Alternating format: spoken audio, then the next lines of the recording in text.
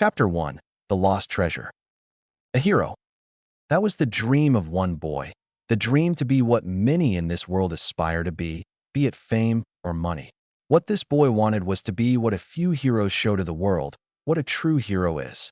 To save others with a smile, to give others the feeling of safety and relief in his presence, to show that he is here. Aspiring one of his idols, the number one hero, All Might, human extraordinaire of the highest charisma, with a big toothy smile that rivals the brightest sun. One might say it blinds even the foes themselves. That's what he thinks at least, and the all-known person to brag the title, the symbol of peace. This one heck of a fanboy is Izuku Midoriya. He is a young one inspired to bring about the same feeling to others as whatever All Might could deliver. He dreams to be the same as him, to be the hero that could bring anyone to smile with their presence alone, to deliver that same blinding smile that can rival any evil that would dare rival him, and to be the famous symbol of peace. That's who Izuku wanted to be. And he is what others are not, a hero. But what does this world reward him with such determination to rival anyone's? I think you should just give up, kid, a man in a doctor's coat said with no expression on his face.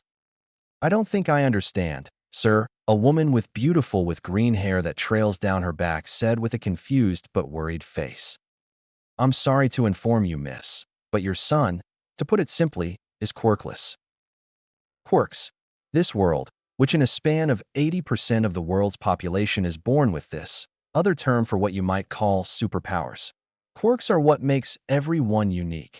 Back in the early days where they were just starting to appear, were called extraordinary or abnormal in general, but as the days passed, it started to multiply, appearing everywhere in the world. What's known as abnormal became the normal. Sadly, so is the opposite. The leftover 20% is, well, abnormal, known to be called abominations, freaks, just plain, old quirkless, just simply nothing.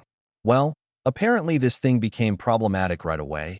What started as simply an equal society became one of discrimination, early judgment, and such vile abuse to those who were once normal. What is normal? This was the same thought that repeated endlessly through the boy's mind. Quirkless? You're joking, right? Izuku thought, subconsciously dropped his All Might action figure, just replaying these thoughts in his head. His eyes slid to what you call small, which is possibly an understatement. Quirkless? Me? No, I can't believe it. I won't believe it. I won't. I still can become a hero, right? Just because I'm quirkless doesn't mean anything will change, right? Boy, was he wrong. Izuku just sat on a chair, facing his laptop, replaying the same video over and over again. How long has it passed? An hour? Maybe 2? Heck, maybe even 3? Whatever the case, the video just kept playing, repeating its cycle back to the start. The video was All Might's debut, where the world came to see him for a first, and it was amazing. Izuku just blurted out, his eyes already worn out from crying too much. Yeah, crying. His teary-eyed face looked sad enough for people to feel pity on. Yeah, that bad. His cheeks were puffed out, his eye bags were almost purple, his knuckles almost as pale as white, multiple ruffles on his shirt, probably from continuous clenches to his chest. The boy was feeling a lot of emotions, and they were driving at full speed: anger, sadness, dread, pain, and most of all, frustration. He was feeling a lot, and it wasn't pleasing in the least. Ha ha! Izuku rose his head from the desk, filled with dried wood, and tear stains, no scratch that, puddles, small enough to not flood the desk. Well, the keyboard would object to that. Oh, and it was dripping off to the side. Not that it's important. He's laughing, said one man in the video, the one recording the video itself. Far off the video, you could see a burned-down building? Hard to say since it's night. If the fire was anything to protest to that, at least, a large silhouette was climbing to view, revealing a muscular person, looking like he could tower anyone with his sheer height. And he was smiling, with probably 10 or more people on his back, plus 2 on either side of his arm, locking them close to his torso, just below his. Well, you get it. Have no fear. Why? He yelled as the camera zoomed in closer, seeing his face filled with no fear and a never-ending smile. Because I am here. Izuku just gazed on the screen as the video finally stopped, hitting the pause button, spacebar, freezing that reassuring smile of all might. Izuku just sat there staring at it. Though he doesn't know why, but that smile just let himself force a smile. One that was forced with exhaustion picking up, causing him to frown at times. He heard the door open, followed by a quiet gasp. His mom, Inko Midoriya, was just in pure sadness at the scene before her. Izuku just looked back at her, struggling to maintain a smile as tears kept falling off his face and onto the ground.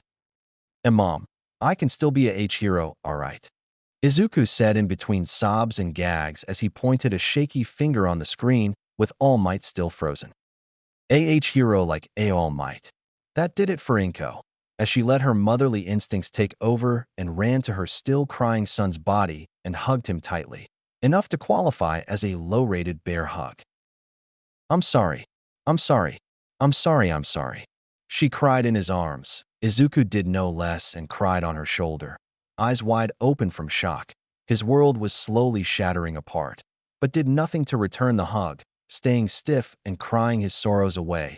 All while his eyes stayed open, his mother stayed by his side, still crying as well. For a few, long 5 minutes, the cries of pain and sadness subsided. Izuku finally closed his eyes. Maybe tomorrow will be better, right? He thought as he drifted off to sleep, still on his mother's arms. His mom had given up on him. Tomorrow was no better. I won't let you hurt Kachin, Izuku said with a tone that many could tell was with fear and uncertainty.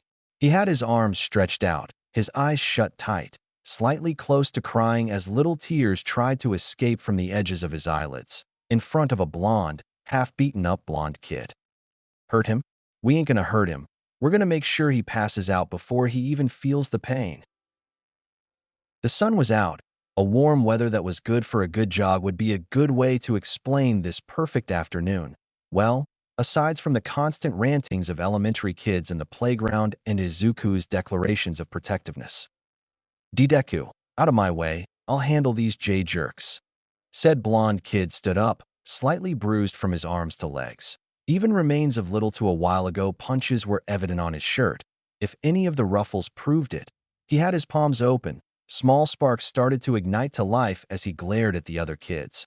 Bullies were an understatement indeed. No just jerks. Plain old, damn stupid jerks. Kachin, please stay behind me. I'll protect YU. Izuku declared again, this time pissing off the jerks, as one of them placed a foot on Izuku's gut and applied pressure, enough to blow the wind out of Izuku and fall down on his back. Protect him? You're just in the way of my personal beating. A stray pebble caught in the crossfire. If anything, you're just making it more satisfying for me to beat you down to a pulp. The boy with a slick back hairstyle that was dyed black, just like his eyes, said with a smirk as two other boys. One that looked scrawny with fingers looking like they extend further than normal, while the other had red wings on his back, albeit fat if that's anything to go by, also joined along the amusement that was before them. The blonde then launched himself forward and placed a hand on the jerk-faced boy with the black hair and let out an explosion seemingly out of his own hands as the boy propelled forward towards a bunch of stray boxes and trash cans due to the force of the explosion and the sheer pressure of the blonde kid's push. Don't call Deku a pebble. You little extras are all talk and no brawn. How about I get serious now? Because if I didn't, you'd die. The blonde kid just yelled with anger in his eyes. The two goons, Izuku called them that, were shocked at what the blonde kid did and were now scared to even move. Bakugo, why you just attacked a SS student, the scrawny-looking boy just said with a more, if not, fearful tone. Katsuki Bakugo was the name of the blonde kid. He was the only friend of Izuku. Actually, they've been friends ever since childhood. He was gifted with an explosion quirk that detonates at will via nitroglycerin-like sweat that he produces from the palms of his hands, based on Izuku's observations. But due to the potential danger of his quirk, people started to avoid him, calling him names and even going as far as to branding him as a villain, which was not cool in his opinion. This led to distrust against other students and fewer chances to make friends, which he now calls extras, by the way. Izuku, however, was the only person to ever acknowledge him of his quirk and practically admired him, which Katsuki was thankful for ever since. But due to fate's decisions, he was told by Izuku that he was quirkless. and this caused something to snap in Katsuki, and, well, the boys grew closer the more they were outcast by the students, up until elementary school, which is where we are brought to this moment. Who the hell cares? It's about damn time I lit up. You puny little extras have no chance against me. And don't tell me you don't know it. Because if one thing's for certain, you shitheads are going to be crying back to your parents before you can even say help. Katsuki said with a crazy-like grin, and the two goons were scared to their wits and ran away before Katsuki could even light up his palms at them. TCH, come one Deku. Get your back off the floor. Katsuki clicked his tongue as he reached a hand out to Izuku, before he tiredly accepted it. Thanks for the save again, Kachin, Izuku said, wiping off some dirt on his back and pants as he picked up his backpack, putting on the straps on both his shoulders. Kachin was the nickname Izuku ever used when talking to Katsuki, and in return Katsuki dubbed him Deku, which meant useless on the outside but on the inside, was Katsuki's way of motivating Izuku to move forward, though he never told him that, so Izuku just rolled with it over the years. Don't mind those bloody extras, they know damn well to not mess with us. They only had the balls to do so because of Slick Black over there, Katsuki said, pointing towards the unconscious jerk still in piles of trash. Kachin, sorry about not being able to fight back, Izuku said in a sad tone, grabbing both backpack straps out of habit. Katsuki just slapped his back, or backpack in this case. Deku, they are just trying to get to your head. If I know anything, it's that you are one I would call a natural-born hero. Just standing up for me knowing that you stood no chance against those damn extras is already damn awesome on your part. Katsuki just smiled a less murderous smile, but still enough to make Izuku shiver. Thanks Kachin, but we know you did the work here. You're the real hero here. You risked a perfect record of not hurting anyone. I'm surprised you even did that. Izuku just grinned, still slightly shocked after realizing that Katsuki hurt someone. Katsuki just smirked at that. Damn straight.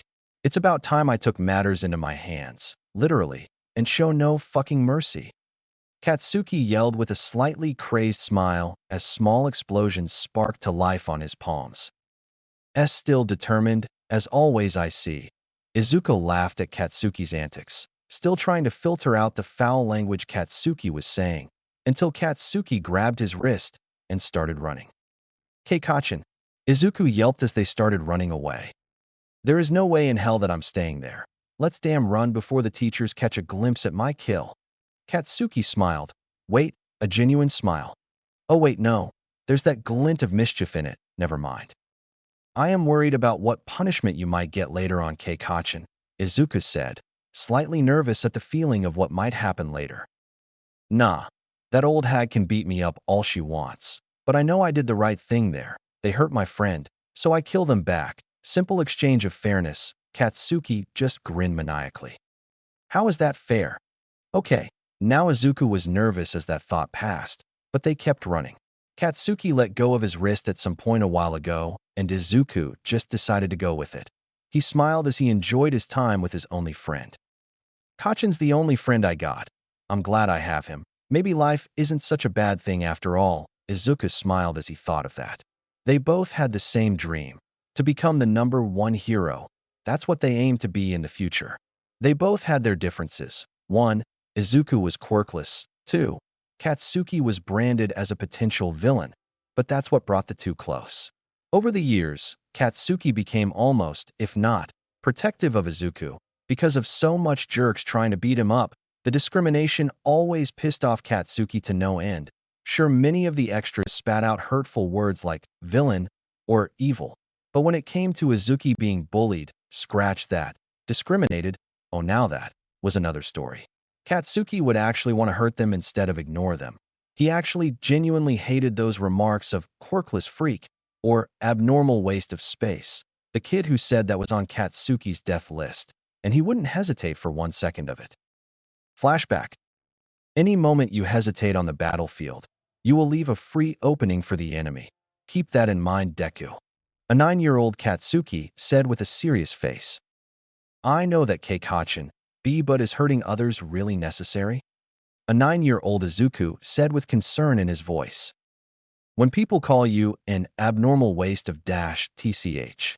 Definitely no holding back, Katsuki said with slight anger and a hint of threatening in his voice. In flashback. But on top of everything, Katsuki was actually a good person on the inside, minus the arrogant, angry attitude that masks that greatly. He really was, honestly. To be fair, if one really gets to know Katsuki, they'll really see it. If not, then in small ways that many people misinterpret from first glance. Izuku and Katsuki built a healthy friendship that lasted since they were 4 years old, and it grew from there up until now. 10-year-olds just enjoying a moment of breaths and gasps from running too much. Katsuki then declared they were rivals, because Katsuki was the only one who saw Izuku as someone of great potential, to be a great hero no less. The word that came out of his mouth, natural-born hero, was no joke, and he took it very seriously. While Izuku had the spirit, Katsuki had the higher determination. To be perfectly honest, over the years, Katsuki noticed Izuku's sudden drop of his enthusiasm ever since he was deemed quirkless 6 years ago, and he could tell it was hard. Even Izuku's own mother gave up on him, which kinda angered him to a degree, but he knew that his Aunt Inko had it tough, so he couldn't blame her for it. Katsuki thought it was always a rare case. Why Izuku was quirkless when he clearly had 2 parents with quirks, and for Izuku to have none? That didn't stick right with the Punnett rule. But besides that, there was one thing Katsuki couldn't beat Izuku with. Actually 2 things. Izuku's ability to decipher quirks based on just looking, studying them with a pen and determination that rivals Katsuki's even, and the raw skill of Izuku's mind. He was smart, like really smart. In a second, he beat Katsuki as the top student with the highest grades, besides physical education. But that doesn't draw people's attention. No, it's just quirks that interest them, even the damn teachers. Agree to that, which also, by the way, note, pisses off Katsuki to no end. But putting away everything, it was evident that Izuku was showing signs of pure sadness, not depression. No, don't you dare say that. Rather more of a state of being unable to think straight when facing sorrow alone. Which is why Katsuki was always there for him. Always there to give him the push when needed before he reaches that state. Damn, he doesn't even want to think of what Izuku would do in that state. No, he didn't want to believe that Izuku would go there. The boys were both deep in thought, just casually enjoying the silence between them, albeit the passing cars and footsteps made, until Izuku broke the silence.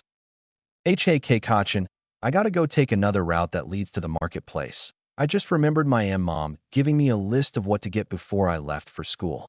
Katsuki raised an eyebrow at that, until he sighed. Fine, just don't cry in a corner and expect me to come there right away. But be safe regardless. Izuku nodded and walked away, waving his hand as Katsuki just wove his in one swing and turned the other direction. Still plays the tough guy act, but the concern's in there, Izuku thought and smiled. At least I still have Kachin, the only person to ever believe I can become a hero. All I need is a push from him, Izuku thought, before he shook his head and headed off that route. All I have to do is keep on trying, and never giving up. That's what Kachin wants me to do. I'll prove everyone else that I can become a hero, even without a quirk. Izuku smiled and ran forward, his smile almost as bright as his idol's. Yeah, that was an exaggeration, but his face lit up nonetheless, awaiting the next chapter in his life. But life doesn't always go as planned, doesn't it? Sorry, but no, I don't think someone quirkless can become a hero. It's been 2 years after that incident. The bullying kept continuing, the world resumed its pace, but Izuku and Katsuki kept moving forward. Over the 2 years, Izuku and Katsuki trained themselves together, Izuku giving out pointers on how to make Katsuki's explosions bigger, to using a little amount of explosions that can still have devastating effects. Exaggeration, but who knows. Izuku was provided with information on new quirk analysis, while Katsuki was given new and better tactics. Eventually, Katsuki and Izuku started to help each other train, physically this time. Katsuki helped Izuku improve on his stamina and endurance, while he helped on how Katsuki can control his explosion scale, from weak to just plain strong. The hits Izuku took helped Izuku build up more of his speed physically, while Katsuki was finding ways on how to find openings. Katsuki was also as smart as Izuku, with Izuku being smarter in many other ways than him.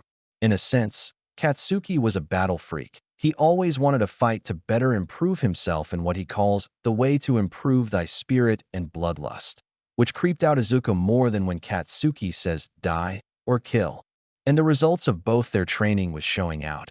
Izuku also kept a workout routine where he trains his body almost every day non-stop, from simple jogs to tiring push-ups. And his body did show the product of his hard work. He wasn't that small 5 feet 2 inches person, thin-looking boy anymore. He was actually boasting a good 5 feet 6 inches height and a solid six-pack, complemented by his buffed-up body, along the biceps across his torso. He was still a little embarrassed of the sudden change, but that didn't stop him from doing it. It all went downhill that day, that one fateful day, which is today. First, he almost died to a villain with a blood-controlling quirk. Thanks to his training, was able to struggle a little more, just long enough for him to not suffocate to unconsciousness until help arrived. Yeah, that help was none other than Izuku's idol, All Might. In the flesh, in the freaking flesh, Katsuki. And to say that Izuku had 100 questions would make Katsuki laugh. No, he had 1,000, and that's still not enough for how in the world. 1 in a million chances he gets to meet his all-time favorite idol, and him signing his notebook. It was paradise in the face of the green-haired boy's life, but was cut short when he realized he was flying so many feet off the ground, hanging on to dear life as he could see the buildings below him just begging for him to let go. Honestly, he was just plain terrified. All Might got through his days and they landed on top of a building, giving Izuku a lecture on not to do that stunt again, making it seem to All Might that this boy was a crazy fanboy or something, which he also revealed himself to be a scrawny old man. No, wait, skeleton-looking man that looked like he was about to die on the spot or at any minute. Yeah, he shrieked, a manly shriek, and accused him as an imposter, to which All Might quickly reassured him that he was indeed All Might in the flesh. Another shriek escaped Izuku's mouth as All Might showed a life-threatening wound that looked so bad Izuku could have puked on the spot had he not been composed after a shriek that loud. All Might then telling him that this same wound was given to him unwillingly 2 years ago. Yeah, they met way earlier than in canon, and that it was kept a secret from public. But with all the surprises today, that didn't stop Izuku from saying the one thing stuck on his heart for years, locked away from others in fear of them breaking it before this fated moment. He let the dam break, letting all those locked away emotions free with the question that would potentially change his life. Can someone quirkless like me become a hero like you? And that leads us to this moment right here. Let me tell you something, the world of heroes is a dangerous place. You could die at any second, because we are supposed to throw our lives away for other people. If I were you, I wouldn't waste away my life, let alone without a quirk in my possession, and it's clearly unheard of, so no, I don't think you can. Those struck daggers in Izuku's heart, and he just felt that all his pent-up feelings were just blown away in the wind. Becoming someone with no expression, he had reached that state, and it didn't feel good. He clenched his heart and tried to cry, but no tears came out, like he had reached the limit years ago in the past. He roughed up his hair, trying to find comfort in hurting himself, but to no avail. He then just started to struggle out gasps and cries of pain, but felt nothing to compensate or show those feelings. He was just frustrated, apparently to a level where it looks like he is internally hurting, which he is. All Might watched with a blank face and sighed, knowing this would be the outcome. Look, kid, you can dash. All Might tried to explain but heard the door to the roof slam shut, then sighed and looked over to the villain from earlier. Now to get you to a jail, All Might thought, then buffed up again and took off in one jump. Izuku just ran out of the building he and All Might were on at that moment. All Might jumped off and kept running, pushing away all the sounds from the outside world, hearing only himself and his constant pants and gasps while running. He wasn't running out of breath like someone normally would if they run at a wrong pace. His training with Katsuki paid off, but to what? He was frustrated to a degree and didn't mind anything but his thoughts and his thoughts alone. Why? WHY WHY WHY WHY WHY WHY WHY. Is it too much to ask? Even my idol, my most favorite idol I looked up to, doesn't believe I can do it. Why? Just why was I even born into this world if I won't even be able to live my dream? Izuku yelled internally while clutching his head in anger and started to blurt out. Why? Why would you break my dream when you were the only one that could help me lift myself up one last time? Izuku, not even giving a care of anyone he passed by, pushed away, or just simply being stared at, kept running downhill, up some stairs. And just, while running with no care at all of what's around him, he was in one repetitive cycle of anger that chewed on his frustration, and he didn't like it. Luckily, he tripped on an uneven step and fell down, expecting hard concrete, but instead felt sand. He clenched his hand to form a fist. Yup, definitely sand. He groaned and stood up. Good thing the sand broke his fall and absorbed the impact of pain he could have felt that was worse than what he just felt. He looked around and expected a beach. Sure enough, it was a beach filled with mountains of trash and other random metals and parts of any kind that could have been there to scavenge, but he didn't pay any mind to it. He was too wrapped up in a painful struggle to keep his mind at bay. What it would have looked like to someone else was as if he was deranged, but that was only partially incorrect. Izuku tried to keep his sanity in check, still sane. That's good. He just felt too wound up in his emotions, until he let out the loudest shout anyone could have heard had it not been so. Deserted? Yeah. He yelled out his anger as he grabbed the nearest thing he could. He felt something solid on his hand, and without the means to look at what it was, he just threw it at one of the piles of garbage that stood there.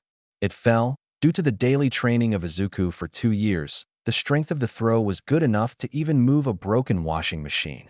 That's what he hit with the solid object. And yeah, the heap of trash fell. Izuku was breathing heavily, just a wee bit satisfied with that throw, if not, too satisfied that his anger seemingly subsided a bit and calmed down. He was about to sit down, probably from emotionally exhausting himself until he felt a painful thud on his head. OW was all he could say at the moment as he clutched his head, rubbing the spot where whatever hit him in the head was, and he looked down to his right, quirked an eyebrow up to see what looked to be a sword. No, it was more like a blade, not short enough to be a dagger, for sure, but it looked so old and rusted. Hope that didn't leave a mark on my head, Izuku thought as he took a closer look. Okay, it was old. The rust was indication of that. So was the faded color of the blade. Separated in 2 colors, Izuku could make out that the bottom part of the blade was a hardened silver, while the tip down to the hilt of the blade was colored a dark green.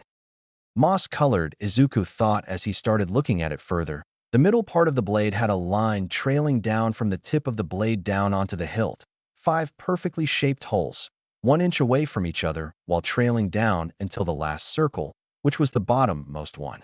He looked lower and found the handle.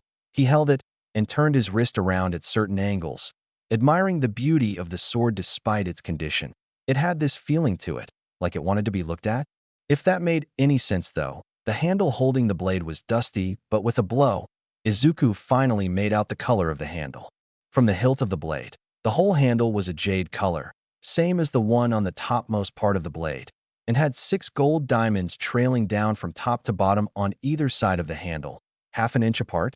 Izuku was just speculating at this point. He took a look down and saw the bottom of the handle was surrounded by a golden coating, making it feel comfortable in his hand, until he took a closer look at the middle of the blade. The hilt had some kind of symbol on it. He blew on it and found another strange sight. The hilt looked like a boat at first glance, a boat with a closed-in sail, the sail being gold, the very top of it being an inch away from the bottom-most circle. However, what really intrigued him was the symbol on it. It resembled a dragon, opening its jaw as it ate its other end, connecting the dragon to a circle.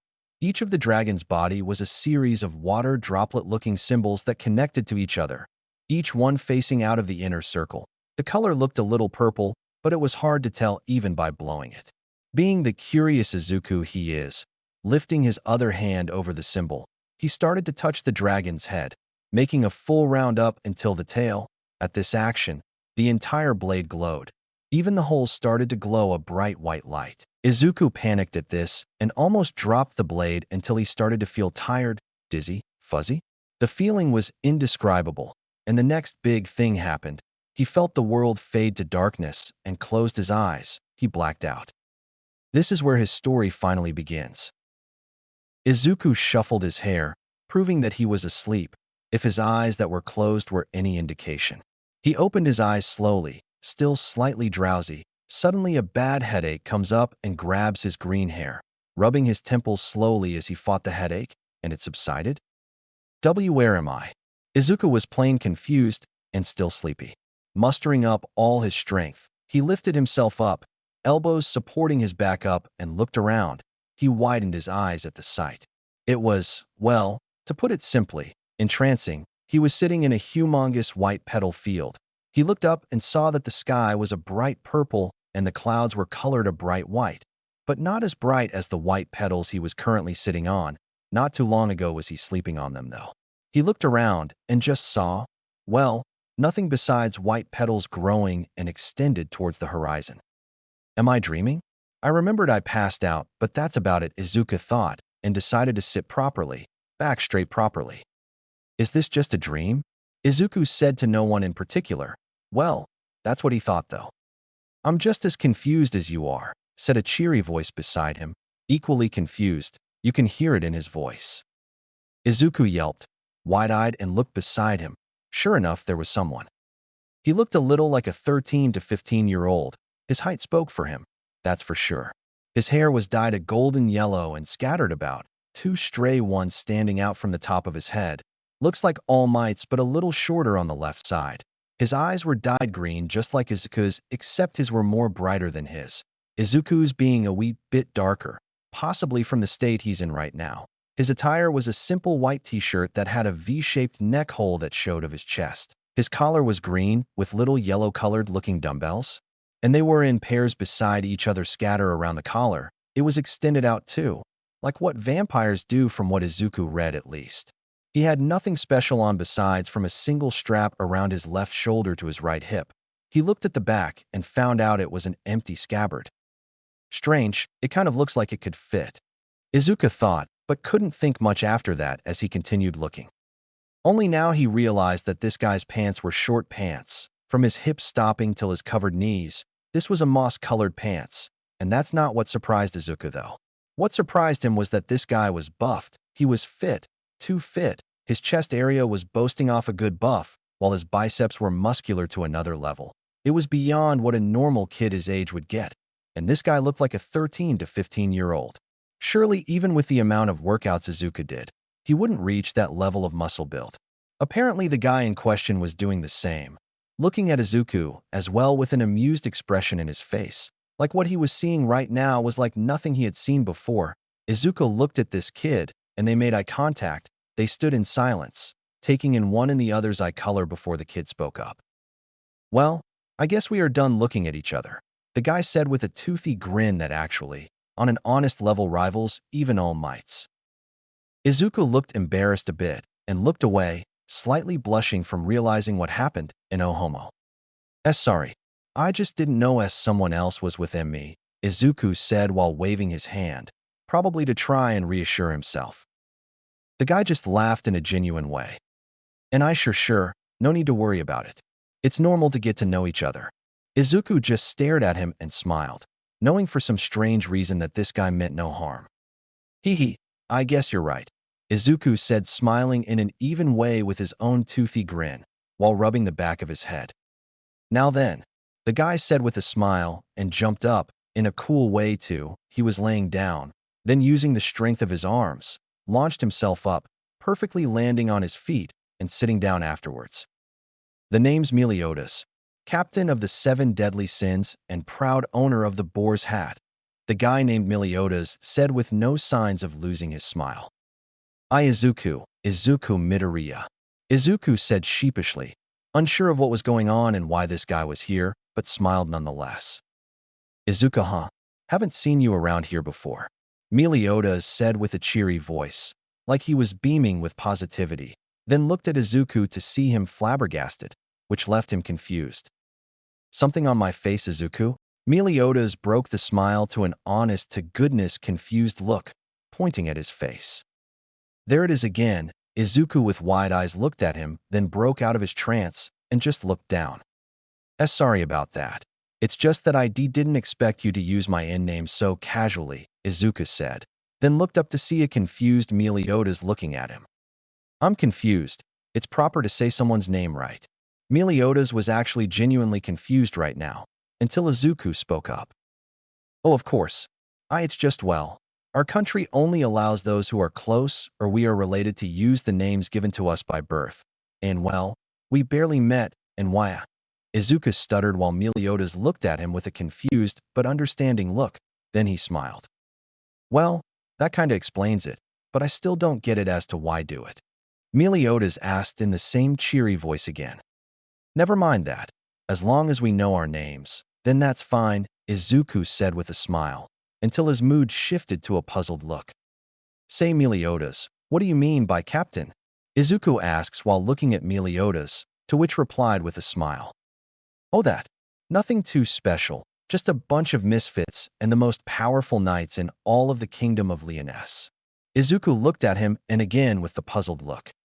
Kingdom of Lyonesse? Is that like out of Japan? Meliodas looked at him, equally confused. Japan? Is that the name of the kingdom you live in? Never heard of it. Izuku was just plain confused now. First this guy appears out of nowhere, then has a smile that rivals All Might, and now he talks about a place he's never heard of? Looks to me like we both know stuff, but neither of us know what the other knows. Meliodas grinned again, and Izuku nodded in agreement. Okay, Meliodas, you go first. Izuku asked, and Meliodas looked at him with a blank expression before smiling again with his positive demeanor. And I sure, sit back and relax then, because this will be long. Meliodas then jumps back and lies down, both hands on the back of his head, and looks up. Izuku replies as he lays down the same, only with his arms free, trying to make himself comfortable. Well then, story time. Meliodas then starts to explain everything. Izuku yells as loudly as he could, clearly not believing what he just learned. In between the exchange of information earlier, they took turns telling their story. There was something about Meliodas that Izuku just felt comfortable to talk to in a way where he could let everything loose. Maybe it was his positivity or the vibe he gives. Either way, he made it possible for him to tell his troubles, which Meliodas gives him encouraging words which warmed Izuku's heart. Besides Katsuki, everyone thought he would just be some useless waste of space, a quirkless nobody, and that he shouldn't even exist, so it was nice to hear a second person believe that he could be a hero. Meliodas actually brought him out of his shell, in which Katsuki took nearly over a year to get inside Izuku's inner circle, but only a little, while Meliodas just gave away words of encouragement and enlightenment, and he just let everything burst through. One of the questions earlier that they both asked each other was confusing to say the least. Magic from Meliodas' world not being a quirk and a quirk from Izuku's world not being magic either. Then Meliodas began to explain that magic had properties that only a few can access. Even if they trained really hard, unless they were able to, they wouldn't be able to access it. Izuku took in information like a computer, writing down notes in the air while muttering to himself, to which Meliodas just grinned at and continued explaining it. What led to the present moment of Izuku's shock was this declaration. Earlier before the declaration, Izuku asked Meliodas about the sword he was holding on his right hand, to which Izuku just noticed a few moments ago being there for a while. Hey Meliodas, don't mind me asking, but do you know what this sword is? Izuku asked as he held the blade in front of them. It was still slightly rusty and looked old. Meliodas finally noticed, and this time widened his eyes, looking at the blade, then at Izuku, then the blade, then at Izuku. This went on 5 more times until Meliodas spoke up. Well, looks like you got my sacred treasure. Meliodas smirked as Izuku widened his eyes. Izuku was informed of what sacred treasures were, and what was each of the ones given to the SDS by King Baltra. TT, this is yours. This is Lost Vein. Izuku practically screamed as Meliodas nodded once, then Izuku laid down again with his hand on his head, rubbing it, because he was shocked to the core. I mean, wow, now that I think about it, it does have the dragon sin symbol on it, Izuku said, while looking at the blade in a new light. Now he was in awe rather than looking at it with curiosity. Yup, that's it all right, but it got pretty busted up last time I saw it. Meliodas eyed Lost Vein until he asked Izuku to give the blade to him, which he did. Meliodas then stood up and put his other hand on the tip of the blade, while palm, he then closed his eyes. Sacred treasure release. Meliodas chanted as the holes on the blade started to glow one by one, filling up each hole with light.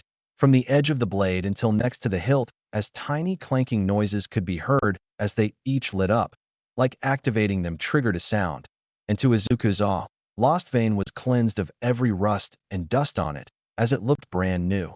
Then large whirlwinds surrounded both of them as Izuku tried to fight them off. He stood his ground as Meliodas just stood there unaffected by the sheer force of energy coming from the blade. His eyes still closed, his hair and clothes dancing with the raging whirlwinds until it all subsided and Izuku kneeled down, exhausted from trying to stand his ground, as Meliodas opened his eyes and looked at Izuku, his eyes in a serious manner before turning back to normal, and smiled. It's been a long time since Lost Vein was used. All that magical energy trapped within it for 5,000 years was just released and transferred to the next host's body. I'm surprised to see you stood your ground. I'm already generally impressed, Izuku, and I sure. Meliodas said as he stretched his arms and started warming up for some reason. Izuku was amazed as he stood up, one by how much pressure he felt from the blast, and two, Meliodas' pure strength to withstand it all. He really wasn't kidding when he said to be the captain of the 7 deadly sins. He wasn't called the dragon's sin of wrath for nothing after all. Just then Izuku paused and looked at Meliodas with a close to a confused and mildly weird expression. Meliodas, what did you mean by next host body? Izuku asked with a very eager look, to which Meliodas snickered. Izuku, you're the next dragon's sin of wrath. I've chosen you to be the next captain of the 7 deadly sins. Meliodas then smiled widely at the amusing expression of the 12-year-old in front of him. Yeah, which brings us to what Izuku yelled at earlier. And now the present. Meliodas then grinned in a very amusing way, clearly proud that he caught Izuku by surprise. And I sure, guess I caught you off guard, didn't I? Meliodas said with a smile as Izuku was still processing what Meliodas was trying to say until he just broke all laws of muttering possible. Wait, so yumi anthedine the next dragon sanaf wrath buthau can that be not worthy of such honorand recognition anded on thinking fito bethacap taindim not suriim ready I nature with dash. Izuku was interrupted with a chop to the head and was silently shut up by Meliodas smirking at him. You don't need to think so much, little Iku. Just accept it whether you like it or not. And besides, you said you wanted to be a hero, right?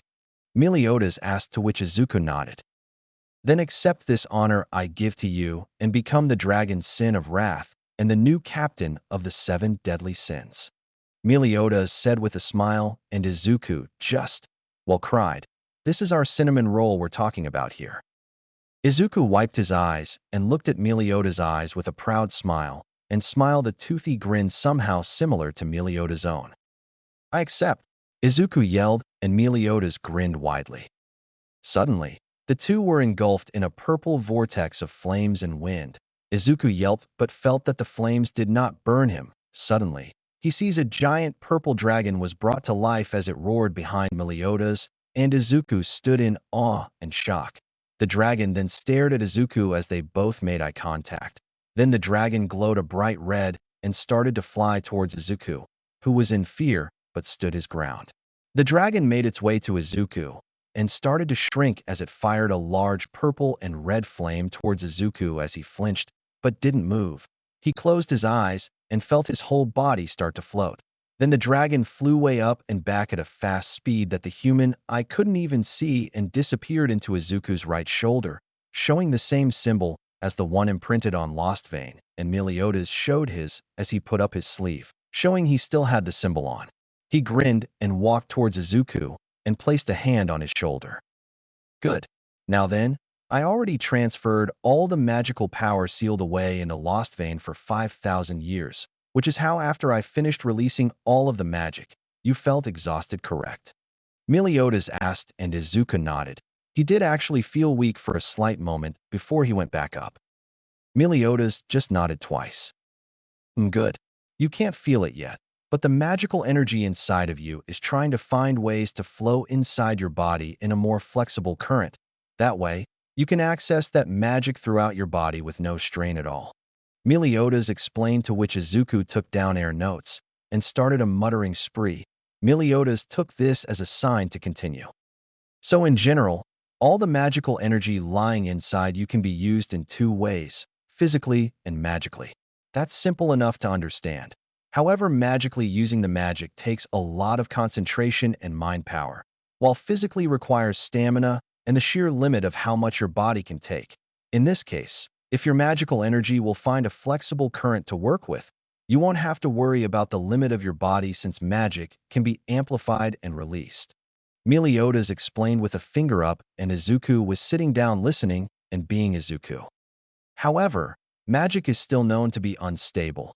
Releasing too much of it will not only allow no control over your magic, but you won't be able to recover that magic back, and instead, you have to put all your power into one magic attack, and then you're out of commission since draining too much magical energy can tire the body out.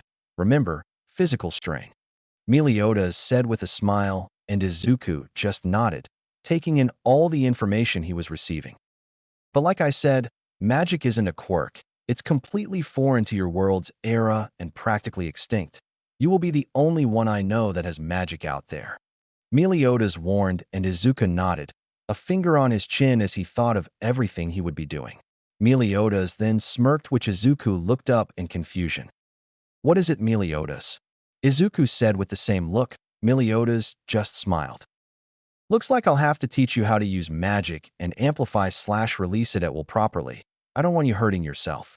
And besides, I also transferred all my magical power along with Lost Veins, so you have my power as well." Meliodas grinned as Izuku widened his eyes, looking at Meliodas in disbelief.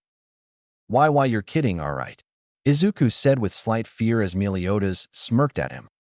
"And I sure, you're technically my student now, and I am your teacher. I have to teach, right?" Meliodas smiled widely as Izuku's sweat dropped in fear. "Welp, here comes my pain, but I finally have something to prove to the world, that I can become a hero.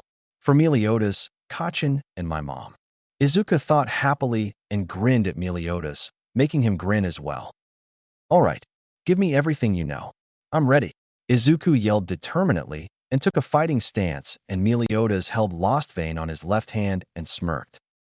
"Then, I'll teach you one of my favorite abilities, full counter." Meliodas smiled as Izuku smiled back, but in confusion. Chapter 2. Return of the Sin of Wrath. Full counter. Izuku just said with a confused expression, which Meliodas just smirked at, showing of his toothy grin filled with that innocent-like face, hiding all that mischief away. Yup, it's a pretty cool technique that can turn the tide of any battle once you use it. It requires some magic, but it's mostly a physical attribute rather than magical, so your strength is needed here. In your case, it's actually pretty powerful in your world. Meliodas explained with a grin. Izuku was just listening attentively until he raised his hand. "Wait, Meliodas, what does full counter do anyways? What is it capable of?" Meliodas smiled even bigger than before, almost looked like he was enjoying being a teacher. "And I sure. It's a simple incantation that can repel any attack back at its owner at double the power." Izuku widened his eyes at this. That actually sounds overpowered in a sense. Izuku thought of many things he could do with it, and so much more possibilities with this technique. "So, can it repel any attack?" Izuku practically yelled. Meliodas just nodded in reply. "Correct, I was actually able to evolve it, improve its capabilities, then refined as best I can to fully utilize it in battle. So when I say it repels any attack, it repels any attack, both physical and magical at double the power and back at the attacker." Meliodas pointed out, and Izuku just kept mumbling. "I'm capable of doing this technique, and it's so convenient to use in any given situation. So if there's any trouble, I can just use it to my advantage." Izuku thought, and smiled until he thought of something. "Wait, so, does it have some sort of drawback to it?" "Because it has to have one, being that it's so overpowered to use. If it can repel both physical and magical attacks, does that mean I can use it on quirks as well?" Izuku said while Meliodas looked at him and shook his head. "You can't use it on quirks if I'm going to guess. But yes, there is a drawback. Aside from using magic, which you have a large reserve of, there is a cooldown to it. It was usually 5 to 10 minutes of a cooldown, but since I was able to change its nature for both physical and magical counters, and plus refining it to an extent, the cooldown is about at 10 to 15 seconds since physical counters don't require magic. This is because of the nature of physical full counter. It converts surrounding energy, be it air or ki. This includes your opponent's energy as well, also to cope with it. Because of its nature being physical, it's more of a close/mid-ranged full counter at best, while magical full counter is more of a mid/long-ranged full counter. So they both complement each other. I was able to refine it to work both ways, so now you have a refined full counter, and I quote. And I sure. Meliodas chuckled as Izuku just stared at him wide-eyed, mouth agape. This guy was just too much for Izuku's taste. Wait a minute, physical? Izuku thought deeply until he widened his eyes more until his pupils turned to small green pebbles. Wait, Meliodas, you said physical attacks can be repelled by full counter as well, right? Izuku asked, and Meliodas simply nodded, his head tilted to the left a little in curiosity. So that means full counter can work on quirks. Izuku stated, and Meliodas just stared at him until he smirked. What makes you think that, Izuku? Quirks aren't magical attacks. From what I've heard from you, magic doesn't even exist in your world anymore. Meliodas said with an amused expression until Izuku shook his head. Yeah, you're right. Magic is possibly forgotten at that world, but this is what I mean. Quirks aren't magic. Yes, that much is true, but quirks are physical abilities. Izuku said with pride at his conclusion, while Meliodas just widened his eyes at that remark. Well then, I guess full counter can be used on quirks too. Guess you've got one heck of an arsenal on your side now. You might become the most overpowered hero there ever is. Izuku blushed at the praise but smiled as he said that. No matter how many times it was said to him, Meliodas somehow makes it sound like he wanted to hear it all over again, becoming a hero. And I don't just mean the #1 hero. No, you will become the most powerful hero of all time under my training. So trust me, Izuku, when I say, you will become a hero. Meliodas smiled at him, and Izuku, still touched by his words, just cried and clenched his heart, finally letting everything sink in. He can become a hero, and Meliodas, this person he had just met, that was an extraordinary person but a kind-hearted fellow, just said the one thing he wanted to hear from this world, and his tears, they just fell down, finally letting all the bullying, all the humiliation, discrimination, and abuse go. As he just cried further, he smiled. For the first time in forever, it was a genuine smile, a true smile. Now that smile is what Izuku can proudly point out. It's a smile that rivals, surpasses even All Might's own. Meliodas the whole time was panicking why Izuku started to cry all of a sudden. Did he say something wrong? What did he say that was wrong? Becoming a hero? So Izuku didn't want to become a hero? But yet he was talking about how much he loved them. His thoughts were interrupted with a pressure on his chest and around his body. Izuku was hugging him. Thank you, Meliodas. You were the first one to ever say that, and you're not even All Might. All my life, I've been picked on, abused to a degree, discriminated against for being a quirkless nobody, and yet you, a person I barely knew, was able to give that final push to help me move forward, so thank you, Meliodas. Izuku said between gasps and sobs as Meliodas stood there flabbergasted at what Izuku said. He processed what he just heard and smiled.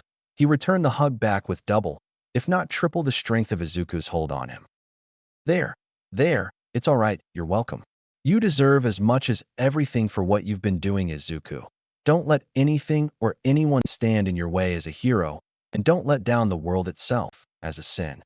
After 5,000 years of being sealed away and practically dead in a way, you were the first one, and heck, even the one who woke me up and freed me.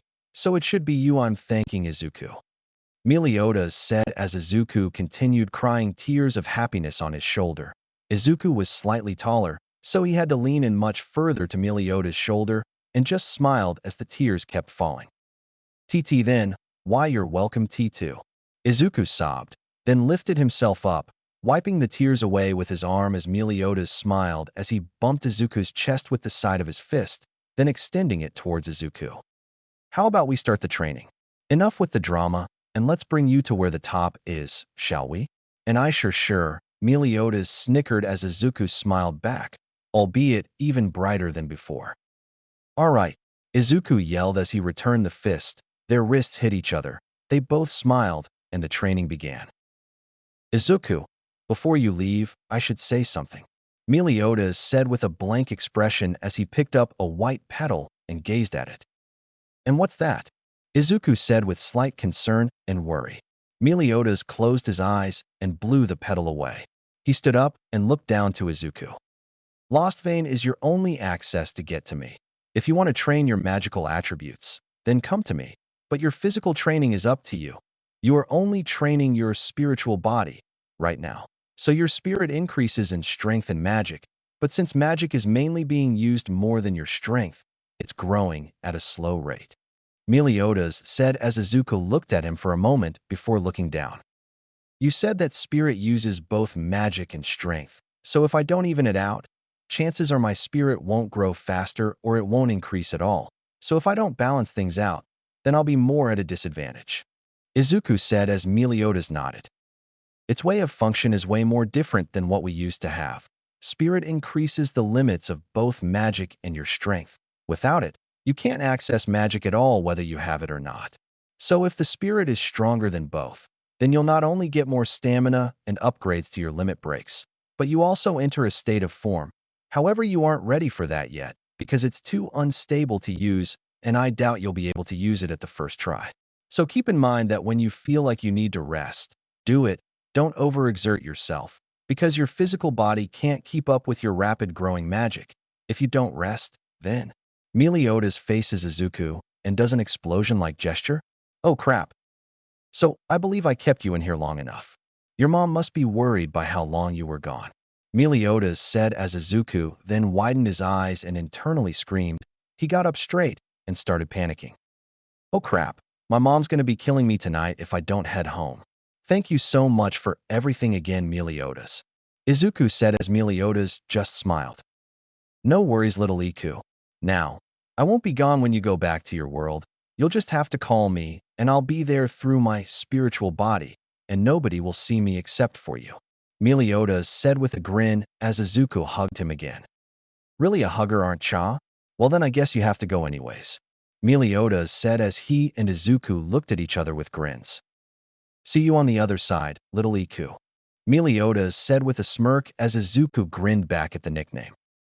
Can't wait, Meliodas. Izuku said as Meliodas smiled back. You won't have to. Meliodas grinned as he snapped his fingers, and the whole world turned in a vortex of black and white. The petals started creating a tornado around Izuku as he covered his eyes. The last thing he saw was Meliodas waving away, and then it all went black. Izuku woke up screaming, for no reason at all. Good thing nobody was there to hear that. It was actually pretty ear-threatening to say the least, but he was awake nonetheless. He shook his head as he grabbed it with his hand, rubbing his temples in a circular motion. He looked around and saw he was still at the beach, laying down on the same spot he passed out on. He looked around and saw that there was no trash. Wait, what? No trash. Izuku looked around and the beach was spot on, clean without any dirt at all. It was like it all disappeared. Izuku was generally confused to a degree. He was sweating badly and saw his clothes all wet and soggy, probably from sleeping too close to the shoreline. He shook his head again and stood up, and he felt. Wait, he felt stronger? Lighter? For some reason. The feeling was confusing, but he felt so much wind in his face. It suddenly feels like he's falling. Wait, falling.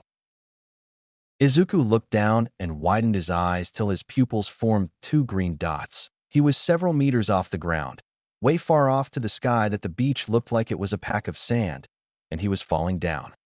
What the heck? How did I get up?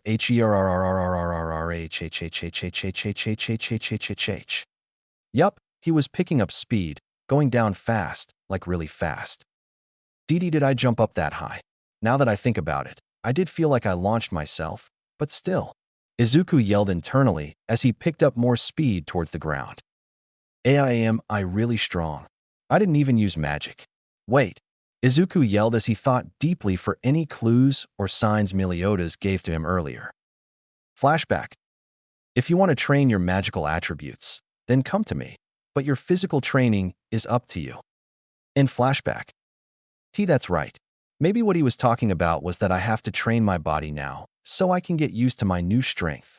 The rigorous training of lifting invisible objects wasn't in vain then.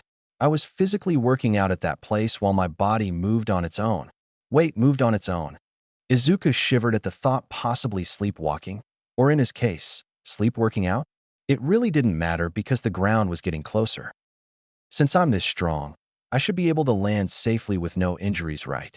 Izuku said to himself as he repositioned himself in the air, with his feet now pointing towards the ground. Hope this works, Izuku thought as he braced for impact. What happened next was just, well, unnatural. As he landed, his feet planted themselves onto the sand, and a loud boom rang through the beach. But that wasn't what surprised Izuku. No.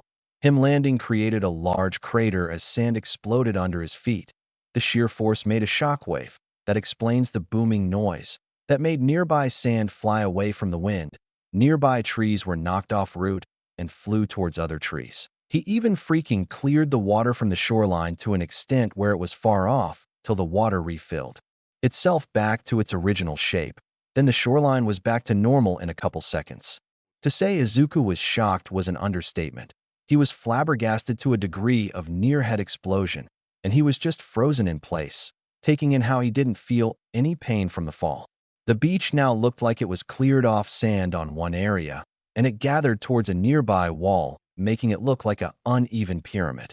Izuku snapped out of it and looked at his hands. He really did feel powerful, and that's just the tip of the iceberg of what was going through Izuku's head. Thank you, Meliodas. I owe you a lot, Izuku said with a smile. Then he shrieked after two words were spoken out of nowhere, and Meliodas just appeared in a spirit-like form, looking transparent from view. You're welcome. And I sure. Meliodas snickered at the loud shriek of a man that was Izuku's voice. So, I take it you found out about your body's capabilities now, Meliodas said with a grin while Izuku tried to recover. Why yeah, I found out that my body feels lighter, but yet I feel stronger. Meliodas nodded twice. Good. Your body is now physically capable of large-scale attacks like this crater you created when you jumped and when you arrived back down, creating an even bigger result of destruction. Meliodas grinned as he looked at Izuku. His body was really fit and buffed, but not too much to make him look like a bodybuilder. Izuku looked at his hands and smiled, then taking in what Meliodas said afterwards.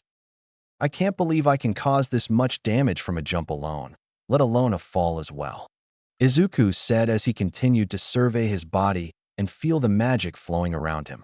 Meliodas smiled and placed a palm on Izuku's right shoulder. It didn't phase through. Yeah, it takes a while until you can fully control the damage you give out of your body. Just shows how much you need to maintain a steady control of power usage and remembering to hold back on fights.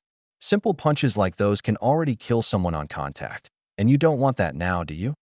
Meliodas smirked at Izuku's paled face and his wild shake of his head sideways. He then jumped over Izuku, flipping through the air before landing back down, stepping on the sand. He looked back at Izuku and smiled. Then we better train you outside in your world to better understand on how to control your body's strength, because you just gained a massive amount of it in the process of what we did back at Lost Veins. Meliodas smirked while Izuku looked shocked with what he meant. Everything at Lost Veins is 30 times heavier than the original object at this place, Meliodas said casually as Izuku looked like his head would explode any second. To his delight, was just what happened as Izuku fell down with smoke coming out of the top of his scalp. I didn't know I was pushing and carrying such heavy objects, Izuku stuttered while Meliodas just grinned. That's just the way I do things, expect the unexpected, and I sure. Meliodas chuckled as Izuku regained hold of his sanity once more before switching to a more serious look. But seriously, you should get home, Izuku, it's really late, Meliodas said with a stern tone while Izuku was pale-faced again and panicked, earning him a chop on the head from Meliodas with a comical expression. Why yeah, you're right again, Izuku said as he stood up, carefully placing his feet on the sand this time, much to Meliodas' amusement on the green-haired boy's course of action. Izuku finally stood up and tried to run back until Meliodas stopped him by grabbing his right shoulder. I should warn you, even when running, your strength is used, so you'll be much faster than usual, probably even faster than this All Might person you've been telling me about. Izuku just widened his eyes at that, looking at his feet as he separated them. FF faster than All Might. I mean I am quite strong now, got trained by one of the most powerful people to ever live since 1,000 many years ago. I wouldn't be surprised by the outcome though. I had a long day. Izuku thought, and he smiled, thinking of something. He took a stance with his feet apart in a crouched position, with Meliodas eyeing him a confused and questionable look.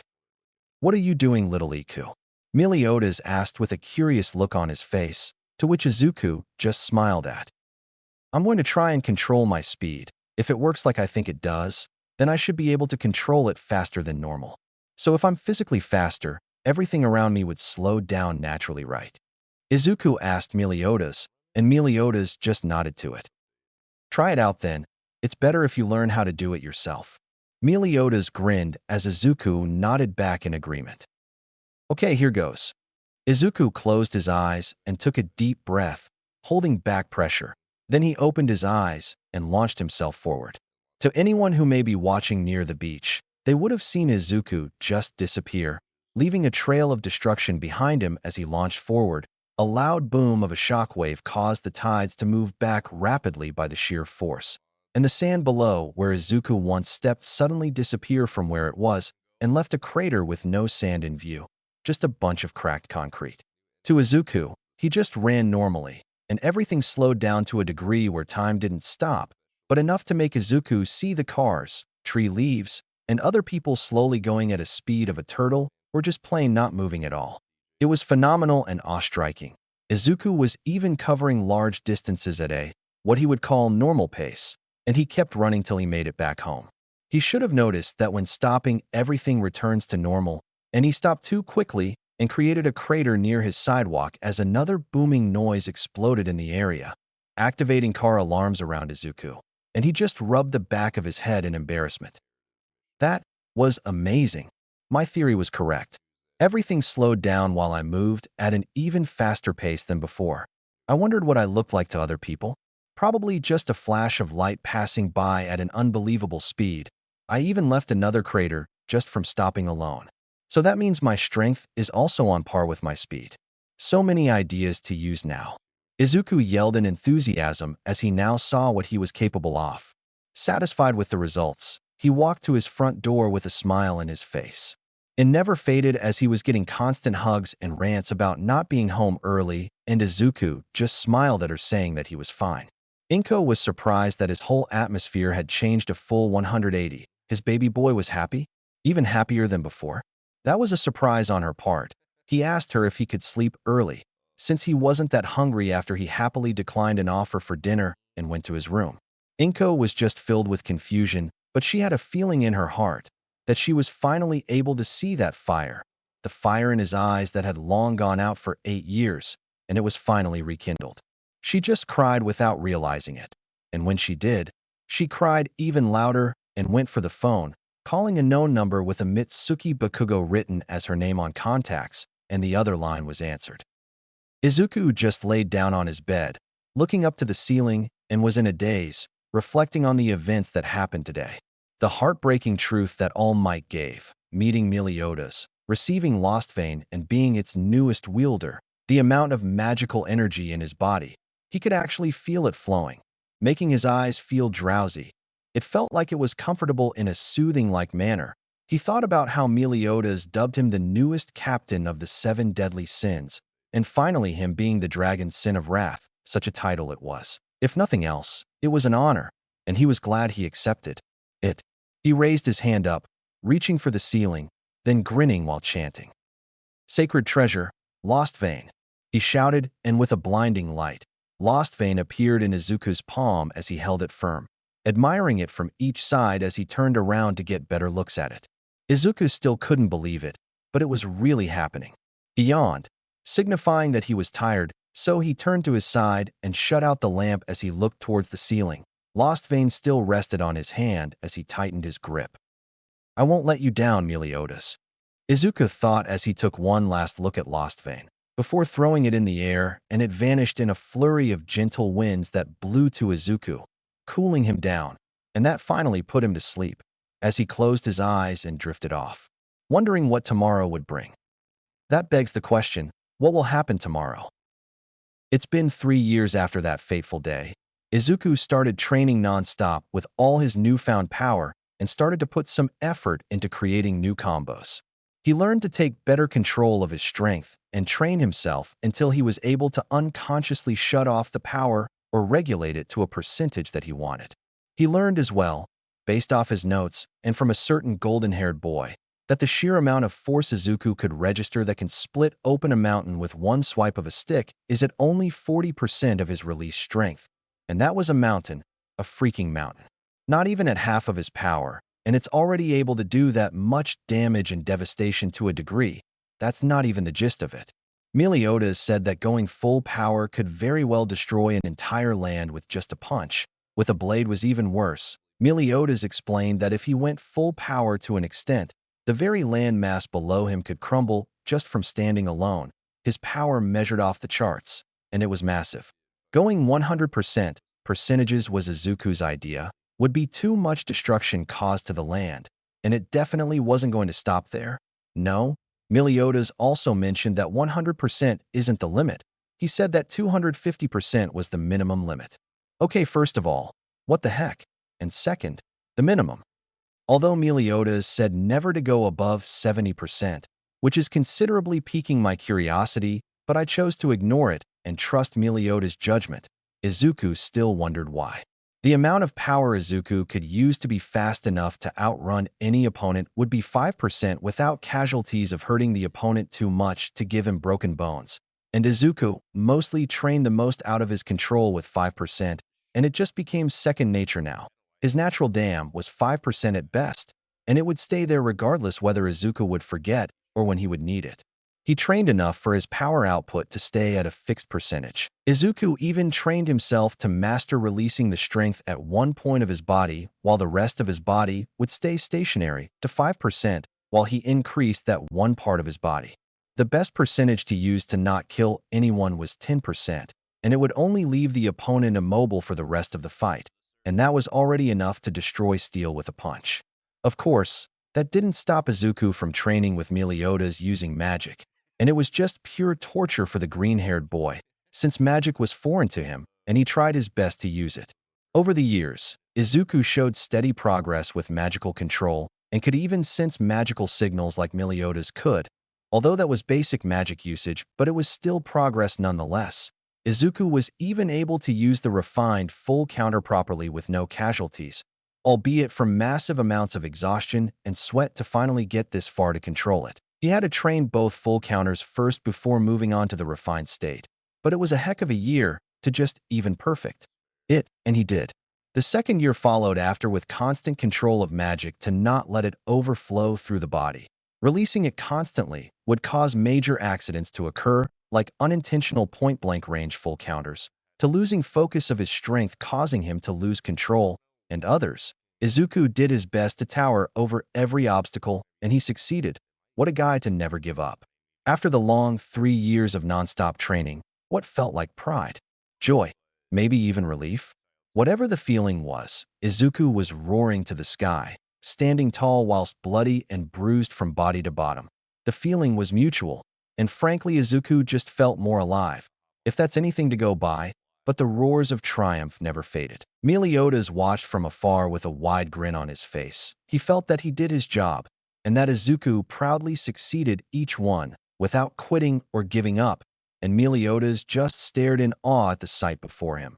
Izuku Midoriya, the dragon sin of wrath and the new captain of the 7 deadly sins, was now roaring in the sky, content that he had completed hard and rigorous trainings. Whether they were physical or magical, the sight before him was the final and, dare say, boasted result of Izuku's hard work and perseverance. That undying flame of determination in his eyes that Izuku always made during really painful training sessions made Meliodas smirk, reminded of a certain someone who had that same look every day.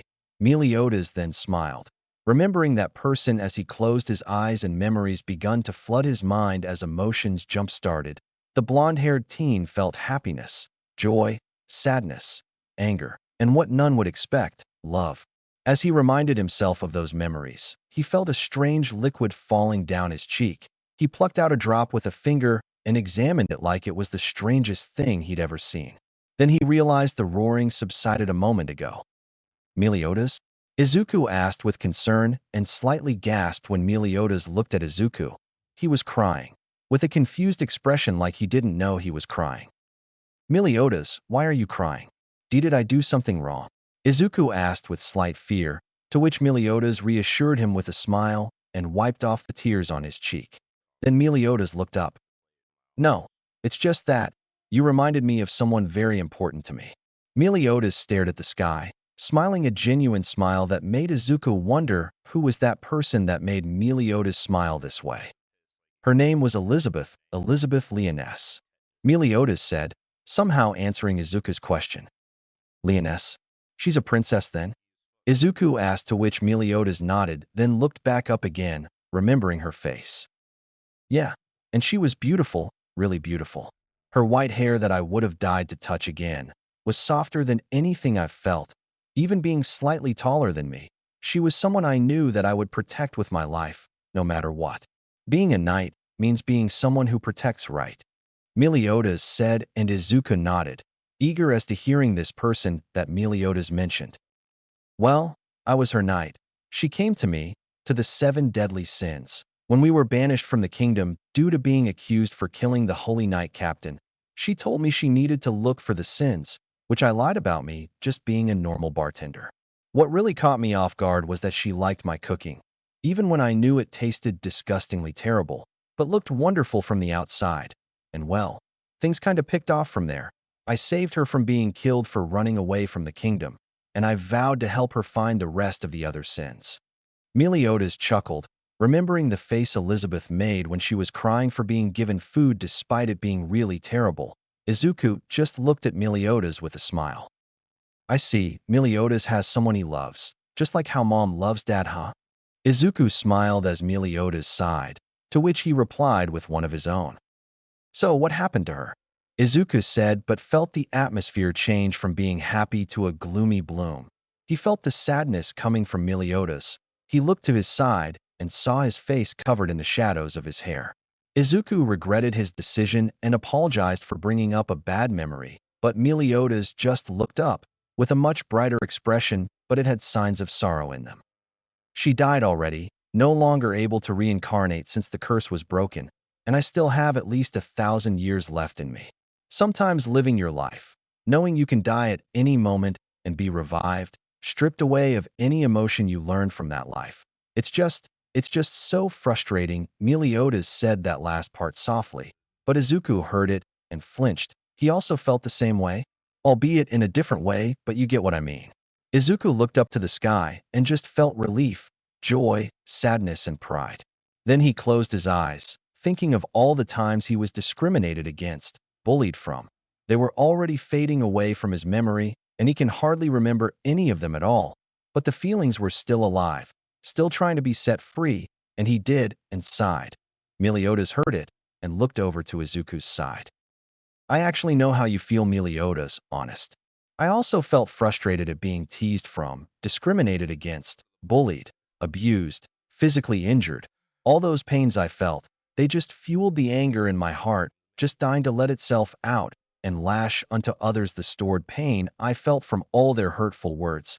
The blows. Just being a quirkless person already means you don't fit in with others. I just wanted the pain to end, but couldn't find it in my heart to do so. So I ignored everyone's remarks, words, for as long as I can remember. It really did frustrate me. Somehow I just wished I could have been, like others, be normal. Izuku said, slightly teary-eyed as Meliodas looked at him with slight concern and empathy. But after a while, I found out that even words can hurt you inside. They can break you. They shatter your soul with no chance of recovering. And you just find out that the only way to break everything, to free yourself, is to just give up and let everyone tell you what they think. Let all your problems out and give up on fixing them. Izuku said as Meliodas widened his eyes slightly at the sudden remark because one, he did feel that once, in a very painful place, where he was always brought to after death. Purgatory, that bastard's place of humor to hunger on Meliodas' precious emotions, devouring it one by one to bring him back to what he hates the most, himself. And two, it was similar in a way to Izuku, but for Meliodas, he actually gave up, thinking he can never get out and succumb to the darkness until he was no more. Then someone bright came to save him from certain doom, his best friend, and he continued on, determined to see the outside world again. What happened next was unexpected. Meliodas hugged Izuku this time, kind of surprising Izuku until he returned it. They stayed like that for a while until separating. Thanks, Izuku, I needed that. Meliodas returned to his positive demeanor after, and Izuku smiled back. Glad to see you back at it again, Meliodas. Now enough with the drama, and let's move forward. Izuku then smiled a bright, toothy grin, while Meliodas just snickered. To think you would use my own words against me. My, how the tables have turned. The student does really learn from the teacher. And I sure. Meliodas just chuckled and Izuku snorted. I think you're rubbing off my back already. Izuku said with a grin, and Meliodas smiled while slamming his hand on Izuku's back, to which Izuku almost fell forward. Please, I think hitting is the best term for that. Meliodas grinned as Izuku rolled his eyes. One of a kind, Izuku. You are one of a kind. If only Elizabeth were here, she'd love to meet you. Wouldn't you, Elizabeth? Meliodas thought as he looked up again. The purple sky still as ever, yet never ceases to calm the mind somehow. The two continued to talk as they rested until Izuku felt it was time to head home. Already, huh? Time sure flies when you're having fun, and I sure. Meliodas chuckled as he faced Izuku, who was already off the ground. Yeah, sure does. Thanks again, Meliodas, for everything. Izuku smiled back as Meliodas sighed and jumped up. All I ever did was teach you, little Iku. You did everything else on your own. Meliodas grinned, looking at Izuku. Still, it was you who taught me. I couldn't ask for a better teacher. Izuku grinned back as Meliodas chopped a hand on Izuku's head. Your hard work is yours, and yours alone.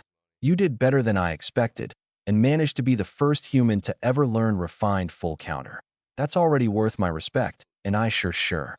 Meliodas said as a matter of fact. Izuku just looked off the horizon and smiled, then turned back at Meliodas, placing a fist on his chest.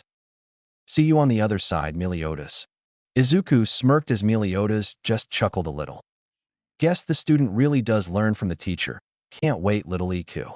Meliodas smirked back as Izuku just laughed it out. You won't have to. Izuku smiled as Meliodas grinned and snapped his fingers. Izuku woke up on his bed, still intrigued by the training being finished. He decided to take a walk. It was still a little early to call it a day. He headed out before his mom could stop him as he stretched his arms out. Then in a flash, he disappeared from the doorway and appeared right out the road, and then flashed out of view again. He just casually laid back his arms on the back of his head as everything turned back to normal speed. He got used to it by now, able to control how fast he moved or how much he needed to hold back in order to avoid hurting other people. He was keeping the full cowl at a 5% rate to avoid hurting others while being able to move faster than even light itself. Meliodas mentioned as well that Izuku was much more faster than Meliodas due to Izuku's way of handling the power of his strength, and because Izuku generally had way more magic than Meliodas, so it was only fair to say so. He named it Full Cowl or Full Cowling based of the name of Full Counter and the constant feeling of magic amplifying his strength to better control it and going throughout his body, thus explaining the cowl term. Much to Meliodas' amusement, he liked the name and allowed it. At some point, Izuku slowed down enough to see smoke up ahead. Little did he know, this is another fateful day. Fire? I better go see what's happening. I want to see what kind of heroes will showcase their dash. That thought was interrupted by an explosion, followed by another as the smoke rose and grew. Izuku's eyes grew wide as he ran towards the scene, and it was scary, not terrifying for Izuku, but for the people. A slime-like monster was rampaging through the broken-down road, probably from the constant explosions. Wait, explosions? What's going on here, Izuku? Meliodas appeared out of nowhere next to Izuku, while Izuku stared wide-eyed at the scene before him. Explosions. Today's the day where Kachin was supposed to be back from camp. It's late afternoon. No, it couldn't be. Izuku thought until he was proven wrong. The slime villain was still wreaking havoc from explosion after explosion, until it moved to the side and revealing, crap. It was Katsuki, trapped inside the slime's grasp and suffocating as the slime covered his mouth and nose. Until he made eye contact with Izuku for a moment was when he saw it, pleading. His eyes were pleading for help, asking for it. He had a look that no one else had seen in Katsuki's face before, fear. Izuku covered his mouth in disbelief. He was proven wrong, and all his speculations were correct. He clenched his heart and fist and looked with a determined expression with only one thought. I have to save Kachin, Izuku thought, and he took a step back away from the crowd. There's nothing we can do, Death Arms. Maiwood won't be able to get through the constant explosions and the stray fires around the area, a hero with a wooden mask said as he covered his eyes from another explosion. Wait until the proper heroes with the right kind of quirk to use will come. They'll be able to suppress the villain, the hero called Death Arms said. Izuku clenched his fist and looked at the other heroes. What are they all doing? Don't they know the more they wait, the faster Kachin will die? Izuku thought as he looked at the heroes doing nothing at all to help. He even caught a glimpse of a scrawny-looking man with a darkened expression as he clenched the side of his oversized white t-shirt. All might, Izuku said with a hardened fist, and now looking forward with an even more determined expression. If they won't save Kachin, then I will. Izuku thought and looked towards a parking meter, then staring at the pole holding it. Looks like none of those heroes are doing anything to help with the situation. I don't recommend using Lost Vein for this, Izuku. Meliodas looked at Izuku, seeing him smile. I wasn't going to, Izuku said as Meliodas smirked. Then go and be a hero, Izuku, Meliodas said, and Izuku looked up with fire in his eyes and nodded. Izuku then flashed towards the parking meter at no time and separated the meter and the pole using his own strength alone and threw the meter away, then pulling the pole from the ground and gripped hard at it. He then ran towards the crowd, but instead of going through, he jumped over them, all of them, and over the fences. Izuku ignored the calls to come back and ran towards Katsuki and the slime villain. He first grabbed the pole in a throwing stance. Think of a javelin spear throwing stance, and shot at the slime villain's eye, blinding him momentarily and grabbing Katsuki's free hand and pulling him away easily as he gasped for air. The crowd was shocked while Meliodas just smirked and watched. Izuku then grabbed Katsuki by his wrist and in a flash disappeared. He then reappeared in front of the crowd as they all went into shock at how fast this green-haired kid came to them from far away. Katsuki was also bewildered at this. Deku, what the hell are you doing here? Katsuki asked, as if what he said wasn't obvious. Izuku just smiled. I'm here to save you when no one else would. You did the same for me. Now I'll return the favor. He smiled, then disappeared, shocking the crowd yet again as he was seen in front of the villain. The slime villain managed to pull out the pole from earlier and was angry. Why, you little runt? I'm going to kill you. The villain yelled as he shot multiple slime tendrils at Izuku, but he didn't budge and just smirked. You hurt Kachin, and for that, I will never forgive you. Izuku yelled as he ran forward, but got wrapped by all the tendrils. Huh. All talk and no dash, he yelled, but was caught off guard by Izuku when he suddenly got free with just one swing of his arm, shocking everyone, even the villain. No brawn. Then how about this?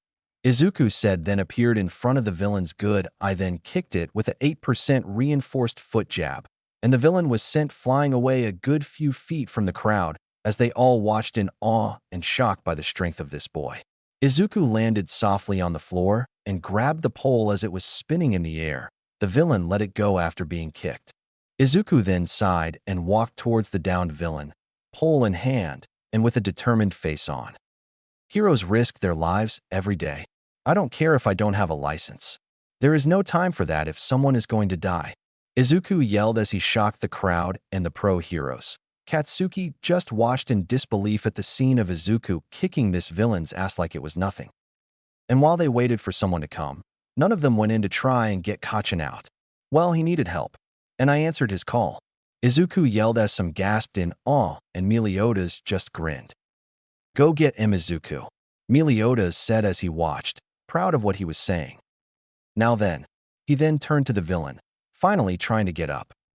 I'll finish you off, since physical attacks do nothing on you, Izuku said as he crouched down, arms wide, and yelled. 10% full cowling.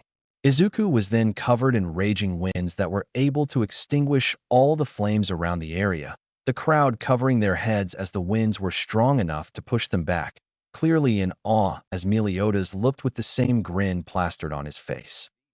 Izuku, you're almost ready. Now show them all who you are.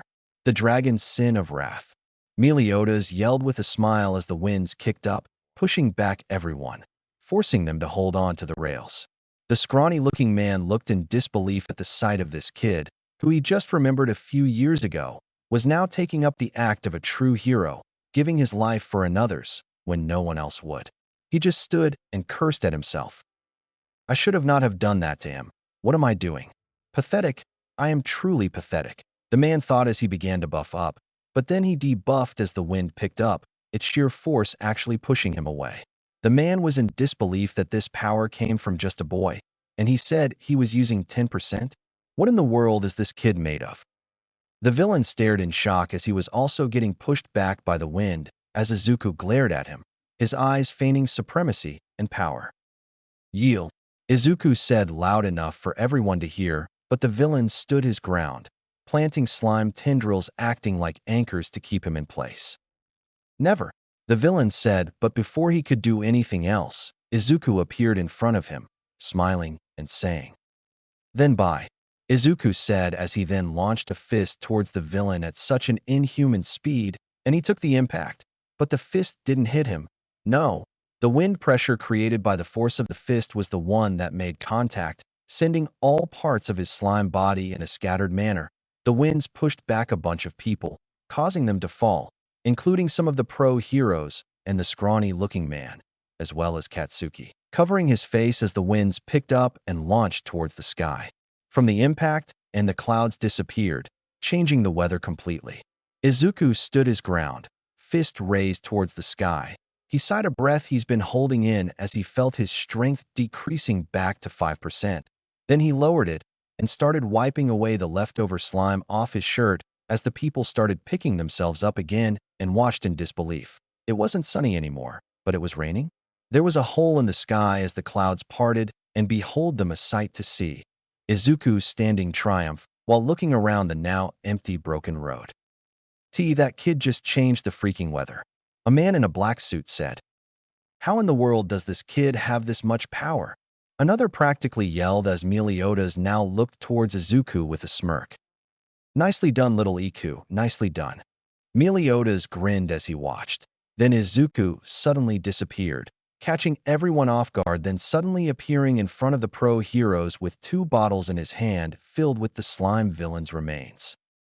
This kid was able to even collect each of the slime villain's remains in a second? Just who are you, young man? The scrawny man known as All Might said. Here are the slime villain's remains. Next time, be sure to try and risk your life for another. Your hero's right? Then act like it. Izuku told the pro-heroes as they were still shell-shocked at the moment, until Izuku then appears in front of Katsuki, extending a hand to him. Katsuki was still in a daze, but then snapped out of reality, looking at an untouched, smiling Izuku with his hand out in front of him. He took it without a second thought, and before everyone knew it, they disappeared, shocking everyone to a degree. Izuku and Katsuki then reappeared in front of Dagoba Beach, still kept clean thanks to Izuku as he then sat down, looking at the sunrise until Katsuki literally screamed, "About time." DKU, what the heck was that? You mean to tell me this is what you were doing? For 3 years, you trained your body until you suddenly become All Might level. The damn hell is that about? Huh? Izuku just looked at Katsuki before smirking and gesturing a seat beside him, which Katsuki just sat down at, still trying to process what Izuku just did there with the villain that almost killed him. Shocked was an understatement as Katsuki looked at Izuku, who was just looking calm, facing the sunset with a smile on his face. He looks happier? Izuku then looked at Katsuki, still keeping up that smile. I got my quirk, Kachin, Izuku said as Katsuki widened his eyes, clearly flabbergasted. No fucking way. Katsuki simply said, pausing on each word as he still had his eyes almost popping out of his sockets, and Izuku just nodded. Katsuki was actually genuinely shocked so much, his brain was itching to say all the curse words in his current mind, but he found himself unable to say anything. He just sat down, hands together, and looked down with one heck of a shocked face. Izuku finally broke the silence, looking at Katsuki. I know it's hard to process, but it finally manifested, a few days after you left for that camp. It happened to appear when I was at this beach, which was once a trash site, and I just happened to train my quirk here dash. What is it? Katsuki interrupted, and Izuku flinched. What is what? Izuku asked, and Katsuki was still in the same position. Your quirk, what the hell is it? Katsuki clarified, this time facing Izuku, making eye contact, and Izuku gulped at that. Then he sighed as he faced back to the sunset, which was halfway setting already. This, Izuku said, then put his right arm forward, hand opened, and closed his eyes. Sacred treasure, lost vein. Izuku chanted, and lost vein appeared out of thin air, albeit with a few wind gales surrounding Izuku, while Katsuki just stared with wide eyes at the sword. He's actually never seen anything like it. Izuku then opened his eyes and faced Katsuki with a smile. This is my quirk. It summons a blade that is imprinted into my spirit, so it only will obey me. Anyone who tries to hold it cannot use Lost Vein. That's the name of my blade. It grants me a myriad of abilities, including the amount of strength you saw earlier. That includes my speed. It took 3 years for me to fully use, if not, master Lost Vein's capabilities, but I also had to train my body to keep up with it, because Lost Vein uses my stamina, like an MP bar in a video game. Izuku said, but deep down, he hated lying to Katsuki. Meliodas mentioned that no one should know about magic, let alone know it still exists, because they might try to use Izuku for purposes unknown, but that's all Meliodas could say. Izuku didn't know why, but decided to agree to that. It would be too complicated to explain what his power was, so he and Meliodas decided to make others think that Lost Vein is a quirk, when it really isn't. So Izuku decided to go with it, and this explanation proves that. Katsuki just stared at the sword while listening to Izuku, trying to process all the damn information Izuku gave him. It confused him to no end. He's never heard of a quirk that manifested late, let alone a quirk that can summon a blade, and Katsuki wasn't dumb enough to not notice that this blade was actually in a good, if not, great condition. So Katsuki just sighed and fell on his back, covering his eyes with his arm as he just laughed all of a sudden, surprising Izuku as Katsuki kept laughing. It wasn't a maniacal or crazy laugh that Katsuki always does when he laughs. No, it was an actual genuine laugh. That's what shocked Izuku the most. Katsuki finally decided to cease his laughter and smiled. Finally, Katsuki just simply said, and Izuku was confused at what he meant. We can finally prove all those damn extras that we are the best. No longer will we be the kids that always had to run away from a fight. Finally, we can be the ones to fight back. I don't know. I'm just relieved. Finally, we can prove everyone wrong. And you can finally become what you always wanted to be, a hero. No, a true hero. Katsuki said while smiling, still covering his eyes as Izuku stared at Katsuki with wide eyes. Katsuki was actually smiling properly, and he saw something that would forever be planted in Izuku's memory. Tears, coming from Katsuki. He was crying, and it wasn't stressed out crying or sorrowful crying. It was tears of happiness. Katsuki Bakugo, one of the people that Izuku admired since childhood, was happy. Crying was a new thing for Izuku to witness, because he never saw Katsuki cry once, even as he fell that day. Flashback. A 4-year-old Katsuki and Izuku were walking in a forest, pretending to be heroes as they were role-playing. Katsuki leading the way with his hand forward. Small sparks were popping every now and then. Katsuki got his quirk recently, a few days ago at the daycare, when it suddenly appeared, and everyone was shocked at it. Katsuki was surprised and filled with glee that his quirk finally manifested as Izuku looked on him with admiration, to which Katsuki decided to be smug and give a look of, "I'm the coolest" at him, and Izuku just ignored it and kept examining his new quirk.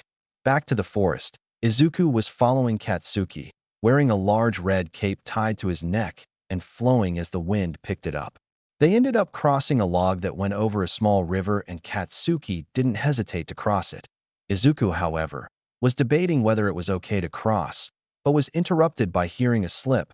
Katsuki slipped off the log after placing a foot too close to the edge and fell down the lake. Izuku panicked, and this time without hesitation, he slid down a slope that led to where Katsuki fell and saw him sitting down, rubbing his head and soaking wet. He ran closer and reached his hand out to Katsuki. "You all right, Kachin? You could have hit your head there," Izuku said as Katsuki looked at his hand and then smirked, accepting it. "Yeah, a fall like that is nothing. I'm tough as brick. Nothing will get me down, Deku," Katsuki declared with a grin as Izuku sighed and pulled him up. Katsuki wiped off some of the dirt on his shorts and stretched his arms. "Just be careful next time, Kachin. You're not invisible, you know," Izuku said as Katsuki just smiled and punched Izuku lightly on the shoulder. I know. I'll keep that in mind, Deku." Katsuki then started running up the slope Izuku used to slide down, and Izuku followed suit. "Can't you catch up, Deku? I'm not done yet. Heroes are supposed to handle anything," Katsuki yelled back down as Izuku started running up with a smile on his face. "Yeah, I know," Izuku said with determination in his eyes as Katsuki just smirked at him and continued climbing up, both still eager to play again. Something like that won't bring down Katsuki, not at all. In flashback, Izuku just stared at Katsuki the whole time, finally taking all of what he said, and also smiled, also plopping himself beside Katsuki, lying down beside him, and started to laugh, with his own tears coming out of his eyes, and Katsuki just continued smiling. His tears subsided a little while ago and proceeded to wipe them off. They just stayed like that as the sun continued to set. Izuku stopped his share of laughter a moment ago and stared at the sky until Katsuki broke the silence this time. "Hey Deku, we have 10 months left until the U.A entrance exam. Think we can train together to better ourselves? Can't have you fail that with me just being the only one to pass," Katsuki said with a smug grin, eyes still covered by his arm, and Izuku just laughed at that. "I don't need you to tell me that. We would have already done it before you even asked. And who said I was gonna fail?" Izuku said as Katsuki chuckled. "Man, that reminds me. Why the hell did you bring us here after your little charade earlier?" Katsuki asked as Izuku smirked at him. "Because the pro heroes will just give me a lecture on how reckless I was. I just didn't want to face it, and besides, they would have scolded you for having a quirk like that, and I didn't want that either," Izuku said as Katsuki just full-on laughed at that. This time it was a crazed laugh. "Yeah, you're probably right. That would have happened. Thanks for that, I guess. I wouldn't want to have that kind of shit thrown at me when I just came back." Katsuki finished laughing as he said that, while Izuku just laid there and closed his eyes with a smile. "Welcome home then, Kachin." Katsuki grinned and finally took off his arm of his eyes and opened them. "Good to be damn back, Deku." Izuku just smiled and lifted himself off the floor, stood up, and extended a hand out to Katsuki. "Let's get going, it's getting late. I think Aunt Mitsuki might get angry at why you didn't come home early," Izuku said, and Katsuki smirked as he grabbed Izuku's hand and he pulled him off the ground. "Nah, that old hag will definitely be angry at me. Been a while since they saw me, so I'll just let it slide for now," Katsuki said, and Izuku just tried to filter out some of the words he said now and from earlier. "Right then, let's get going," Izuku said, and put a hand on Katsuki's right shoulder and smirked at Katsuki's confused expression. Then in less than a second, they both disappeared and arrived in front of the Bakugo household as Katsuki then suddenly widened his eyes and yelled, "Holy shit, what the hell? DKU, this is how damn fast you can go. The fuck?" Katsuki was just bewildered as Izuku started laughing. "Yeah, this is how fast I can move from one point to another. It's not teleportation if you're wondering. I just move faster than the human I can follow," Izuku said as Katsuki then sighed, still shocked from what Izuku did before he spoke. "Damn it, Deku, I had enough for today. My brain's about to fucking explode, and I still have to listen to that damn old hag's ranting before I can even take a shower. I'll see you tomorrow," Katsuki just said as Izuku looked at him. You sure, Kachin? I'll go with you if you want to lessen Aunt Mitsuki's ranting. Izuku said as Katsuki just waved it off. I can handle it. Anyways, I'm tired and I don't have time to listen or care of what she says besides saying that I'm home. So go ahead, and Inko might get worried, you know? Katsuki smirked as Izuku then rolled his eyes and sighed and turned the other way, looking over his shoulder with a smile. You're right, I better head off. Meet me at the beach early morning after breakfast, all right? Izuku asked, to which Katsuki just nodded at. Yeah, got it. See you around, Deku. Katsuki said. He actually felt tired. It was evident in his voice as Izuku then nodded back. See you around, Kachin. Izuku said with smile and disappeared. Katsuki just smirked and yawned. He had to get used to Izuku doing that and started walking to his front door. Izuku came back to view, but he wasn't at his front door. He was at the beach, looking at the waves reaching his feet, and just sighed while looking off the horizon and heard a familiar voice call out. Finally done catching up with each other? And I sure. Izuku looked to his side and saw Meliodas also looking to the horizon, hands behind the back of his head and smiling. Oh hey Meliodas, no, we weren't able to. I only told him about Lost Vein being a quirk, and we kinda just had a moment. He was already tired, so I decided to let him rest. He had a long day. Izuku said as he turned his head back towards the horizon as Meliodas smirked. Well, it's not every day you almost die, right? Can't blame the guy for feeling tired, and I sure.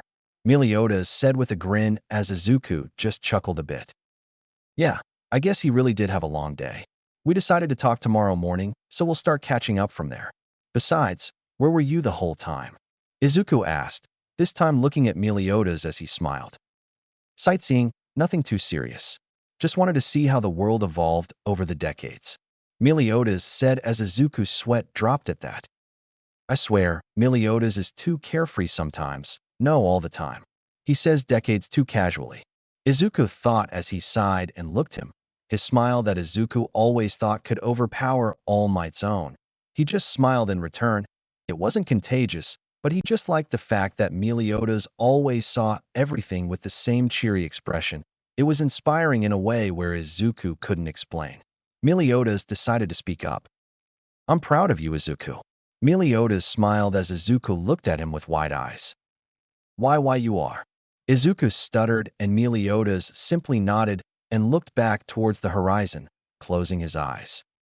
Always been, besides being the first human to learn all 3 full counters. You are actually stronger than me, I can admit. You exceeded my expectations in 3 years, and that only took 3 years. It took me more than that to master magical full counter, and even more than that to create the refined full counter. So call me impressed, but you really are amazing, and I couldn't be more proud, and I sure. Meliodas said with a smile as Izuku was teary-eyed as Meliodas said that. Then he cried fully, his tears being big droplets of water as he then clenched his shirt and took it all in. Izuku smiled while the tears flowed down, and Meliodas put a hand on Izuku's left shoulder, and Izuku kneeled down, still happy and in disbelief that he did all of this. Izuku, you indeed showed everyone today that you are the dragon's sin of wrath. You even showed all those other heroes that you were the true hero today. I stand by what I said before.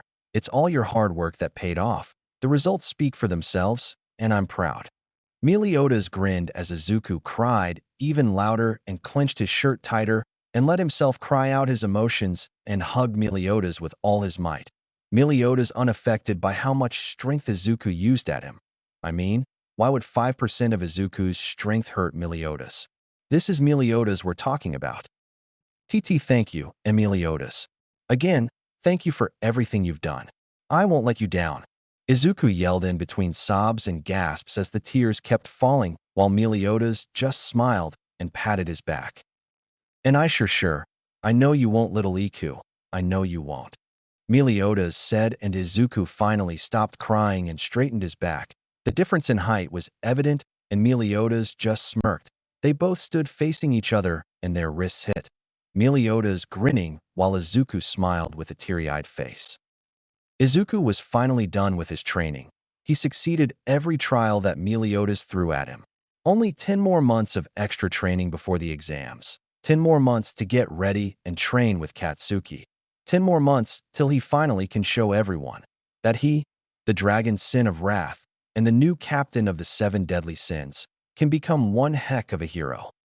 And he was ready to face it head on. After Izuku and Meliodas smiled at each other, Meliodas waved goodbye and disappeared. Izuku forgot that he was in his spiritual body when he came out of Lost Vein to his world, and it was the only way to communicate to him. Izuku stared at the starry sky one last time before walking slowly home. He wanted to walk home normally this time, to enjoy how the city was at night. He was walking around, just closing his eyes as he walked on the sidewalk until he came by the same route he used before, where he met that villain and All Might that same day.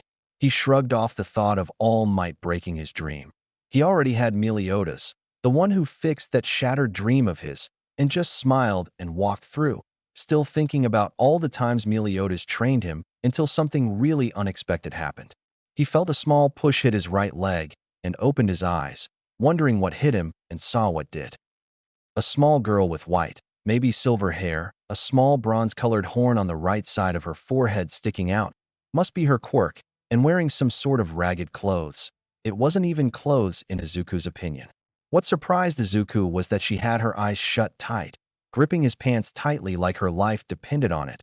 Little did he know, it actually did. She finally opened her eyes slowly and showed the color, shiny red eyes that stared at Izuku's green ones, and he slightly gasped softly when he saw her eyes filled with two things: fear and sadness. She was afraid to death and was silently crying. He saw the tears just begging to come out, and Izuku widened his eyes at what she said next. Chapter 3: The Girl with the Bronze Horn. Izuku didn't know what hit him or what caused him to do what he did next. His head, thoughts and emotions raging forth a wind that made it hard for him to think straight, and his body moved on his own. He grabbed the girl off the ground, cradled her in his arms, and disappeared in a flash. He arrived on top of a building, a few kilometers away from his house and far away from where he found the girl, standing on the roof of the building as he continued unconsciously hugging the girl close to his chest and rubbing the back of her head softly, brushing her hair as she tightened the grip of her hands on his shirt and slowly opened her eyes, only for them to widen when she saw where they were. Far away from where she ran to this strange green-haired boy, and she yelped a little too. Late for that, though.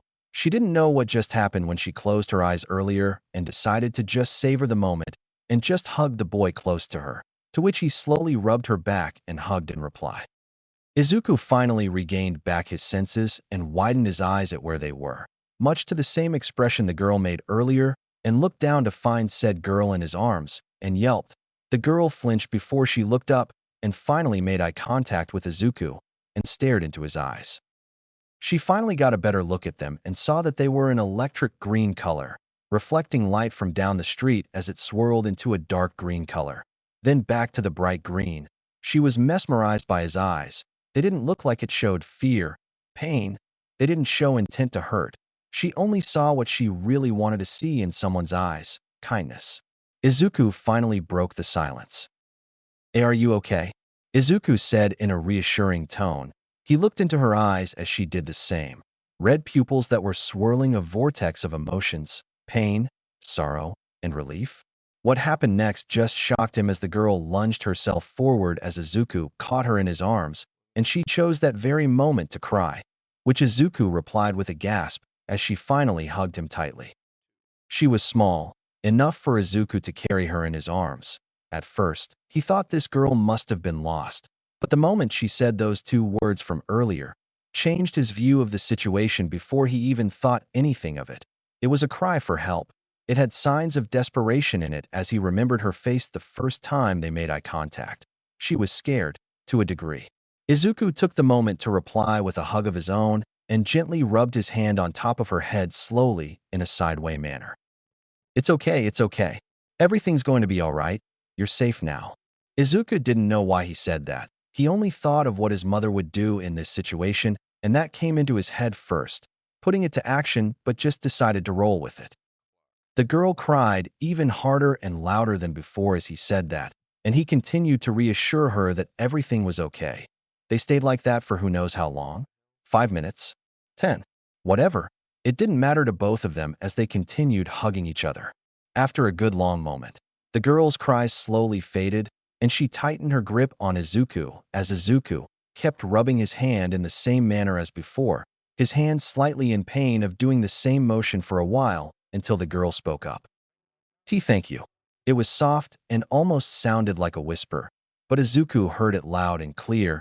He just continued rubbing her head, and this time repositioned her in a cradling-like manner. He looked into her eyes and saw that they were very red, puffy eye bags that looked like she hadn't slept in days. That was strange, but paid no mind to it for now. Izuku did the only thing he knew how to do in this situation. He smiled at her, and it was a really gentle smile. "You're welcome," was the simple thing Izuku said as the girl looked at him and then started to snuggle closer to his chest. Izuku then realized she was falling asleep, so decided to sway his arms sideways, rocking her to sleep, which he did a good job at as the girl replied with a steady breathing in her now closed eyes. Izuku sighed and took a closer look at this girl, then he flinched at what he saw, before widening his eyes a second time tonight.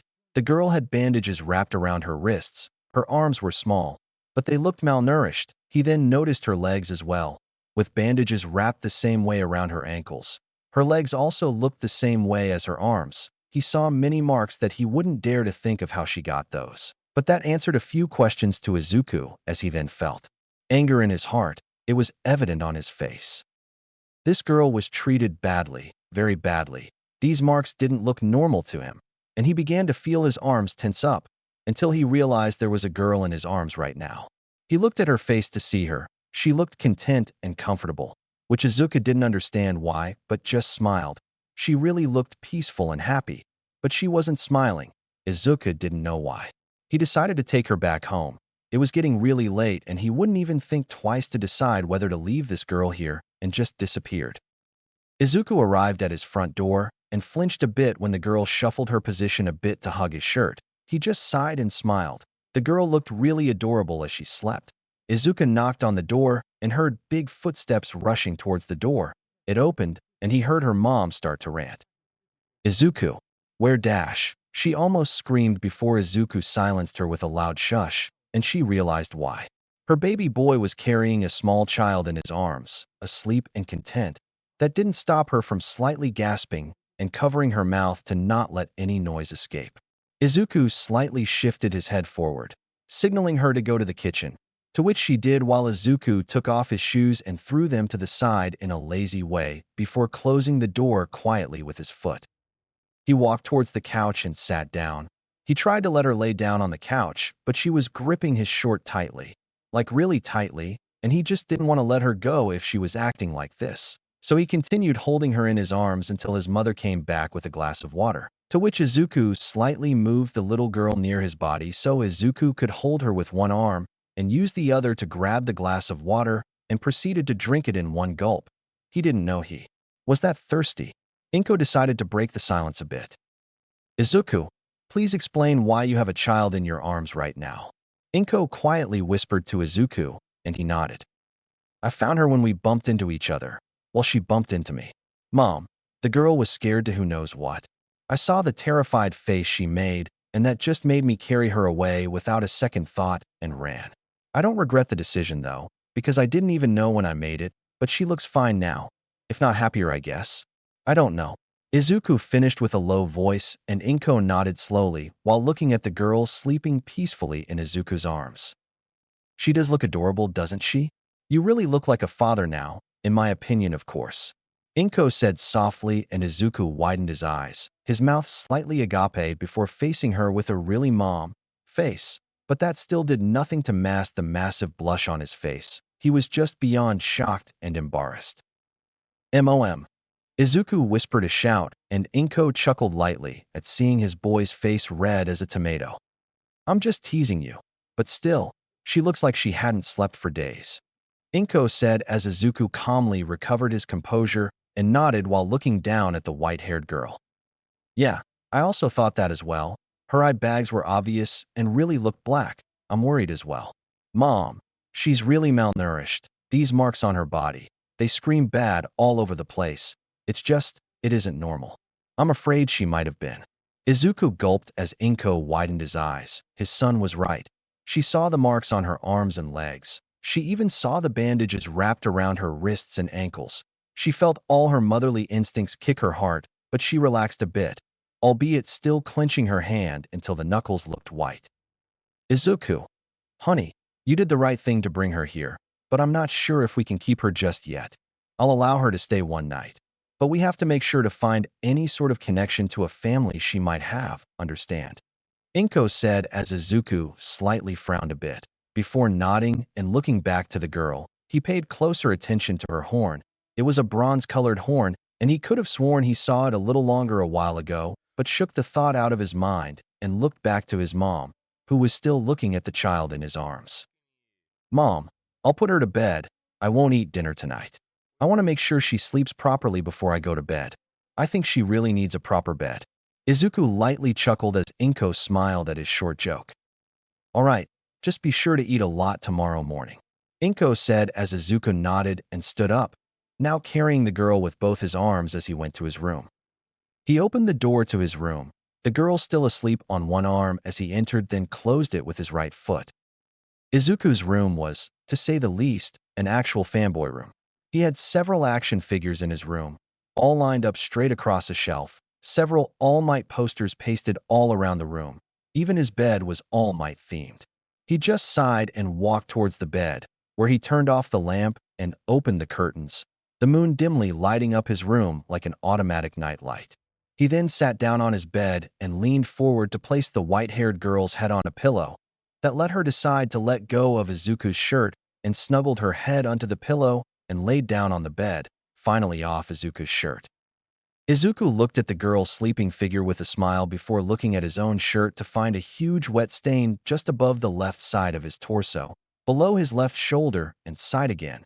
He took off his shirt, throwing it to the floor, and grabbed another white t-shirt that had the word hero on it and wearing it. He then grabbed a spare blanket, this time free of any design. It was color blue, and closed the closet, walking towards his bed and opening the blanket, placing one side of it to the girl as she stopped shivering once it made contact with her and slept soundly again. Izuku sighed and smiled, still holding the other side of the blanket, open to let him in, to which he did and laid down beside the girl. He gently placed his hand on her hair and brushed it softly. The girl replied with hugging Izuku like an oversized teddy bear, which he chuckled at and scooched closer to the girl so she could hug better, and she did while she slept, clearly enjoying the constant brushing of her hair.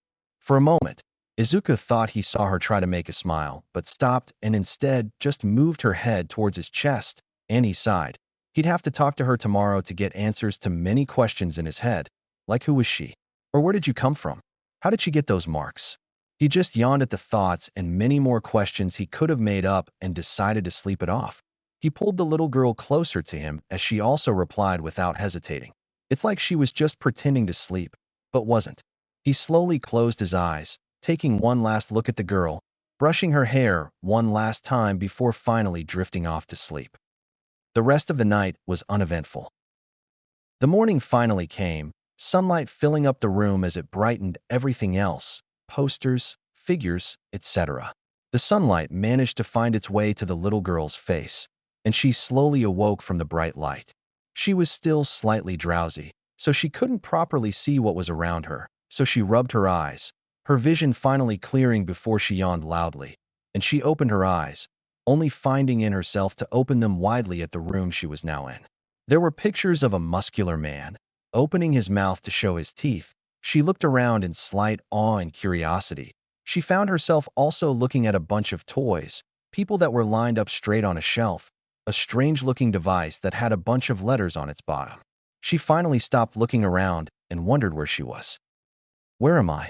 She asked herself, and her answer literally was put on her face. She looked beside her to find a sleeping person.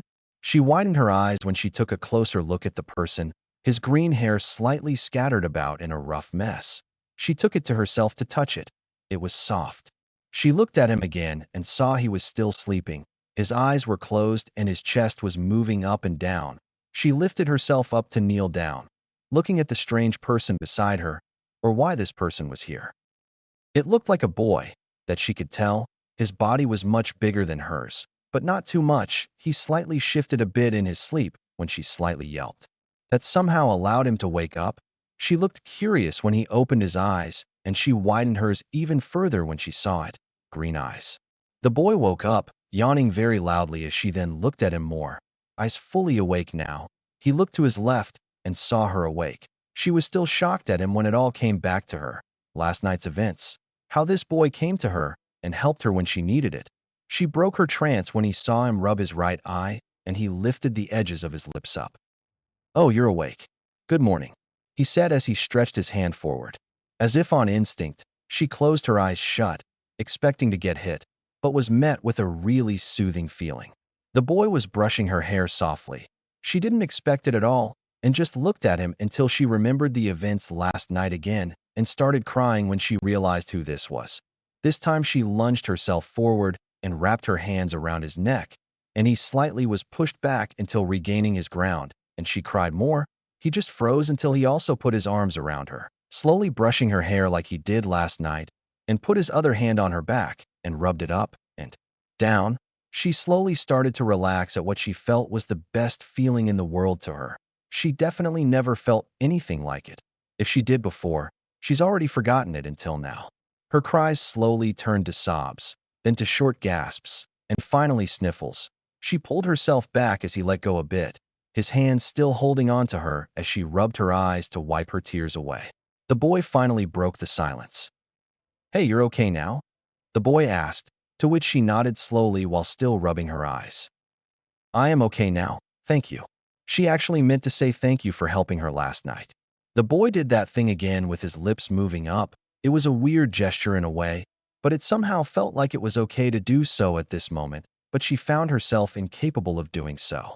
The boy looked at her with the same look on his face and opened his mouth. "I never got to ask, but what's your name?" He was asking her for her name. She looked at him before slowly fidgeting her fingers slightly and looking at his eyes. "Ieri." The girl's name was Eri. Izuku looked at her with a smile, while she looked confused as he did. "That's a nice name. My name is Izuku Midoriya," Izuku said, and Eri looked at him. She looked at Izuku for a bit and just stared into his eyes.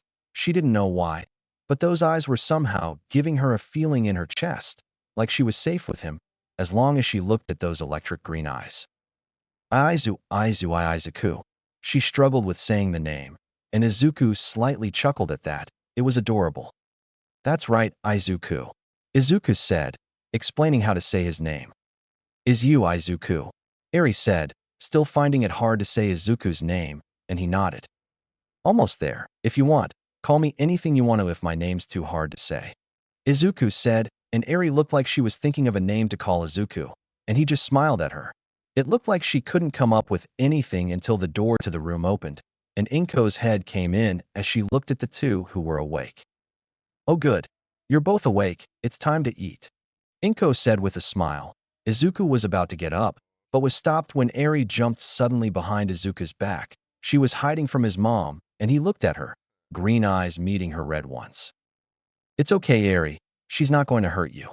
She's my mom, and she made you something to eat," Izuku reassured her as Eri looked at him, then to Inko, who was still at the door before turning away quickly, back to Izuku's eyes once more.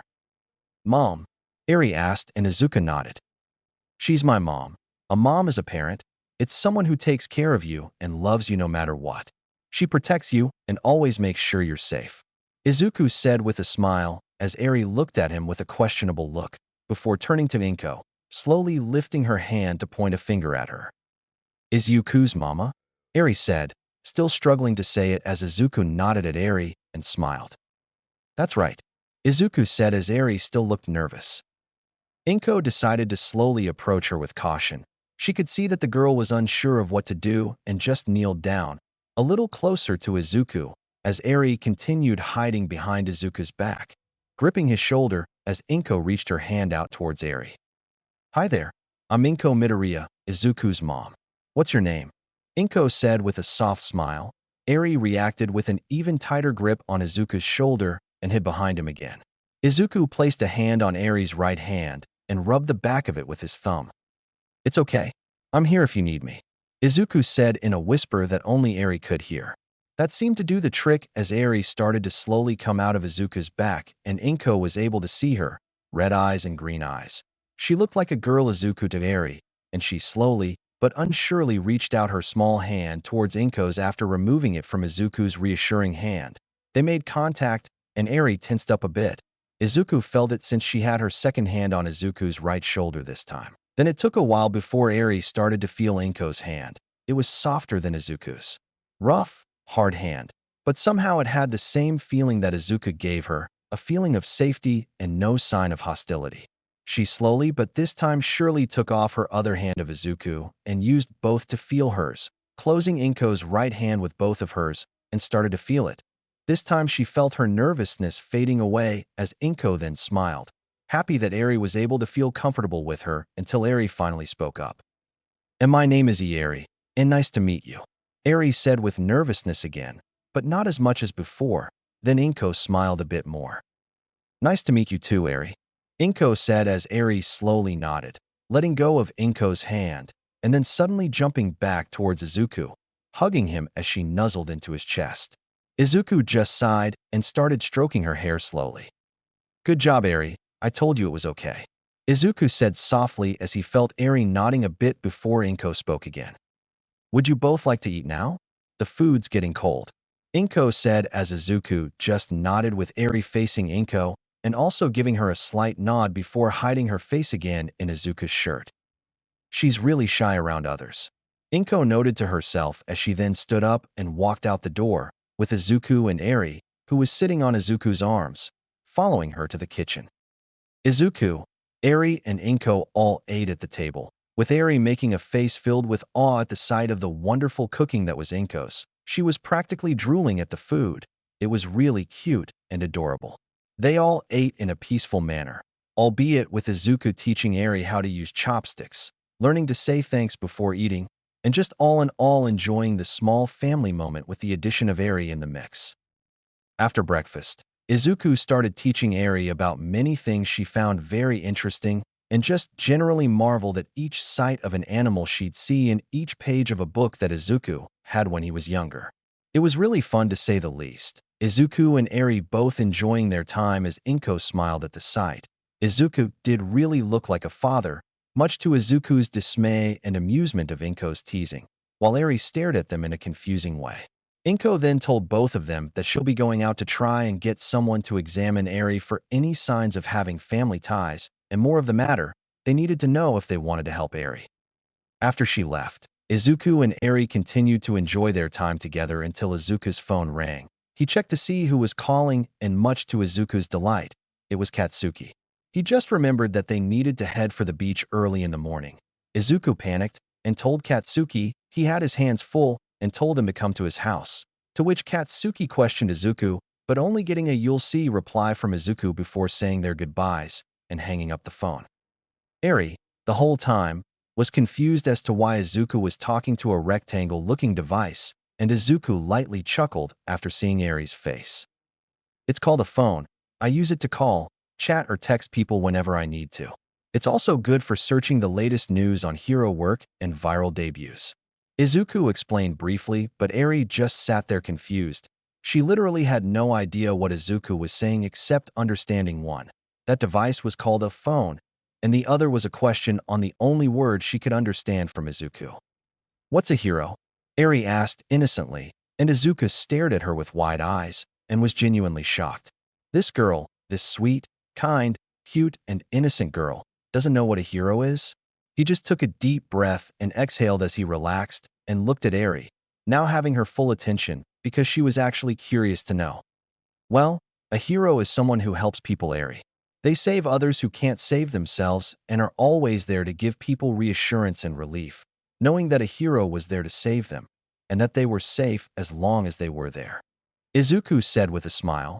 This was Izuku's point of view of what a hero should be, what being a hero means. It was his ideal of a true hero, thanks to Katsuki's constant reminders of how he was the literal meaning of what a true hero should be, and just chuckled at it. Eri looked like she was deep in thought. She looked like Izuku when he starts a mumbling spree, and his heart clenched at how adorable she looked. She had the finger on her chin and everything. She then faced Izuku with eyes filled with curiosity. "So does that mean you're my hero?" Eri asked, and Izuku froze on the spot. Looking at Eri right in the eyes, he checked to see if he heard right, and he did. Eri said he was her hero? Well, she was technically asking if he was, but everything he did from the first time they met up until now, did he legitimately actually become her hero? It caused a muttering spree to occur, and Eri looked at him with a confused face, wondering what Izuku was doing. Izuku kept at it. He wasn't sure why, but a big part of him wanted to tell her yes, but the other was trying to debate if he really was her hero. I mean, can you blame the guy? He was asked if he was someone's hero. It was a first and didn't expect it any less. So he backtracked from last night's events. She was scared out of her wits and was holding on to dear life. Izuku responded with a hug and brought her away from whatever she was running away from. Maybe even who she was running away from. But it's too early to guess. He then became someone for her to cry on. She had showed a lot of emotions she didn't expect a girl like her should make. Fear, sadness, panic, and even dread. And Izuku replied in favor with reassurance. That much was obvious to her. The marks on her skin did no less to prove him wrong. She was badly abused. Although that's just his own speculation, he wasn't sure on what made him think that. But there was a feeling in his heart that allowed him to think that, but shook it off. He then remembered Eri crying in his arms. He saw her relief. He saw her relax in his touch. He saw her happiness, but never showed it with a smile. That was another thing he noticed earlier. Izuku hadn't seen Eri smile once, from when he met her up until even now. She showed signs of trying but stopped. It was like she didn't know how to. Boy, little did he know that that was the reason why. But he saw Eri was happy here, regardless whether or not she showed it. He could practically feel it through her actions. That was it. She felt safe with him. Izuku even said to Eri that she was safe with him, that he was here if she needed him. That gave him his answer. He looked at Eri, who still had that same confused look from before, and just smiled at her. Yes, I am Eri. I am your hero, he said, and he was shocked to see Eri crying.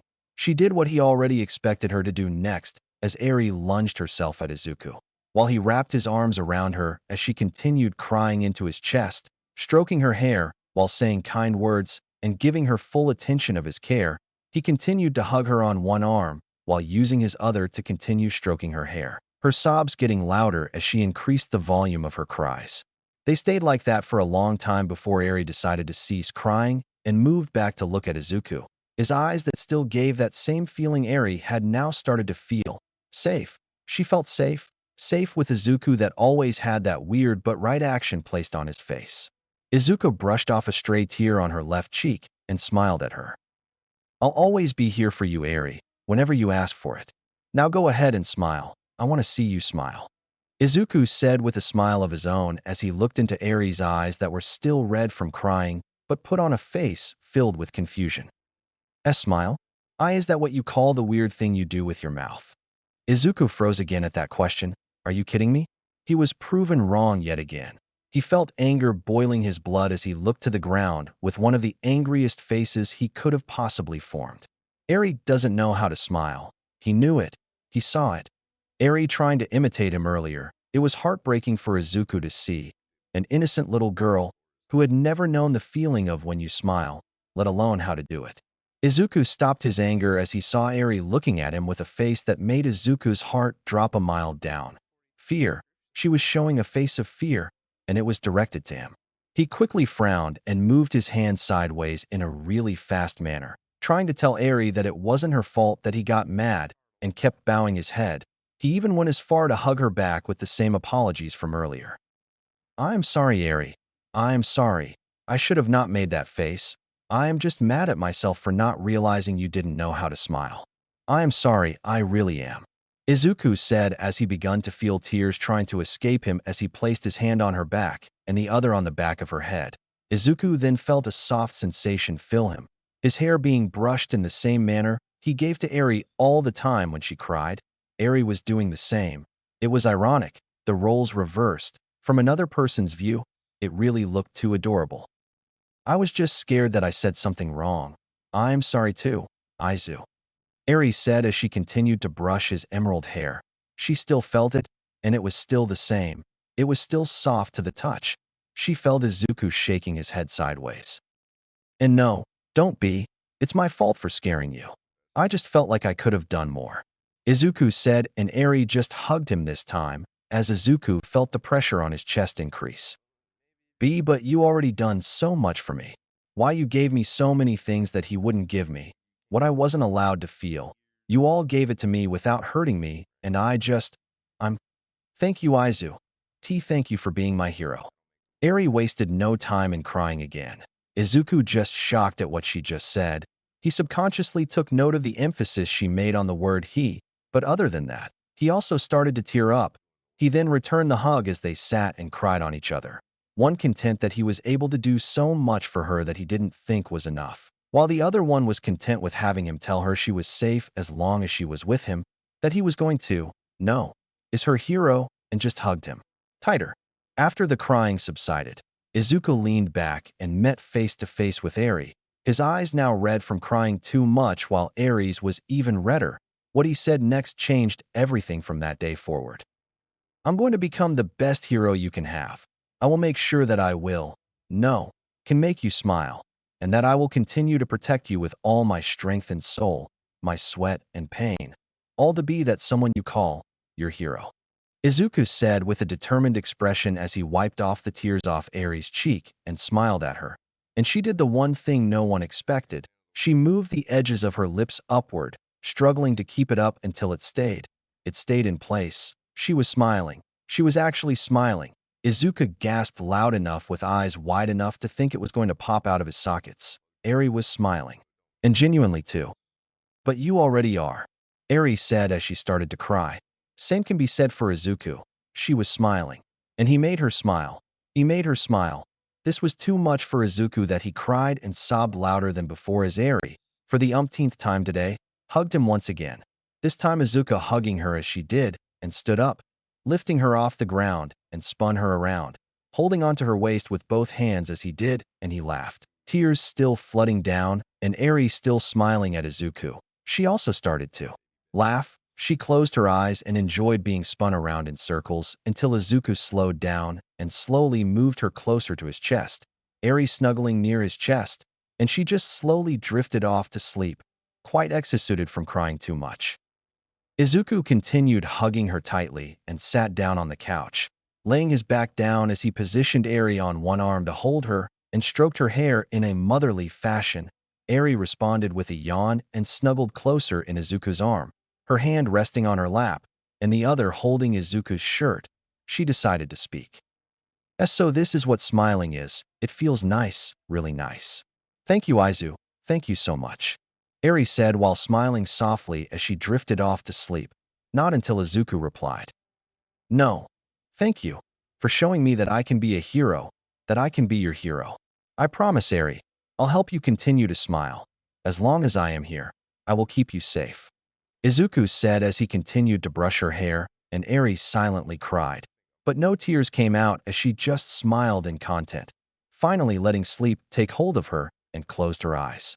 Izuku looked at her and smiled, sighing in happiness that he was able to help her smile, to make her smile.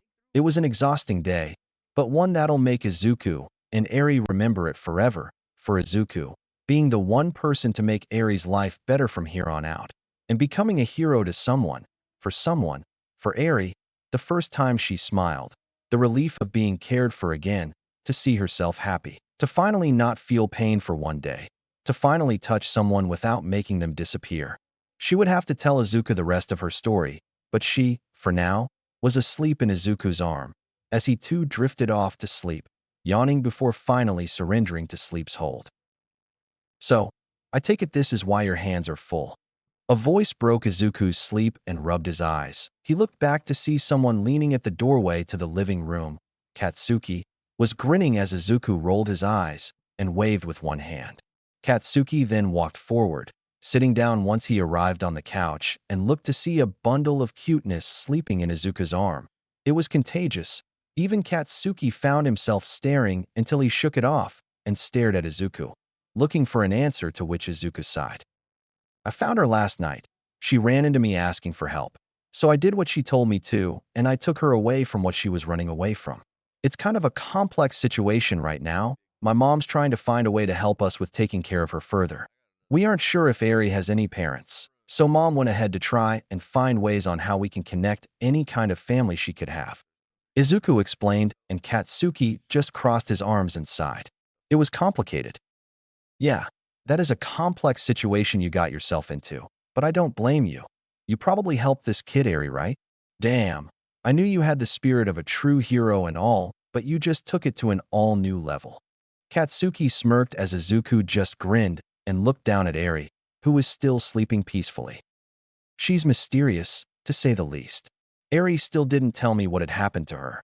These markings, the signs of malnourishment evident on her body, it just all screams bad to me, and I'm worried about what will happen to her next.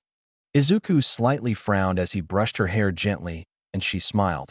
Albeit a little bigger than before, Katsuki looked at Eri before looking at Izuku. Then he grinned an evil smile. You really look like a father right now, Deku. Katsuki said with a smug look as Izuku just face-palmed and groaned loudly, but not enough to wake Eri up. First Mom, now you. What's next, Aunt Mitsuki and Uncle Maru? Izuku said with a glare as Katsuki chuckled lightly, trying to stop a laugh from escaping his mouth in respect for the little white-haired girl's peaceful nap. Oh, that old hag's definitely going to go on and on about that. The old man's probably going to agree with her and just shrug it off. I for one am going to once agree with what she says. Katsuki smirked as Izuku rolled his eyes. Shut up, Kaken, Izuku said, and Katsuki decided to let it all out. He laughed and gasped for air after a while. Damn, Deku's finally learning how to curse, huh? Katsuki continued to laugh as Izuku shut him up with a glare as Eri shifted in her sleep, to which Katsuki just shut his mouth, slightly shocked at the face Izuku was making. Izuku sighed in relief as he saw Eri still sound asleep in his arm. He then looked at Katsuki, who was still mouth shut from Izuku, and he let him be for a while until he spoke up again, Izuku's anger slowly fading away. Anyways, I'm not sure what will happen from here on out, but I know for certain that I will keep Eri safe no matter what. She deserves much more than what she has, so I'll give her more tenfold. I will be her hero. No, I am her hero, Izuku said with determination ignited in his eyes as Katsuki smiled and leaned back to the couch. Damn straight. She's not my responsibility, and I believe you are already her hero, Deku. Katsuki faced Izuku with a grin, and Izuku just chuckled lightly as he looked down to the still sleeping Eri. Yeah, you're right, Izuku said, remembering all the moments with Eri that happened today, including that night she met her as well. He steeled his resolve and heart, content and ready to help Eri with what she needed in the future. He will protect her no matter what. He can't explain the feeling, but he embraced it as he felt it was like the right thing to do. He looked up the ceiling and closed his eyes, thinking of what can come in the next step he makes. He may not know it, but a lot will happen in the future. He just needs to keep on trying to find out what, to keep on pushing until his bones cracked, and to go reach greater heights to better himself in everything he lacked, and better himself in everything he gained. All for his dream to be a true hero, his goal to become the captain of the 7 deadly sins, to use all the fruits of his training to show the world that he is the dragon's sin of wrath, to make his mentor proud of his future decisions and achievements, and to keep his promise to Eri that he will become the best hero he can be to her, to protect her with all his might, so he can keep that smile of hers on her face, and more. And he damn sure will make sure it happens, no matter what. 2 months have passed since then, 8 months left until the start of the U.A entrance exams. Izuku trained himself more to better improve his abilities, though more on his magical abilities than his physical ones. Since he spends most of his time with Eri, keeping her happy and making sure she was in a healthy life that she could love, which she did and was thankful for all the more, Izuku trained in Lost Vein with Meliodas, who was seldom seen in the outside because he was always training Izuku from the inside. Izuku improved on constant use of the refined full counter, to which he can now use often with a drastic change in a cooldown of only 5 to 10 seconds, and that's with the refined state. He even trained enough with Meliodas to compensate for not being able to train outside of Lost Vein by simply fighting Meliodas inside, using fighting skills and techniques that just save onto his memory. Then he can use it outside of his spiritual body and use it like he'd known how to use it for a long time. 10% full cowling was like a special move for Izuku. He only used it in times of need, but he trained himself with Meliodas to use not only percentages at the numerals of 5, rather he can now use percentages in between or close to intervals of the number 5, x 2%, for percent, 7%, etc., and it helped an awful lot for Izuku. But it required more time to get used to it, and let alone control it further. Outside training in Lost Vein. Every weekend Katsuki and Izuku trained together to strengthen their quirks, Izuku's being Lost Vein in disguise, but he trained his strength levels during those sessions, much to Eri's pouting every time Izuku leaves the house, which was too cute and adorable. Usually Izuku kept his power down to 2% to give Katsuki a fair fight, but Katsuki kept insisting on him going full power, which Izuku just kept declining the offer every time he asked. So Izuku just went with it and decided to use 4% of full cowling at Katsuki, which in turn kept overpowering him until Katsuki was able to keep up and use what he calls instincts, which he explained was like a feeling that allows him to move automatically without thinking. Izuku took into mind and decided to train Katsuki revolving around that, to which they did as Katsuki's reaction times became much faster than before. He even dodged a single kick by Izuku using his instincts, and it apparently worked. Katsuki was able to detect even slight movements behind him. They even went far enough in his training to blindfold him as he did, and it improved even more as they continued. Aside from training with both Meliodas and Katsuki, the weekdays during the day were used to spend time with Eri, playing with her, making her live a normal life, teaching her new words, and what other things she may have been curious about was. She seldom went outside. Izuku knew why though. Eri talked to him alone about her past and what happened to her afterwards. And to say Izuku was angry was an understatement though. He was actually pissed. He constantly hugged Eri during really touchy subjects that she struggled to tell, reassuring her to take it slow as she cried at each memory of it. The use of her quirk to make her dad disappear from existence. Her mother giving her away to her grandfather like she didn't want anything to do with her, which Izuku guessed she did, but Eri always said otherwise until finally admitting it at one point. It was a good and bad, 3 emotional days for her and Izuku, because he felt angry and relieved that she said all that. She revealed her past to him because Eri trusted Izuku the most out of Inko, Katsuki, Mitsuki, and Masaru. That bastard, Overhaul, tortured and abused Eri to such a terrifying degree. This was the most emotional memory. No. These were the most emotional memories of Eri that caused her to have constant panic attacks. But Izuku stayed by her side the whole time, assuring her that everything was all right. She wasn't at that damn playground anymore, and he and she were glad for that.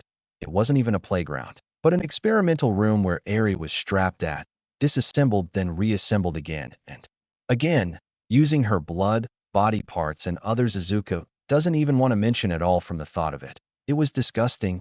He was disgusting, even going far to call Eri a thing. That pissed off Izuku to no end, but kept his composure. At most times they talked about more. What's the worst of it all? She was the main ingredient to a weapon that Overhaul was making, and Izuku was glad he got her before he did. She was tortured for days and nights, thinking of nobody else, but her only getting hurt to stop others from getting hurt, if not, killed by Overhaul. Damn, the bastard had no heart for Eri, even going to an even higher level of stooping so low as to call himself Eri's father. Eri kept going on and on about it, telling Izuku all of the troubles, wishes she made up until the last one where she was able to escape and met Izuku at that fateful day. And from then on, her memories were happy ones, and Izuku smiled as she enthusiastically explained everything with a smile. Izuku would do anything to make that smile appear on her face every day, and then one day, make Overhaul pay for all the pain, suffering, and dread he had caused to Eri tenfold. But for now, he just enjoyed being with Eri, happily listening to every single word she said, as they both hugged before Eri and Izuku went to bed, back to Lost Veins, training his heart out to release all the contained anger in his sleep, much to Meliodas' concern, but knew why. He also listened to Eri's backstory and experience as well, and Meliodas couldn't blame Izuku. He also felt the same way, and if he was in Izuku's shoes, he would have did the same. Those days turned into weeks, then into months until a good 6 months passed. During those months, Katsuki had gotten much stronger, if not faster than before. His way of using his explosions to counter Izuku's attacks was impressive to say the least, and Katsuki was slowly catching up. His instincts were getting stronger and faster every time they fought. In a sense, Katsuki was a battle maniac. He had pure combat skills and techniques that can, in the majority, overpower anyone in a way. His control over his explosions helped cope with that. Katsuki wasn't just a born-to-battle type of person where he makes reckless decisions. No, Katsuki was smart as well, not as smart as Izuku, but enough for him to be close to that. Izuku's nature of quick-thinking decisions actually got to him over the years, and for 2 years, when they were still 13, he spent it all trying to stop himself from doing so, because it was, and he quotes, Deku's way of fighting.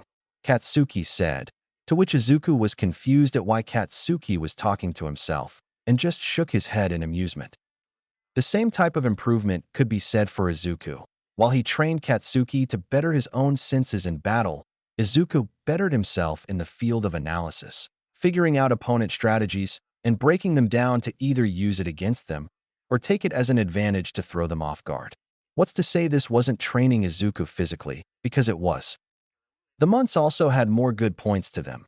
Eri was also improving. Whether it was slow or not did not matter to Izuku. Eri was also showing progress. She was taking all Izuku's lessons to heart. She finally learned how to say thanks before eating. She kept forgetting because of how good Inko's cooking was. She learned many more things from the outside world from Izuku, not only from old storybooks, but also from his phone, which Eri found quite amazing to how the little device answered to every touch of your finger, and Izuku just chuckled at her curiosity. Eri was just a big bundle of adorableness. There was even an episode of Eri calling Izuku Papa, to which Izuku replied with a huge blush while Inko nearly fainted, until Eri called Inko Grandma. That actually did it for Inko. It was too cute for her. This all happened just because Izuku explained to her what a family was and what each person was called in a family. But Eri, being the cute, innocent little girl she was, asked this question. We are a family, right, Papa? Eri asked, with eyes filled with questions. Her eyes looked like they were moving up and down. Izuku just stared at her with a face of what you can call shell-shocked fatigue. Eri compared her life to being with Izuku and Inko like a family's. This actually made Izuku's heart melt with joy and relief that she thought of it. Eri calling Izuku Papa made it melt even more. He just did what Eri already knew he would do during an emotional moment. He hugged her tight, and that almost knocked off the wind out of Eri, but just smiled and hugged Izuku back. Then Izuku spoke up. He was slightly sobbing. Why yeah, we are Eri, we are? I mean, do you want us to be a family? Izuku asked with teary eyes as he felt Eri nod her head wildly, and he heard her crying softly, and Izuku then smiled at it. Oh, of course, you've done so many good things for me, Papa. I'm really glad I met you that day. When you helped me, I'm always thankful for that. So yes, I'm okay with it. I actually really want to be, but I'm afraid. Eri said, then Izuku perked up an eyebrow. Of what? Izuku knew if she was afraid of something, it was going to be emotional for her. Far from normal fear, but can you blame the little girl? She was tortured and practically had her childhood taken away from her. Of course it would be hard for her to say if she tried to explain it. What if you disappear? What if you go away? I don't want you to go away, Papa. I don't want you to leave me. I don't want to dash, Eri saying in between sobs. Yeah, this was one emotional moment. But Izuku did the only thing he knew after being with Eri for 6 months. He comforted her by hugging her in his arm. He stroked her hair softly. One of the things Eri loved, it always made her relax. Izuku then whispered gentle, comforting words to Eri. It's okay, it's all right. You won't make me disappear. I won't leave you. Never in my life will I even think about doing that, let alone do it. You are too important to me, Eri. You changed my life for the better. So it's okay. I will never go away from you. Izuku whispered to Eri and felt her relax. She was still crying, but Izuku never left her side once. The crying slowly faded into small whimpers as Izuku continued stroking her hair gently, and she stopped crying. He heard a sniffle, then Eri spoke up. It's not you, it's me. I am afraid of losing you because of my quirk, Papa. I am scared. What if I use it on you? What if you go away because of me? It will be my fault. All of it will be my fault. Eri said, but Izuku never stopped hugging her. He leaned back to face her and kissed her forehead. One of the other things Eri loved Izuku to do. He would always do that before Eri slept, and it always kept her in check. It helped her calm down and relax. Izuku then bumped his nose on Eri's, and she giggled softly. Remember what I told you? Your quirk is a blessing, it's not a curse. If you use it to help people and not to hurt people, your quirk can become a wonderful thing because it's yours. I will help you control it. I will be with you every step of the way so you can use it to do what you want. Okay, Eri, Izuku said with a gentle and kind tone, and Eri started crying again and nodding her head wildly, while Izuku chuckled lightly, then pulled her in for another hug. She then smiled after crying and leaned back to face Izuku and saw him smiling at her.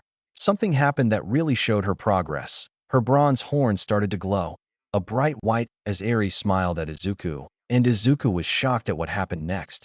Apparently Eri felt it as well and looked at her right hand. She was still holding an apple she ate before, with a bite mark on it, as Izuku and Eri widened their eyes at what happened next. The bite mark on the apple slowly started reversing, and it slowly reverted back to a full, red apple, like no one had even ate it yet, and Izuku gasped as loudly as he could, and Eri yelped at his sudden gasp. Izuku didn't really know what Eri's quirk was, because she never really used it at all. Izuku had moments where he saw the horn glowing as well, during Eri's panic attacks at night, but when he hugs her, it slowly starts to fade, and what he assumed made it turn off. But after seeing what Eri did, he started another mumbling spree, to which Eri, in amusement, just giggled slightly at what Izuku was doing. He always did it when he found out something interesting or new, but Eri soon found it funnier than creepy, because Izuku was just being Izuku. Izuku stopped shortly after and smiled a huge grin. Eri, you actually controlled your quirk, Izuku said, and Eri widened her eyes. She didn't know why she forgot what she just did until she looked back at the apple, and sure enough, it was a full, fresh apple. To say she was excited was an understatement. She was practically giddying on the floor and jumping up and down in happiness and excitement. She controlled her quirk. She didn't use it for something bad. Izuku then did another one of Eri's favorite things to do with him. He grabbed her with both hands on her hips and launched her to the air, gently, so she couldn't hit the ceiling. Izuku was strong after all. She was giggling wildly and happily while Izuku did that, and shouted a cheer when he started spinning her around. He then slowed down and looked at her, while still holding her in the air. I told you. You can do it. Your quirk will listen to what your heart wants, and you told it to not hurt me, right? I'm so proud of you, Eri. Izuku said happily as Eri, for the nth time, cried as Izuku pulled her close into his chest, and she snuggled closer to his shirt as she cried tears of joy. I did it. I really did it. Thank you, Papa, Eri said between sobs, and Izuku just smiled and brushed her hair in reply. You're welcome, Eri. I'll always be here to help you when you need it. For now, I think you should sleep. I think using your quirk made you exhausted, Izuku said as Eri yawned to answer, and Izuku chuckled as he went back to the couch and laid down on his back, his head on one side and the feet at the other, with Eri slowly drifting off to sleep on his chest, as she said one last thing that made Izuku want to cry again. I love you, Papa, Eri said before fully closing her eyes and put to sleep. Izuku just smiled, really widely, and stroked her hair.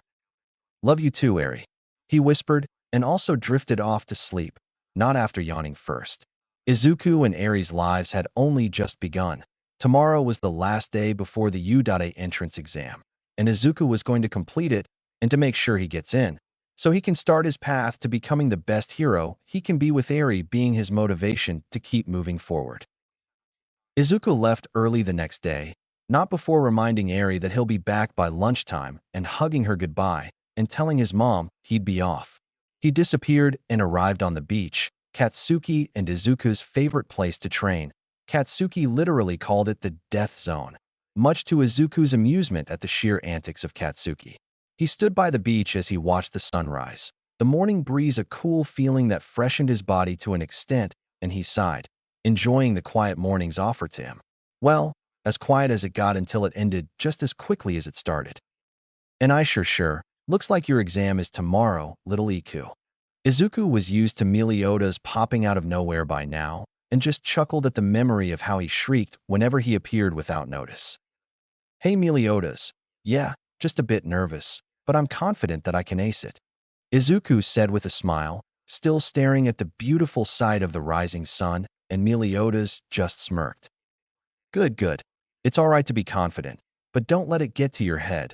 You'll lose it before you even use it, and I sure. Meliodas grinned as Izuku shivered slightly, goosebumps and everything. Why, yeah, of course. I'll keep that in mind. Izuku stuttered a bit as Meliodas just put his hands on his pockets and faced towards the horizon. Time really flies fast, doesn't it? First you were this fearful, nervous boy that didn't know what was going on. Now you're already the dragon's sin of wrath, but you still aren't the captain of the 7 deadly sins yet, Meliodas said as Izuku then looked at him confused. Wait, what do you mean? Izuku asked with uncertainty, and Meliodas just clicked his tongue with a grin. Tisk, TSK. Little Iku, you can't be a captain without a squad. You haven't found any of the other sins yet. Sure, you're the new captain, but I only dubbed you that. The others still have to approve of you being the new captain, so you have to prove it to them that you are. Meliodas smiled and Izuku stared for a while before nodding. He did have a point. Izuku will give him that. Then Meliodas put his hands to the back of his hand and smirked. Looks like he's here. Enjoy your last day of training, Izuku. I'll see you on the other side. Meliodas looked at Izuku with a grin, and Izuku smiled back at him and nodding. Can't wait, Meliodas. Izuku sighed and shook his head in amusement, and Meliodas smiled. You won't have to, he said before snapping his fingers and vanishing from sight. Izuku looked back to the sunrise and heard one familiar scream. Geez, Katsuki, it's freaking 6 in the morning. DKU, you ready to die? Ah, good old Katsuki. Izuku just sighed and looked over his shoulder to find Katsuki grinning at him with murderous intent, his left fist on his right palm, while smoke came out of it. He really never changes, but Izuku could tell Katsuki was just as excited as he was. And good morning to you as well, Kakin, Izuku said and walked towards him, and before Izuku could think, Katsuki launched himself at full speed with a large explosion to Izuku and a right hand in the air, preparing another explosion before Izuku vanished from sight and appeared behind Katsuki. Izuku didn't expect it, but Katsuki used his prepared explosion on his right to push his arm back in a rotating manner, slamming Izuku's cheek with an explosion-propelled fist as Izuku was pushed back from the impact, slamming onto the ground. Before recovering in the air, Katsuki gave no time for Izuku to breathe and launched himself at Izuku again with another explosion. Izuku, before hitting the ground, disappeared again, reappearing on just a few inches on top of Katsuki's back while raising his leg up and grinning. 4% full cowl, reinforced axe shot. Izuku yelled as his foot made contact with Katsuki's back, and he gagged in pain. Katsuki wasn't expecting Izuku to attack this time, and he flew to the ground at a quick pace, before Izuku appeared again at his right side and widened his eyes. This time Izuku wasn't giving him any time to breathe as he smiled at Katsuki, pulling his fist back for a punch. 4% full cowl, 3x reinforced smash. Izuku chanted as he punched Katsuki in the gut. To Katsuki, he only saw Izuku punch once. To Izuku, he punched 3 times before sending him flying farther. Katsuki wasn't going down just because of pain, even if it felt like a brick had hit him in his stomach, and slightly coughed before recovering in midair with an explosion, and then launching himself at Izuku again. Izuku grinned as Katsuki, who had a crazed look on his face and a smile filled with "I will kill you" plastered all over it, then launched himself upwards, now higher in the air with Izuku on the ground, and he smirked, forming an O shaped with his pointer finger and thumb, 3 fingers suspended in the air, and placed it on one point of his palm. AP shot. Katsuki yelled as a big, concentrated blast of explosions formed a beam that went straight for Izuku, but before he could disappear to avoid it, Katsuki separated his hands and raised his arm back, launching a little close to the beam, and placed his palm to its edge and blasted it, making it travel faster to Izuku, and widen his eyes. He had no time to avoid it from being distracted and just took the hit. Katsuki isn't merciful on the battlefield. He then launched himself forward to where Izuku got hit, and had a maniacal grin on his face as he raised his right arm up again. Die! Katsuki screamed as he produced a point-blank explosion at one point after throwing his arm down and causing a big explosion. A smoke cloud formed, and Izuku was knocked back out of it, bouncing on the ground like a pebble bouncing on water before putting his hand on the ground and lunging himself upward to recover before disappearing. Then reappeared running towards the clearing smoke cloud, showing a bit of Katsuki's silhouette in it, and then disappearing again, this time appearing in front of Katsuki as Izuku went in for a quick jab, but Katsuki was prepared. Stun grenade. He heard Katsuki yell, and a blinding light flashed on Izuku's eyes, stunning him momentarily. Katsuki then shot out of the now cleared smoke cloud, just overhead Izuku, and raised his palm at his back, letting go another explosion as Izuku launched towards the ground, grunting in pain. Then Katsuki launched himself on the ground just right beside Izuku, planting his feet on the ground, then grabbing Izuku's arm with his right hand, then spinning him around with explosions on his left hand, building up Katsuki's momentum until Izuku was over Katsuki's head. With a grin, he slammed Izuku down to the sand, adding another explosion to his right palm, further increasing the force of impact on Izuku as he hit the sand, gasping for air and gritting his teeth in pain, but it didn't stop there. Katsuki grabbed Izuku's arm again, then spun him around the opposite direction and threw him away with the help of an explosion. Katsuki then launched himself at Izuku for another attack, but didn't expect Izuku to recover quickly. Izuku opened his eyes and smiled, flipping forward in the air, successfully doing an air recovery as he saw Katsuki heading towards him fast. Izuku then appeared at Katsuki's side in a flash. Izuku then grinned at what he was about to do next. 5% full cowl, 10 blinding blows.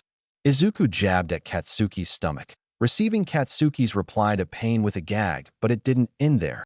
Izuku appeared then on top of Katsuki's back and punching him again, then reappearing on the other side of Katsuki, kicking him at the side where Katsuki was then knocked back in the air flying. Izuku stopped his flight with another kick, this time under him, sending Katsuki flying upwards, with Izuku reappearing again on top and punching Katsuki on the side of his face, sending him flying downwards towards the ground. Izuku then appeared yet again to kick him in the gut, sending him flying to who knows what direction. Izuku then intercepted with another punch to the gut, sending Katsuki at the opposite direction, and Izuku flashed to him with an uppercut jab to the air, hitting his back. He was sent flying upwards, then Izuku flashed again close to his back and launched Katsuki further into the air, before finally reappearing overhead. With Katsuki closing in on Izuku, he pulled his arm back to deliver a final blow and launched his fist at Katsuki, sending him flying faster towards the ground and on contact with the sand, created a human-sized crater. Katsuki didn't anticipate what happened, so he had no time to react on each of the attacks Izuku made on him, as he just gagged in pain and gasped for air on the ground. He bounced, still suspended in air with Izuku still in the air. Izuku then started to fall straight towards Katsuki in an alarming rate, Katsuki widening his eyes as he tried to move, but his muscles were aching and his wrists were in pain from setting too much explosions off, so he had no way to dodge. Izuku kept going until he was almost close to Katsuki and grabbed his right arm with his left hand, facing it towards Katsuki as Izuku bent his right middle finger down, keeping it in place with his thumb, and smiled. 7% full cowl, Delaware smash.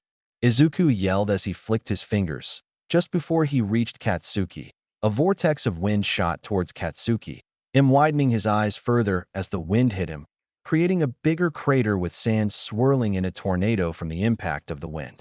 Izuku was knocked back from the shockwave and recoiled a bit as he flew backwards, landing safely on the ground as the wind started to fade away. Izuku stood tall, albeit from a bit of breathing. He trained hard enough to increase his stamina so much. This fight barely made him sweat, but he then widened his eyes at Katsuki, literally unconscious on the devastation Izuku left behind. Crap, I think I went too far. Izuku thought as he ran normally towards Katsuki and carry him to a better spot than the crater he gave him. Izuku laid him down near the shoreline and started to flick water at Katsuki's face, hoping to wake him up, and it did as Katsuki responded with coughing, finally regaining consciousness. To which Izuku just sighed at. Katsuki opened his eyes in confusion. Why Izuku was here, and he was lying down the hell? Wasn't it supposed to be the other way around? Oh, Katsuki lost. He just scoffed and lifted himself up. Izuku helping him up. Katsuki didn't resist and just took in a deep breath. I lost, didn't I? Katsuki asked simply, and Izuku just sighed in relief that he was okay. It was actually amazing how Katsuki was still able to regain consciousness quickly after being unconscious. Izuku just nodded in reply afterwards, and Katsuki just smirked and fell on his back. Damn it, Deku. That's 32 losses for me. How the hell do you keep hiding trump cards at your arsenal and still beat me? You ass. Katsuki just smiled as he closed his eyes while Izuku laughed and sat down, right arm resting on his knee, the other placed on the sand as he stared onto the horizon, then looked at Katsuki, who was still smiling. Those rare genuine smiles that almost no one knows Katsuki was able to do. Look who's talking. You hid some other techniques for me. Why didn't you tell me you could blind someone with your hands? Kaken? That was awesome. It actually surprised me, and you took advantage of it. Izuku grinned as Katsuki then smirked and opened his eyes, looking at Izuku. It took a while for me to master that. I wanted to make damn sure you wouldn't know about it so I could be able to win. But apparently it wasn't enough because you had a lot more in you that you hid away.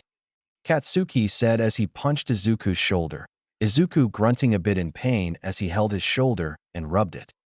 Well, I guess we're even now. You showed me something new. So did I. Izuku chuckled as Katsuki then sat up, looking at the horizon. You're the only person in this heck of a world who can beat me in a fight, and you look like you didn't even fucking break a sweat. The hell? Besides, I'm going to be number one, and you better damn give me a challenge to get there. Katsuki said with a grin as Izuku smirked. Yeah, I can promise you that. And who said you were going to be the number one hero? I will become the number one. No, the best hero in the whole world. Izuku said, and Katsuki snorted. Yeah, dream on, Deku. Katsuki said, and it was Izuku's turn to jab his shoulder as Katsuki started laughing. I'll be at the top waiting for you, Kaken. Izuku said as Katsuki started ceasing his laughter, and they both just stared at the sunset. Tomorrow's the day, huh? Can't fucking believe it's been 11 damn years since I got my quirk, and you got yours a couple years back. Yet, you're practically stronger than me, I'll admit. Katsuki said with a grin as Izuku then stared at him. Katsuki? The Katsuki Bakugo was admitting that someone was stronger than him, and that someone was Izuku? Katsuki wouldn't even admit that All Might was stronger than him, but this? This is just beyond Izuku's mind. No, it's out of this world. Once in a million years opportunity kind of moment right here. So Izuku just widened his eyes. It's all he can do at the moment. Kaken. Izuku said as Katsuki then closed his eyes, then sighed and smiled. It was really out of character for Katsuki, and Izuku was internally freaking out. He was using the rare genuine smile again. That made his panicking worse. That's why I'll get stronger than you. Heck, you're practically stronger than All Might, in my opinion. Which is all the more reason to give me enough resolve to kick your ass tenfold.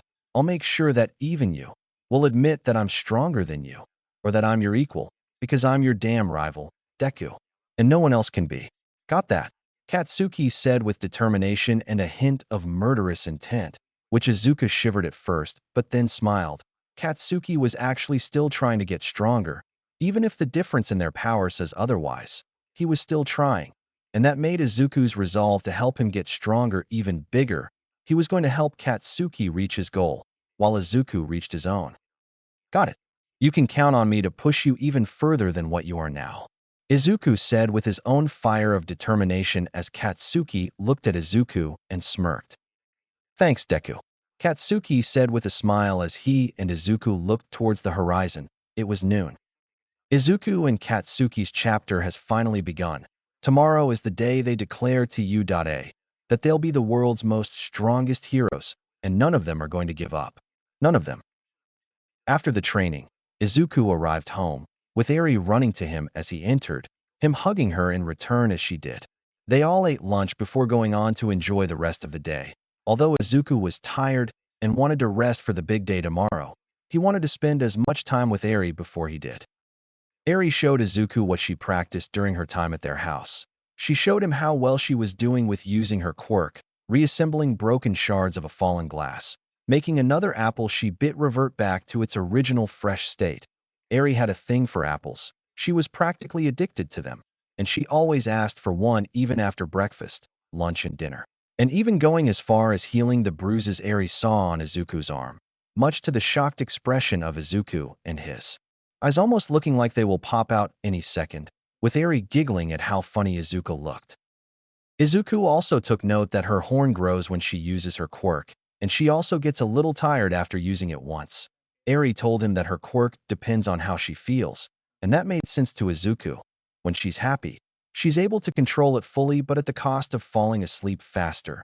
If she's stressed, her quirk activates at random and she can either have control of it or no control over it at all. This even explains when she has panic attacks from her past, her quirk activates immediately at what Izuku could feel would go out of control, but since hugging Eri turns off her quirk automatically, Izuku had found out this technique over the months during her panic attacks. It was also revealed that when she relaxes, the out-of-control nature of her quirk quickly subsides, and she gains control of it again. Izuku decided to name her quirk Rewind, which Eri agreed with a wild nod and stars in her eyes. Much to Izuku's amusement, the object she touches or points her palms at seem to revert back to a past state. The broken drinking glass shows evidence of this, because the shards of glass slowly recompose themselves to their proper place and the cracks of the glass are also cleaned out. It was interesting to Izuku, which you can probably guess what he did next. Eri hinted what with her giggles. The rest of the day was spent, and they just finished eating dinner before Eri started to yawn, signaling Izuku that she was tired from using her quirk and it being nighttime already. Izuku picked her up and wrapped him around his arms, so she could snuggle into his chest as they walked into his room. Laying Eri down on the bed, which was changed from All Might covers to a blue layering with apples strewn across the bed, this made Eri sleep better for some reason. Yup, she really likes apples. Eri was no longer wearing that dirty rag. She was wearing a pink dress with a white skirt. Yes, with apples as well. They took off the ragged clothes the second day Eri was with Izuku after saving her, so she had her own clothes. Thank you, Inko. Bless her. Izuku tucked her into bed as he closed the door and closed the light on the lamp. Eri, who was half awake, was waiting till Izuku came under the blanket and laid down beside her small figure and stroked her hair, which always seemed to work to get Eri to relax. He bent his head down to give her a kiss on the forehead, Eri smiling at that. She always wanted a good night before going to bed, and, like it was tradition for the two, said their good nights. I love you, Papa. Good night, Eri said as she finally yawned one last time before closing her eyes. Love you too, Eri. Good night, Izuku said with a smile and a yawn of his own before laying down and putting an arm over Eri, as she scooted closer to his chest and put her own arm around him. She couldn't reach all the way, so she just grabbed his shirt. Izuku thought it was adorable before Eri finally fell asleep. That same smile that always brought one of Izuku's own every time he saw it. Tomorrow was finally the day of the U.A entrance exam, and Izuku will make sure he will do his best to pass at it. Content with that answer, he yawned again, but before he could sleep, he saw Eri's horn glow white. At first, he was confused because she was okay and hugging Izuku, but then he widened his eyes, not at what was happening to Eri, but what he was feeling, that same feeling he gets whenever he activates, amplifies, or uses it in general. It shocked him so much that he almost fainted at what Eri was emitting, an all too familiar energy surrounding them both. Chapter 4. The U.A entrance exam. An exam. Izuku woke up quite quickly, like he just had a nightmare, but he wasn't scared. He was making constant breaths and remembered what he saw yesterday. It was morning already? Whatever, he had better things to think about. He looked at Eri sleeping beside him.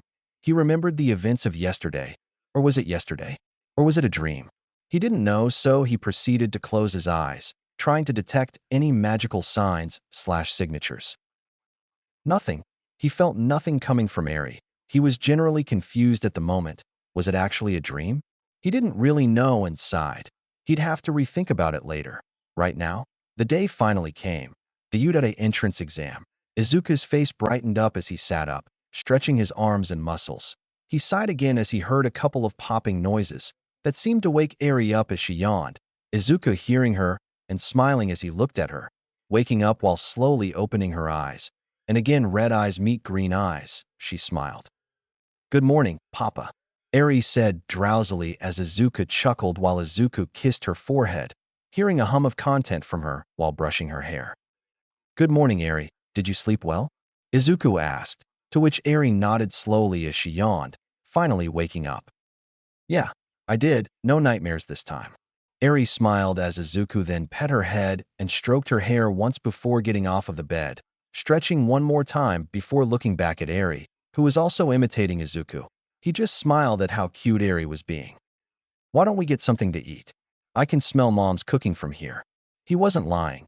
They could practically smell it as it filled the room with an aroma of delight, to which Eri nodded again.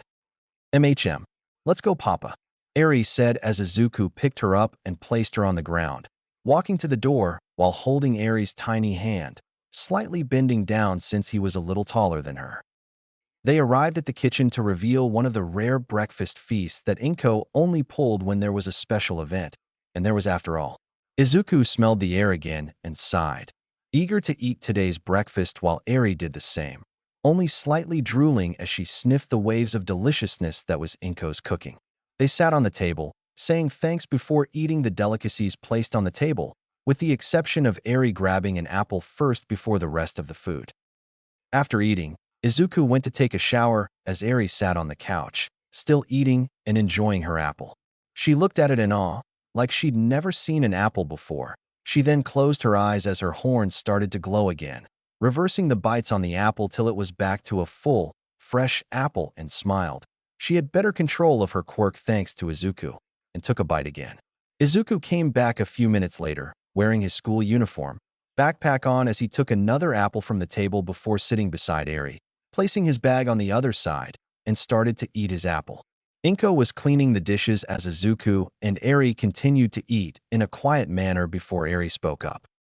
"Papa, today is your exam, right?"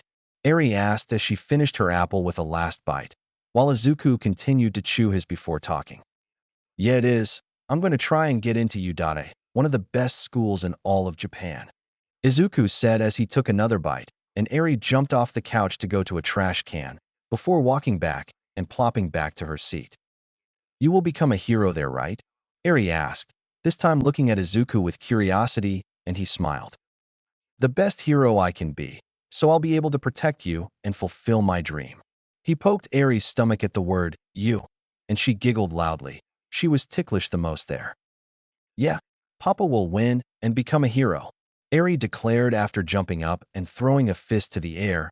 Izuku chuckled and grabbed her by the hips, doing one of the things she loved, which was being spun around by Izuku. She laughed as Izuku smiled, Inko watching from a distance with a smile. She was proud of Izuku for making Eri happy and live a better life. Izuku slowed down afterwards and placed her on the ground, poking a finger at her nose, Eri giggling with a huge smile as he did. Then he grabbed a backpack he placed on the couch as he walked towards the door out, Eri and Inko following him as he wore his signature red sneakers. Before opening the door, hand on the knob, he looked back to his mom and Eri, who gestured Izuku to move closer like she wanted to say something in secret.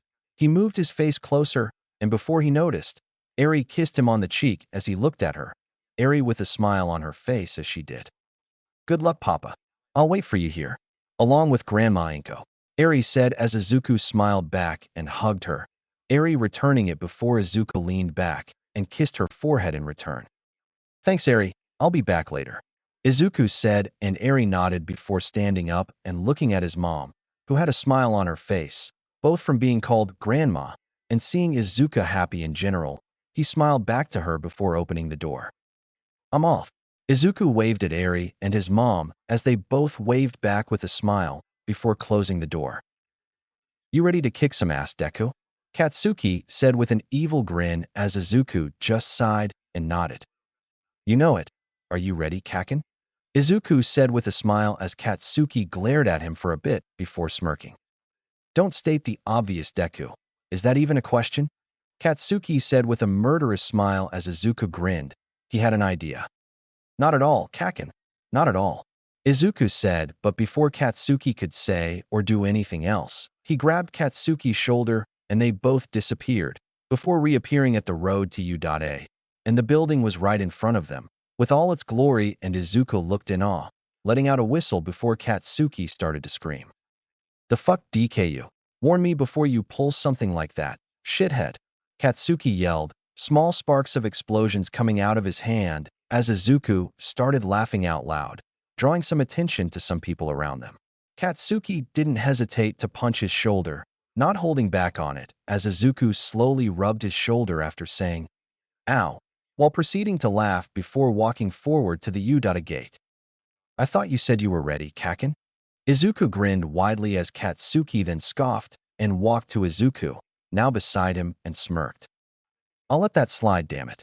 That was too good for me to beat your ass up, but let's see if you can keep up the act when I get the top score at the exam." Katsuki grinned deviously as Izuku raised an eyebrow.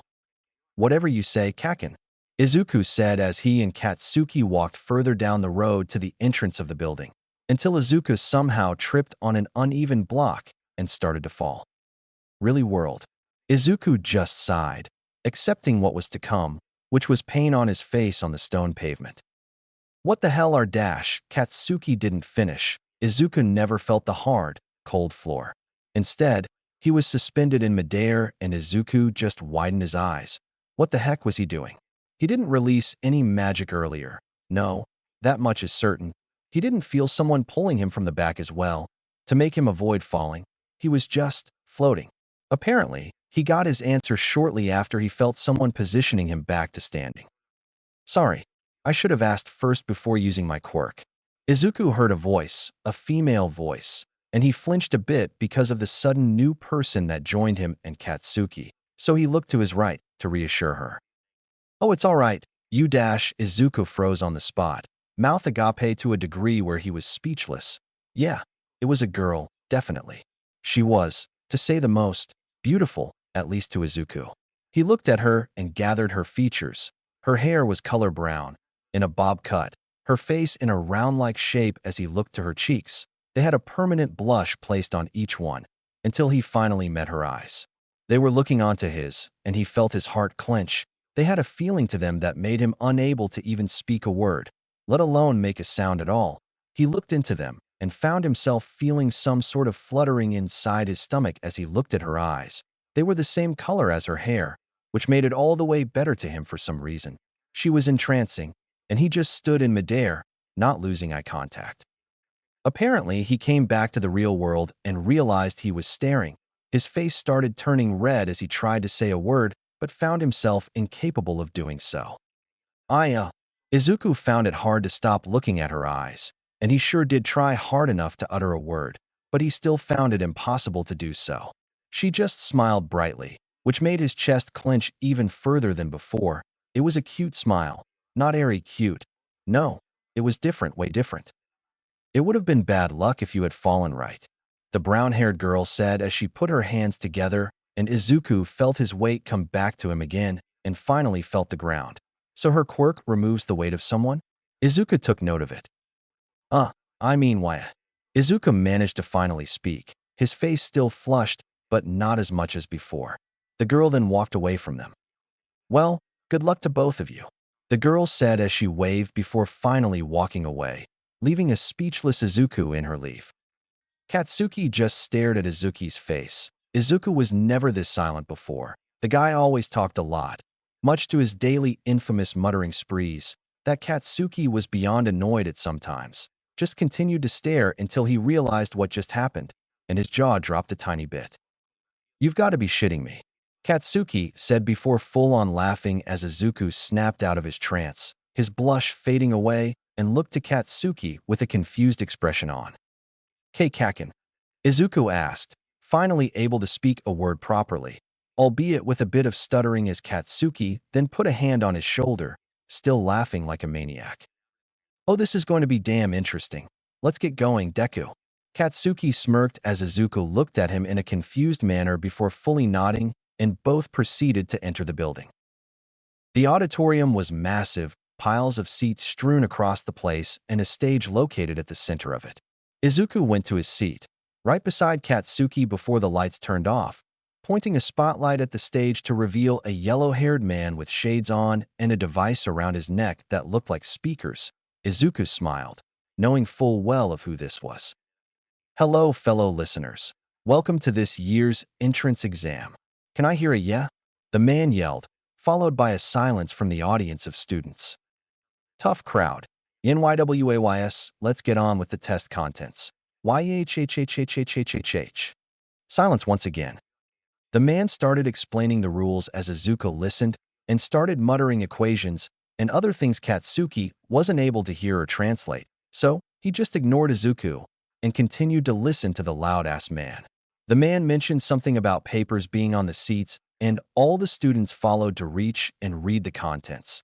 There was the name of the student, followed by what was supposedly the battle center you were assigned to. Much to Katsuki's dismay at wanting to kick Izuku's ass, and much to Izuku's relief of freedom from that. He didn't want it to be a competitive cause. 1. Izuku would win, and 2. He already knew it.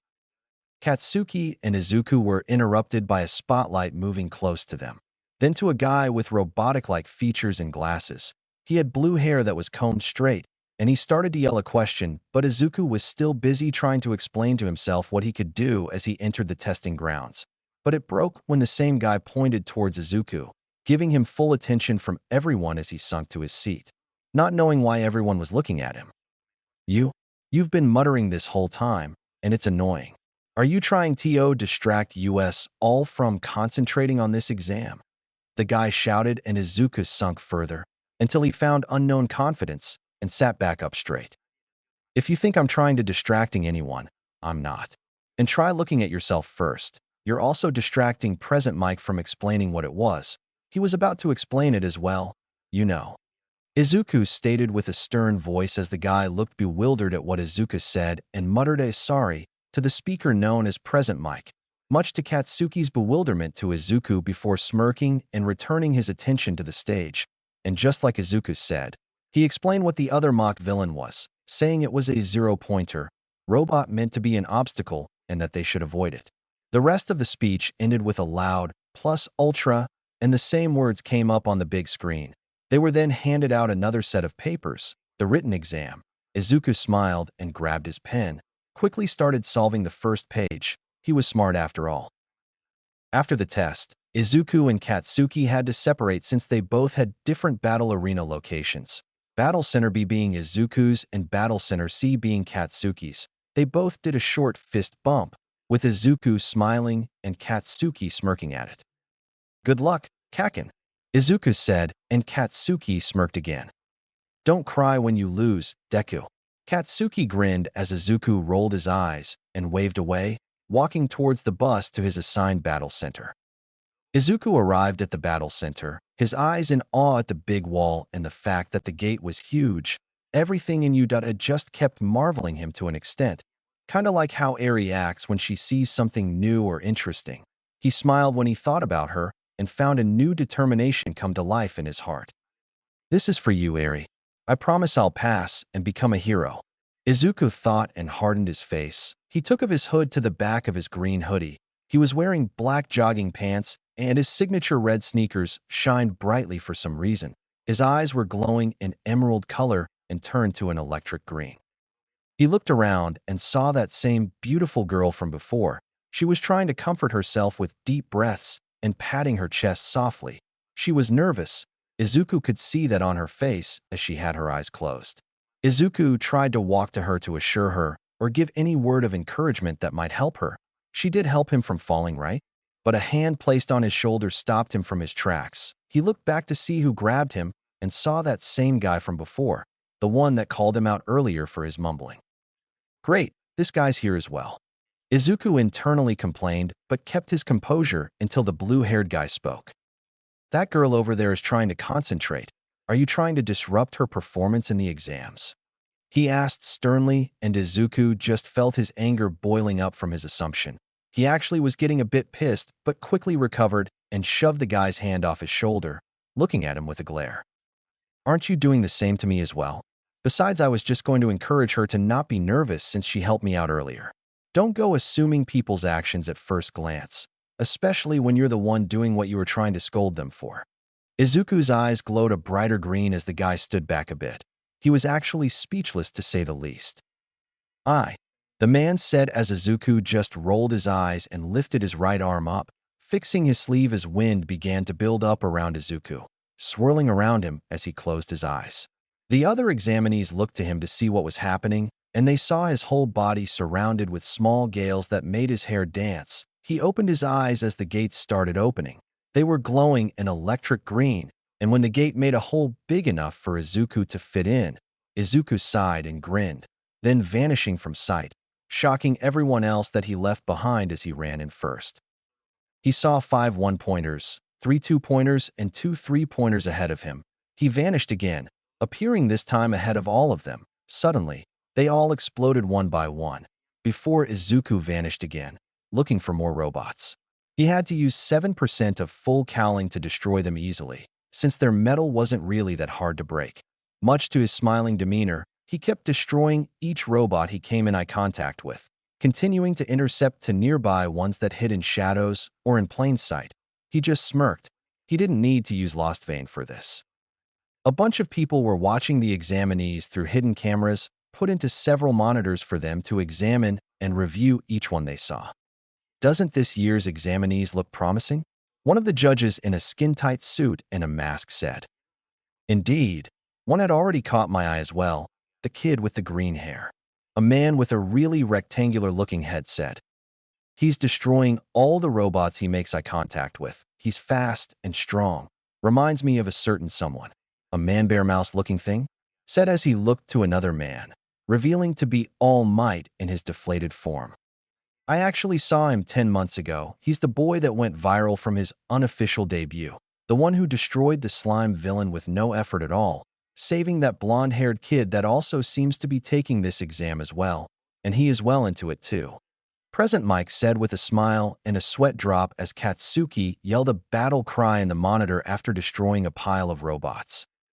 The other students started going in a little after Izuku suddenly disappeared, all pressed for time as they destroyed robots, but also seeing a bunch of them already destroyed. Back to Izuku. He destroyed a good number of mock villains and recounted his score. 78. I think that's a good enough number. I'll see if anyone else needs help. Izuku thought as he began searching the area for anyone who might need help, and he saw one. He vanished to help one boy surrounded by a bunch of two-pointers that were closing in. Izuku appeared behind him and grabbed his hand before vanishing again and appearing outside the circle of two-pointers, and they suddenly exploded, much to the boy's surprise and shock, before Izuku waved goodbye and disappearing again, shocking the boy yet again. He appeared on top of a roof of a building, looking for anyone who might need help until he heard an explosion and the very ground started to shake violently. What the? Why is the ground shaking so much? Izuku thought, and his answer was given as he widened his eyes. A huge colossal robot appeared and started breaking down the buildings. The zero-pointer robot. Why the heck would they put such a dangerous robot at an exam? Isn't that a little too much, eh? Izuku thought and jumped down to the road. Several examinees were running away from the giant zero-pointer, including the blue-haired guy as it continued wreaking havoc across the road. Izuku was about to disappear when he heard it. Ow! Someone's voice cried out in pain. He looked back and widened his eyes more than before. It was her. The nice, beautiful girl he saw a while ago, trapped under rubble, probably from the broken buildings, and her ankle possibly was broken at that point.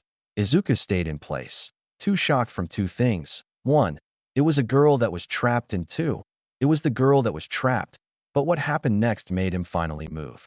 The girl's eyes made contact with his, and he saw it. A plea for help, a plea that he knew all too well, and he caught a memory of Eri asking for his help that fateful day. Then he finally made his move when Izuku saw what she mouthed to him. "Help me." That did it. That activated his legs to move on their own before Izuku could think, and when he did, he disappeared, before reappearing beside the girl, getting a gasp in return as he picked up the rubble on her foot with his left and extended his right to her. She grabbed it and looked at him with a shocked expression.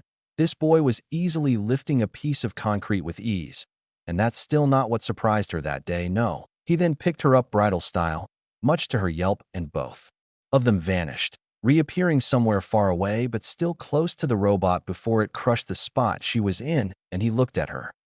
She now noticed his face features. He had emerald-colored hair with hints of black in them, his cheeks painted with freckles that formed a diamond around each one, and his eyes, she could see that they were filled with concern and relief, and she found herself staring before looking away, blushing slightly as the boy put her down to rest her foot. "Are you okay?" the boy asked as she looked at him again, finding herself staring at his eyes before nodding slowly. Then he did the same before standing up. Where are you going?" she yelled a bit as the boy looked up with a determined face, and she couldn't help but feel entranced by his face. He looked brave. Not a little while ago did she see the nervous, stuttering boy from before. This time she saw someone different now, and she felt her face heat up before looking away again. The boy looked up towards the zero-pointer and sighed. "It's too dangerous to leave something like that to rampage across the streets. It will hurt others more. I'll take care of it," the boy said before making eye contact with her, and she looked at him bewildered. "Are you kidding? That robot's huge. I don't think you can dash." She didn't finish as she saw his face again. He smiled at her. She didn't know what or why, but her heart started to clench as she felt herself drown into the weird sensation that his eyes gave. And this time, she didn't look away. "Wait here," was all he said before vanishing from sight, making the girl yelp again. Izuku appeared in the middle of the zero-pointer and the other examinees, who were watching, and some of them gasped when they saw Izuku appear out of nowhere. The girl he saved was gently placed by the sidewalk, also seeing where Izuku was. Then he smiled and crouched, arms stretched out and hands closed to fists. 15% full cowling, he yelled, and a big blast of wind sprung to life, swirling around Izuku in a vortex of raging winds as others were shocked until they were pushed back from the force of the winds. The girl held on to a stop sign quickly as the winds passed her, making her almost float above the ground, but stood her ground and stared at Izuku, seeing him as he showed so much power that made everyone fall back and just stared in awe. Izuku smiled and disappeared again, leaving a large crater in his sleeve that caused a massive shockwave to occur and pushed the others back. Some fell, while some tried to hold on to something.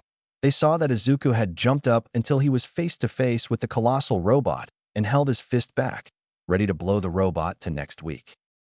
"I don't think 10% will be enough to destroy it in one hit, so I'll just hit it with 15%, Izuku thought before yelling. 15% full cowl, devastating blow. Izuku roared out loud and launching his fist forward, making contact with the zero-pointer's face, and a big shockwave blew everyone back as a large vortex of wind pressure shot out of Izuku's fist, making the robot's face look like someone had just squished it before it exploded from the inside, destroying the rest of the robot's body parts as it got knocked back from the sheer force of Izuku's punch.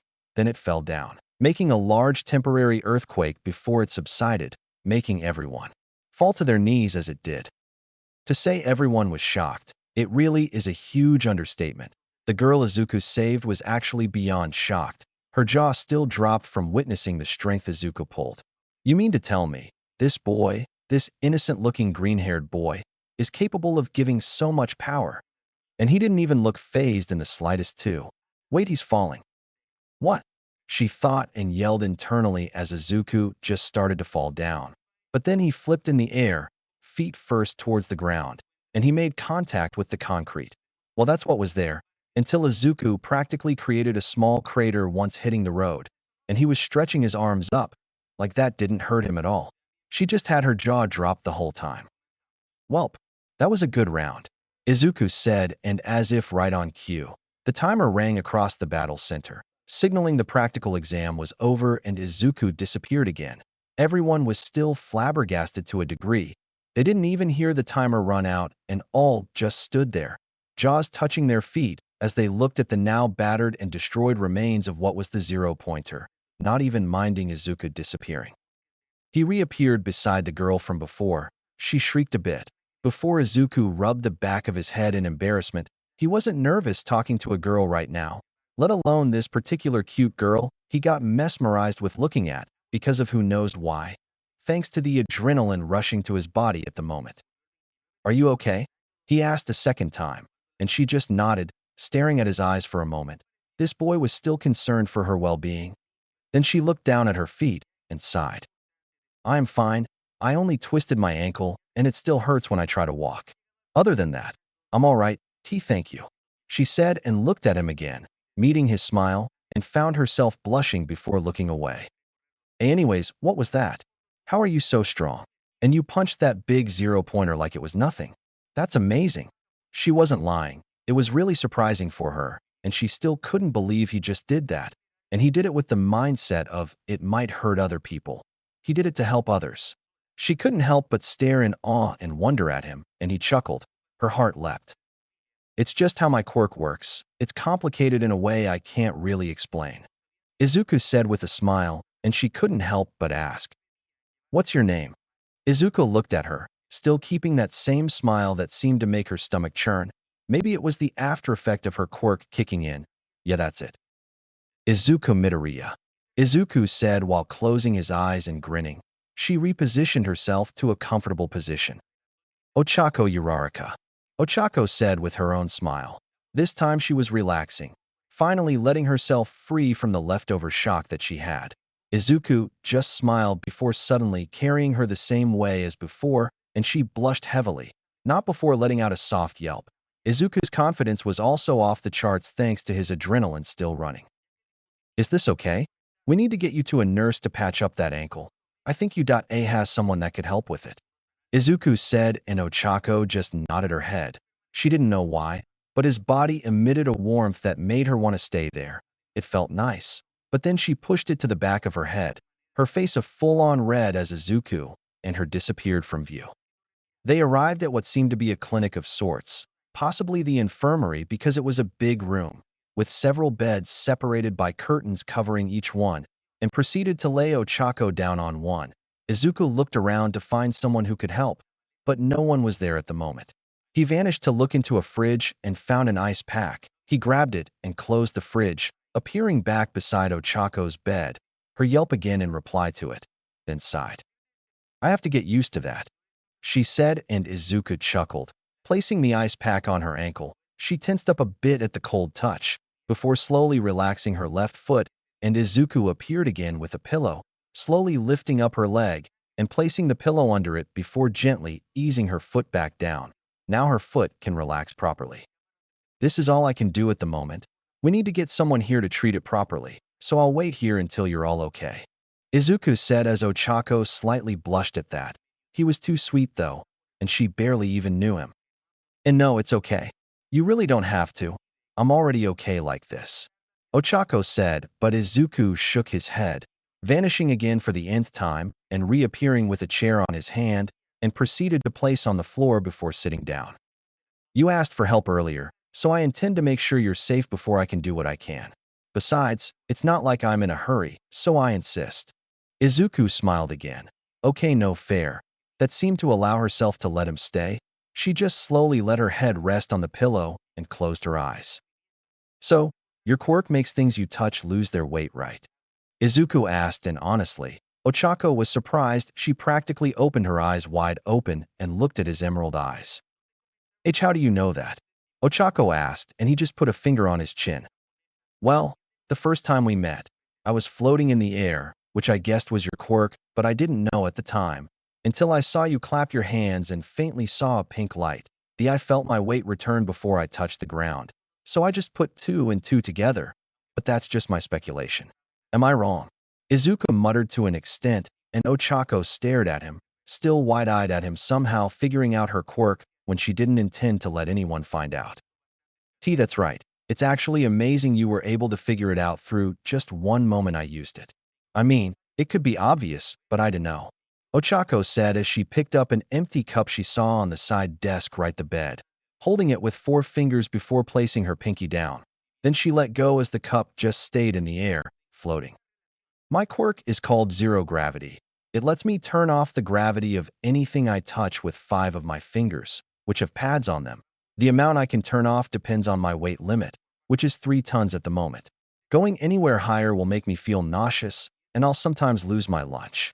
I can return its original gravity back to anything I touched. It also works on people as well, Ochako explained while Izuku was practically staring in awe. And writing your notes?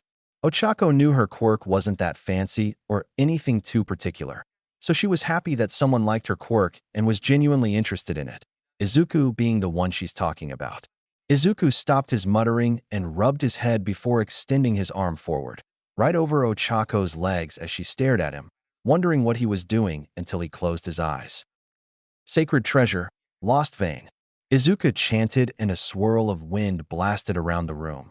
Ochako covered her eyes with her arms until the wind subsided, and she gasped with wide eyes when she saw Izuku holding Lost Vein on his hand, and he slowly opened his eyes and smiled at her. My quirk is called Lost Vein. It's the name of the blade that I'm holding. Remember when I said my quirk is complicated? Well, here's why. It allows me to summon the blade itself, but nobody will be able to wield it or use Lost Vein's powers because it's imprinted in my soul. Therefore, I am the only one who can use it. Lost Vein grants me a myriad of abilities to use, such as the increase in strength you saw earlier and my inhuman speed. Of course, in return, Lost Vein uses my stamina as fuel for my abilities, so I get tired if I use it too much. Izuku explained as Ochako listened while marveling at the shiny blade in Izuku's hand. She was really surprised Izuku had a really interesting quirk. She had never seen anything like it. That's for sure. Yeah, same reaction here. She looked at it for a while until looking back at Izuku. It's such a cool quirk. It's the quirk that helped you save me. I really never got to thank you now that I mention it. So thanks for saving me. Ochako smiled as Izuku blushed a little when she did, his adrenaline finally starting to fade away. Why, you're welcome, Izuku said, his stuttering almost coming back before hearing a voice. Well, you too. I'm surprised to see anyone here already. The others already started heading home. Izuku and Ochako both yelped as they heard it, looking to the source of the voice and finding a small, old lady wearing what appears to be a hero costume in pinkish colors. She looked like a veteran until Izuku recognized who she was, thanks to the suit. Our recovery girl. The recovery girl, Izuku said, mouth slightly agape in awe as recovery girl chuckled lightly. Oh ho ho, you actually know who I am, kid. I'm actually surprised you can still recognize me despite my age. Recovery girl said with a smile as she moved closer to Izuku and Ochako. Oh right, she has a twisted ankle that might be close to breaking. I applied an ice pack on her to help her ease through the pain, Izuku said as recovery girl smiled. Well, I'm surprised that you stayed with her. You could have gone home after placing her here, you know? Recovery girl grinned as Izuku blushed slightly and Ochako did the same, only a little lighter than Izuku's. I just didn't want to leave her alone. I had to make sure she was all right before I left. Izuku rubbed the back of his head in embarrassment before throwing his right arm out, making Lost Vein disappear fully with a small gale. Ochako just blushed even more at what Izuku said, then slowly fading as she yelped when Recovery Girl kissed her ankle, and she yelped in reply. There, since it's just twisted, I didn't use much of your stamina, so you'll be able to walk home from here, dear. Recovery Girl said as Ochako's ankle started to fix itself with a sea green glow and her foot went back into place. She tried rotating her foot, which it did with no pain, and she sighed loudly. Thank you, Ochako said as Izuku smiled. Recovery Girl then sighed and pointed to the door with her walking stick. Now go, you two lovebirds. The school's practically already empty of examinees, and you two might be the only ones left here. Recovery Girl grinned as both Izuku and Ochako blushed on a full red, both having the same thought. LL lovebirds. Izuku and Ochako finally left the school grounds, them being in an awkward silence the whole time until Izuku spoke. So Uraraka? What will you be doing? Izuku asked and Ochako looked at him nervously before looking down and sighing. I don't know. I might go back to my apartment and cook early dinner before going to bed. It is getting late after all, Ochako said with a slight frown. She didn't know why she did. She was okay with living alone in her simple apartment, but it got lonely over time, and she sometimes wished her parents were with her or to have someone to at least talk to. Izuku didn't know why he said what he said next. Maybe it was the leftover adrenaline still kicking in. Maybe after seeing her frown? He didn't know. If you want, I could invite you to eat at my place. I'll be cooking tonight, so I could maybe treat you, Izuku said bashfully, and Ochako's eyes widened to a degree. Somehow Izuku answered her thoughts, and she blushed madly, looking away to hide it. Did he just invite me to come over his house? Ochako gulped, and Izuku quickly realized what he said and started bowing furiously at her, also blushing a mad mess. I am sorry. I don't want to force you to do something you don't want to do, and I just said that because I thought you lived alone and well dash. Sure. Izuku froze. Huh? Izuku was confused at what she said. Did he hear her right? He looked at her. She was looking away, her hand on her face with the pinky fingers lifted up, and Ochako whispered this time. I'd like that very much. Izuku wished he would have fainted on the spot right there. The guy just freaking invited a girl to his home. He even said it casually, without stuttering too much too. Man, adrenaline was a scary thing. Izuku looked to Ochako again. They made eye contact this time, and both just stared into each other's eyes, lost in their own little worlds of whatever they may be thinking at that moment. His green emerald eyes looking at her chocolate brown eyes. They were trapped in a trance as multiple emotions wildly showed on their eyes. It ended as they both looked away, feeling their faces heat up to a high point that anyone could have seen smoke coming out of the top of their heads. Izuku then broke the silence again. I am going to make a call, Uraraka. Give me a minute. Izuku said as Ochako then nodded with a sound, and they both walked towards a bench. They just realized they arrived at the terminal, waiting for their train to stop. Well, Izuku's train to stop. Izuku pulled out the phone from his pocket and turned it on. He saw the first 2 notifications on screen. 2 missed calls from Kaken. 5 unread texts from Explosion King. Izuku just sighed. He only got those from Katsuki and turned his phone, going to his contact list, and calling Katsuki as he put the phone to his right ear, waiting as the ringing continued until he heard the other line pick up. Hey Kaken. Izuku started. Where the hell have you been, Deku? I looked all around the school and couldn't find you. My feet feel like shit from that thanks to you. Katsuki yelled from the other line. Izuku just sighed. Yeah, sorry about that. I was a little preoccupied at that moment. We were at the infirmary earlier. We're at the terminal right now, waiting for the next train back home. Izuku said. Hold your ass. Did you say we? Izuku flinched. Oh, right. Remember that girl we saw the first time? The one that helped me when I almost fell. Izuku said. Wait, you're with Roundface right now? The hell's that about? Katsuki asked. Izuku just stared off into space before returning back to the conversation. Her name's Ochako Uraraka. I saved her from the 0-pointer earlier before punching it and taking it out of commission. She twisted her ankle a while back, so that will explain as to why we were at the infirmary. Izuku said. Roundface is easier to remember. Wait a damn second. Did you fucking say you punched the 0-pointer? Katsuki yelled again. This time Izuku put the phone a little farther away to avoid his ears from ringing, but close enough to still hear him. Oh yeah, I did. It would have caused a lot of casualties to other examinees if I didn't take care of it, so I took it out. He heard a thump on the other line. Fucking, that's bullshit, Deku. Are you sure you weren't pissed or something? I understand the damn saving others crap you pulled, but did you seriously do it? Katsuki calmed down a bit as Izuku sighed. No, I wasn't. And yes, I did. The 0-pointer was huge, so I had to go over my usual percentage, so I went for 15% on it. But I should have went a bit lower because the whole thing exploded from the inside. So I sort of miscalculated. Izuku stated, and Katsuki just sighed over his side. That high? Holy shit, you used too much. Katsuki said, and Izuku just nodded, even if he couldn't see it. Yeah, I kind of went loose on the increase. That was my fault. I could have finished it with 12% maybe, but I haven't tested how strong it was, so that's probably the reason why I didn't use it. Izuku just said with a sigh of his own and heard Katsuki smirk. So, how many kills, Deku? Katsuki asked, and Izuku smiled. Last time I checked, I think it was 78. I lost count after helping others with their robots. Izuku asked and heard Katsuki smirked again. Are you sure you didn't just steal their damn kills? Izuku could have sworn he heard Katsuki grinning, if that makes any sense. What? No, of course not. There was one who was surrounded by a bunch of them, and he couldn't do anything. Izuku explained and heard Katsuki sigh. I was right, true hero, huh? Well, whatever. I think I can say I damn won this time.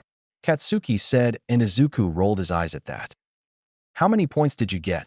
Izuku really can hear him grinning like a maniac. 92 was the simple answer Izuku got, and he widened his eyes, mouth agape. 92. Izuku knew Katsuki was strong and fast. His explosions were good for that type of test, but getting almost a 100? Yeah, Izuku really admired the guy. You know, I can almost imagine you going wild on every single robot that you saw. Izuku chuckled a bit as he heard Katsuki smirk. You can fucking believe I did. To think they would have given me a better challenge than those weak-ass three-pointers. Izuku just sighed. Katsuki was just being Katsuki. Kaken, you know you could have tried taking out the zero-pointer if you wanted to. Izuku wasn't lying. Katsuki's explosions have gotten stronger over the years, and the 10 months of training both of them had increased them to a degree greater than the 5 years of training he probably had done during the camp Katsuki went to. Nah, the damn thing was too far away. I was busy enjoying myself with the small fry, so it never crossed my mind. Katsuki said, and Izuku smiled. Yup, that sounded a lot like Katsuki. Well, I probably should get going, Kaken. I still have Uraraka here with me, so I'll see you around. Izuku said, but then put the phone away from his ear. Katsuki wasn't yelling. No, it was an all-too-familiar voice at the Bakugo household. Katsuki Bakugo, get your damn ass off your bed and start eating. Izuku really should be careful of the volume on his phone during calls with Katsuki. They usually ended with, "Damn it, I know you old hag. Shut up and give me a second." Katsuki said, and Izuku's sweat dropped. Katsuki and Mitsuki's mother and son relationship was unique in a way. Izuku knew they always acted like this. It's just something he had to see while growing up with Katsuki. Of course, the yelling and swearing didn't start until Katsuki turned 9, and it stayed like that up until now. Izuku just shook his head in amusement at their antics. Listen, Deku, I'll get going. The old hag might break down my door again if I don't head down. I'll talk tomorrow. Izuku just nodded even if he couldn't see it. But he could see Katsuki nod in reply. It was a weird exchange. Wait, did Katsuki just say Mitsuki might break down his door again? Izuku's sweat dropped again. Maybe it was getting out of hand a bit? He just shook of the thought. Yeah, sure. I'll talk to you tomorrow. See you, Kaken. Izuku said, and heard Katsuki smirk. Yeah, enjoy your date, Deku. Izuku heard him laugh a little before Katsuki hung up, and Izuku was left blushing a really dark red. His hand was slightly wobbling too much for comfort. Date. Izuku almost fainted again and took a glance at Uraraka, who was just looking the other way. Her right leg was bouncing up and down, and she was smiling, just enjoying her time, and Izuku found himself staring again at her face. It looked peaceful. Before he turned away, his blush returning full force. Ochako was having an internal struggle. She didn't mean to eavesdrop on the conversation Izuku had with. She heard was a friend named Kaken. Must have been a nickname. It sounded like a boy, so she let out a breath she didn't know she was holding. Why did she feel relief all of a sudden? She was just confused and ignored it for a bit. It was hard keeping a straight face while thinking all these thoughts that were racing in her mind right now. These two were talking about the exam from what she heard from Izuku, and she could have sworn she heard yelling from the other line.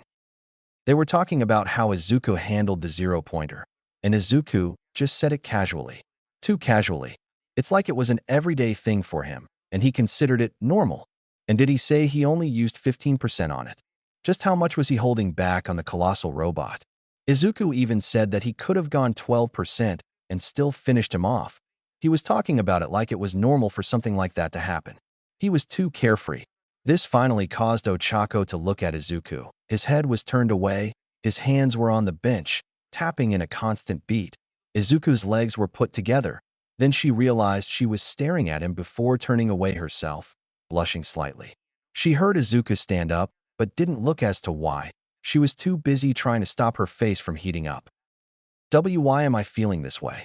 I'm just alone with a kind and cute, interesting boy that just happened to be the one who saved me when no one else would. Yeah, nothing too strange there, right?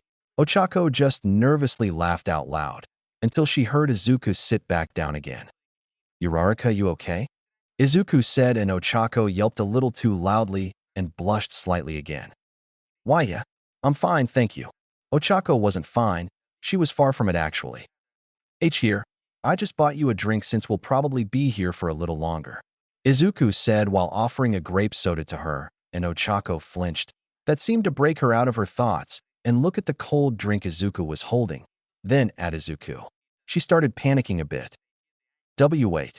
Why did you buy for me? I could have bought my own, and you just used up your allowance. I'm sorry, I should have told you not to.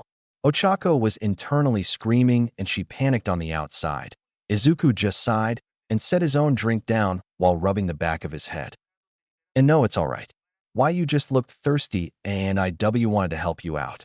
Izuku nervously laughed while still offering the drink to her. Ochako was thirsty, to be honest. As if this boy couldn't get any more sweeter. He was too kind for his own good.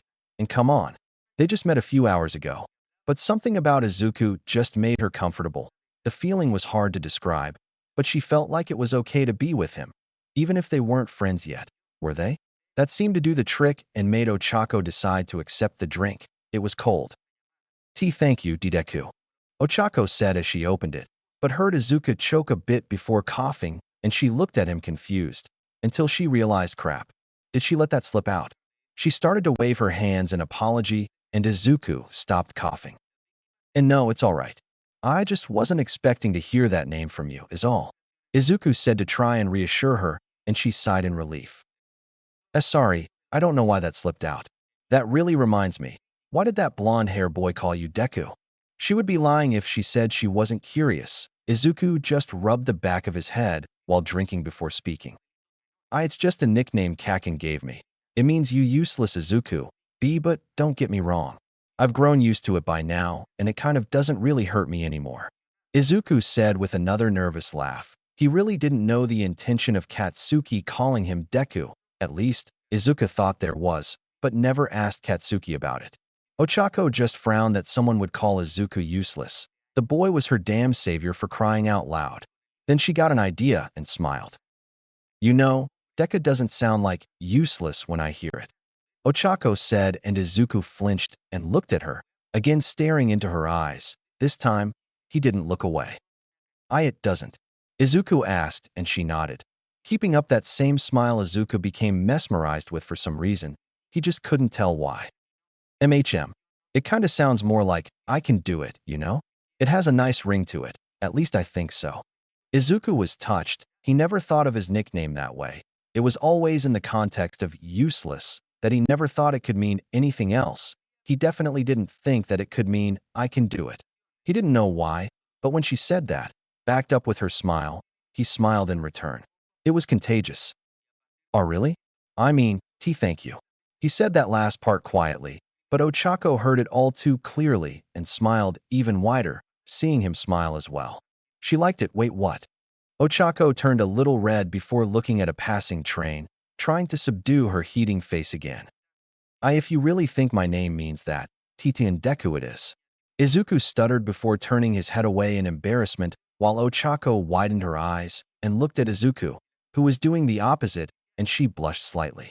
They sat in an awkward silence. It was too awkward for anyone's taste. The small bench did nothing to break it either. Their legs were almost touching, and they both had red faces, albeit Ochako's was a little brighter than Izuku's. The silence finally broke when Izuku's train arrived, and Izuku stood up, looking at Ochako, and they made eye contact as she lifted her head up.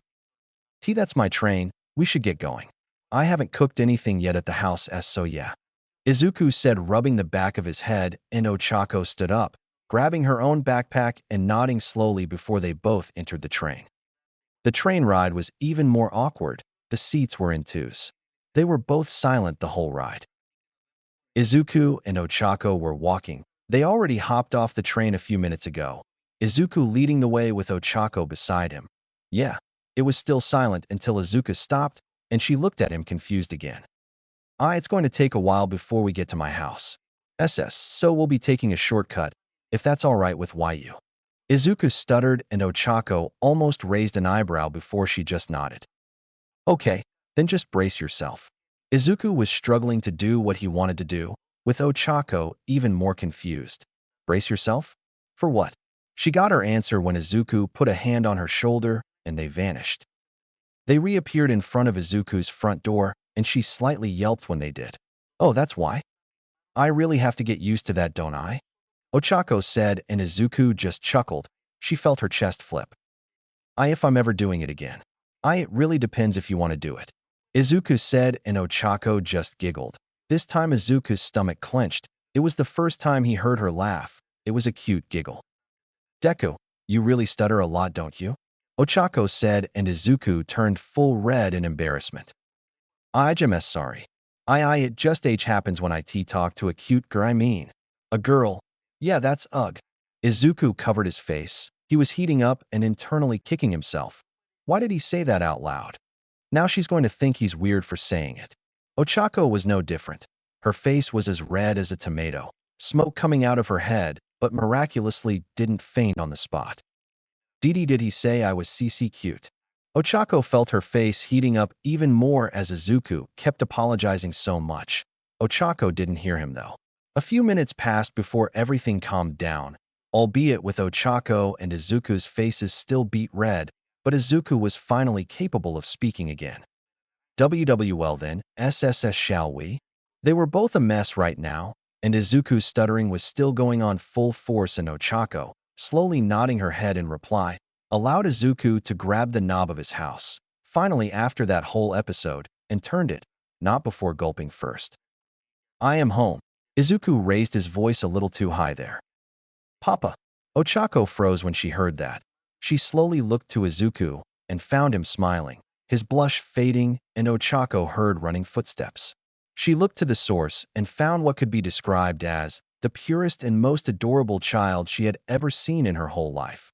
Ochako saw Izuku run to her and grabbed the little white-haired girl's hips, hoisted her into the air as the girl giggled and smiled, while Izuku proceeded to spin her around with his own smile. They were really happy. Eri, how are you? Were you very good today? Izuku said as he slowed down, and Eri nodded wildly in reply. I helped Grandma set the table. She gave me an apple as a prize. Eri said enthusiastically as Izuku then placed her on the floor again, kissing her forehead as she giggled again. That's great. I'm proud of you, but you look way too happy for just that. Did something good happen? Izuku asked with a finger on his chin as Eri then smiled really widely. Yup, Papa's here now. So how did the exam go? Did you pass it? Were you and Uncle Katsu together? Eri shot a lot of questions, and Izuku chuckled at it. She was really hyper today. The exam went great. I was able to punch a big robot away and save someone. I also Izuku didn't finish as Eri yelped and hugged him suddenly. He was confused. Eri, you alright?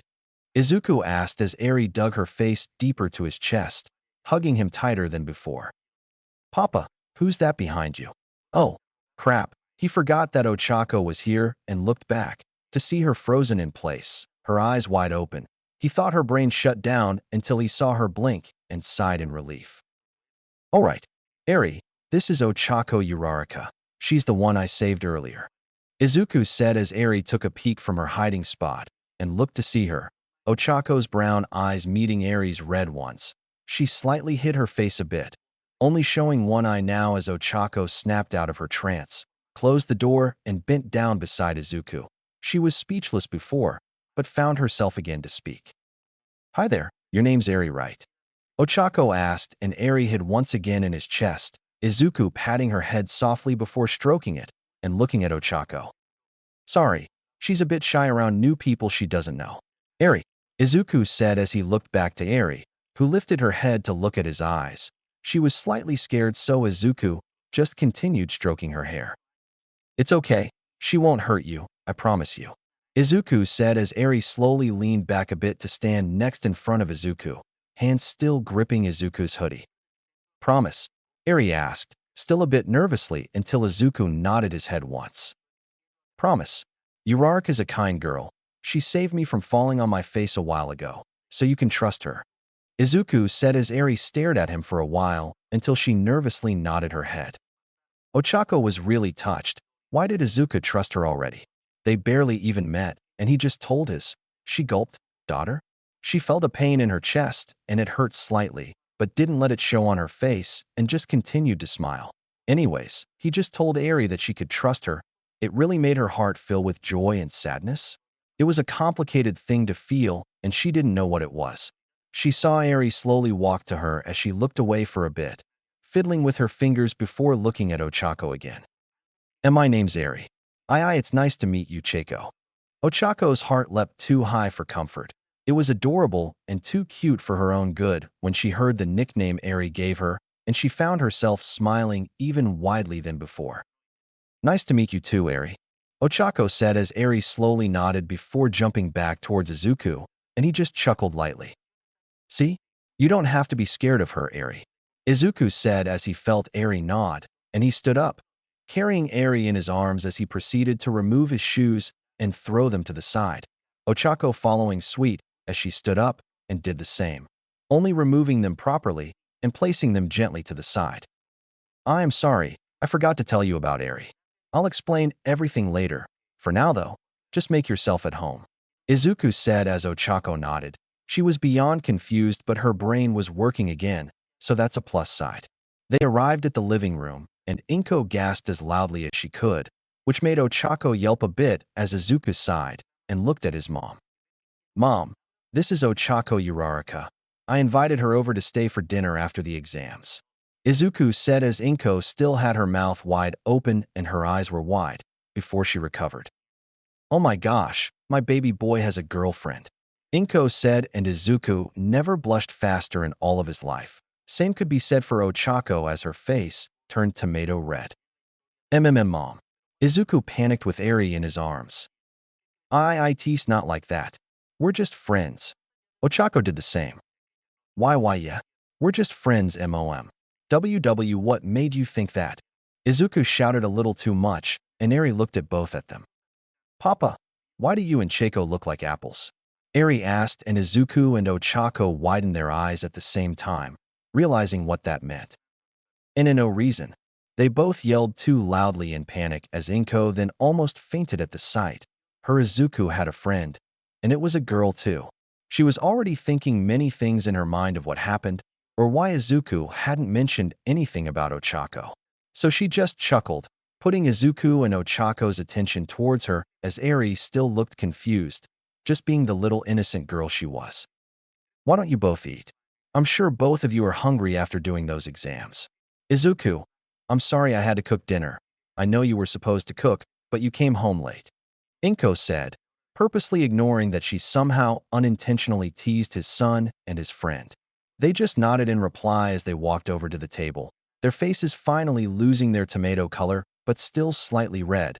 They finally calmed down, though, as Ochako sat opposite of the table, Inko in the middle and Izuku and Eri sitting beside each other opposite of Ochako, and started to eat.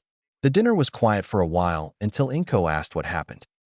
He then explained everything to how he and Ochako met the first time, how he saved her from the zero-pointer, and how he helped her recover her ankle until Recovery Girl came and healed it, then explained from then on about them going home together. He blushed again remembering what he did, and much to Izuku's mercy, Ochako also blushed when he explained it, but cut in with some parts on her side of the story, and Inko listened attentively, with Eri also in awe of what Izuku said earlier up, until the point of Ochako and him walking home, which she just continued to eat while they talked about it. After finishing their dinner, much to Ochako's delight at the wonderful cooking of Inko's, Izuku and Ochako sat down on the couch, with Eri sitting on Izuku's lap as Izuku begun to explain about him and Eri. Ochako was listening carefully to everything he said and was honestly shocked the whole time. Her eyes widened on numerous points of the story, like when Izuku saved Eri, Eri's side of the story of being tortured and abused. Izuku whispered those parts of the story to Ochako, for Eri not to hear, of course. Ochako also found herself clenching her fists at the story. She was also mad when she heard about what Overhaul did to this young, cute, and innocent girl and noticed Izuku scowling his name with venom and hatred, but quickly released his anger and continued telling the tale.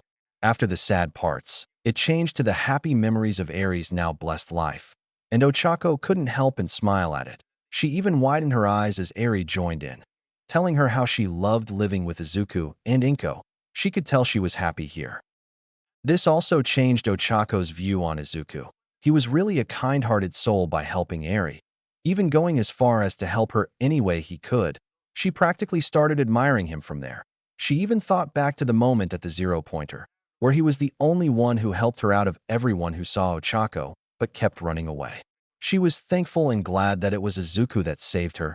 There was just something about Izuku that made him so interesting to her. He looked simple for other people, but to Ochako, Izuku looked very, in a way, amazing. She always gazed at him on random while he talked about Eri, stroking said girl's hair with his hand as he talked, and seeing Eri happy with him made her all the more stare completely until she met his eyes. His eyes were the best part about him. She couldn't explain why, but whenever she looked at them, she found it hard to look away at times. They had this feeling, this fire in them that she could only tell was passion and determination. She saw that same fire earlier, back at the practical exam, where he looked to the colossal robot with the same look as before. She felt like she was safe. It somehow made her feel like she wanted to gaze closer into them. She felt safe, and it made her look at Izuku with, well, awe? It made her heart leap whenever she remembered his face. His smile made her stomach churn the same way, and he was showing it again next to her. He had that same determined expression on as he told Ochako his promise to Eri, and she just smiled. She saw that Izuku also did this for Eri, and she could see that he wasn't going to stop anytime soon. Izuku and Ochako then talked about their lives, after Eri left them alone to ask Inko for something. And to be perfectly honest, they hit it off quite well and got along pretty quickly. Ochako mentioned about her situation to him, about her parents' financial problems, and why it was the reason she wanted to become a hero, to help her parents take it easy. Izuku just smiled at that. It was such a great thing for her to do, and it was admirable. Ochako didn't know why she said that, but there was something about Izuku that made her comfortable in a way. It was easy to talk to him, and all the while, he didn't laugh at her reason to becoming a hero.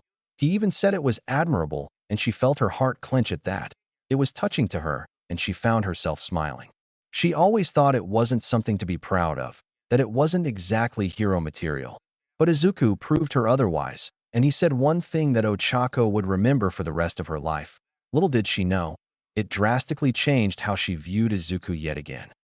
I think you'll become a great hero. No, I know you will.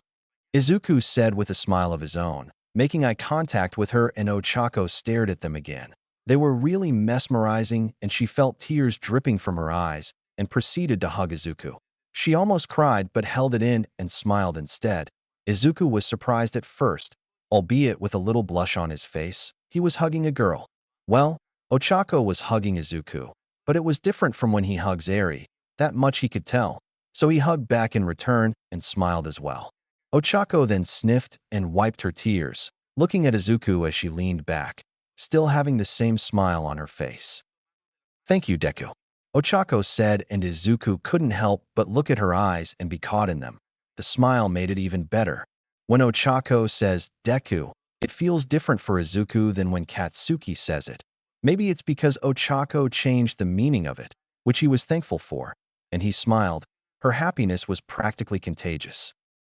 You're welcome, Uraraka. The minutes turned to hours as Izuku and Ochako talked more, until it was really getting late, and it was time for Ochako to head home. Izuku tucked Eri to bed. She fell asleep half an hour ago on Izuku's lap, then giving her a good night's kiss before closing the door, heading towards the front door of their house to find Ochako, putting her shoes on, and smiling as she saw Izuku, him doing so in return. They both went outside. The evening breeze was brushing Ochako's hair as she looked towards the bright full moon, and Izuku found the sight entrancing. She was really beautiful. The background did no less to improve the view he was having, and quickly stopped himself from staring before she noticed him looking away, blushing a little red as she caught him staring, and she also blushed as well. So I guess you're going now. Izuku was lying if he said he wanted her to go, because he didn't. He found his conversations with Ochako enjoyable. She actually felt the same. Why yeah?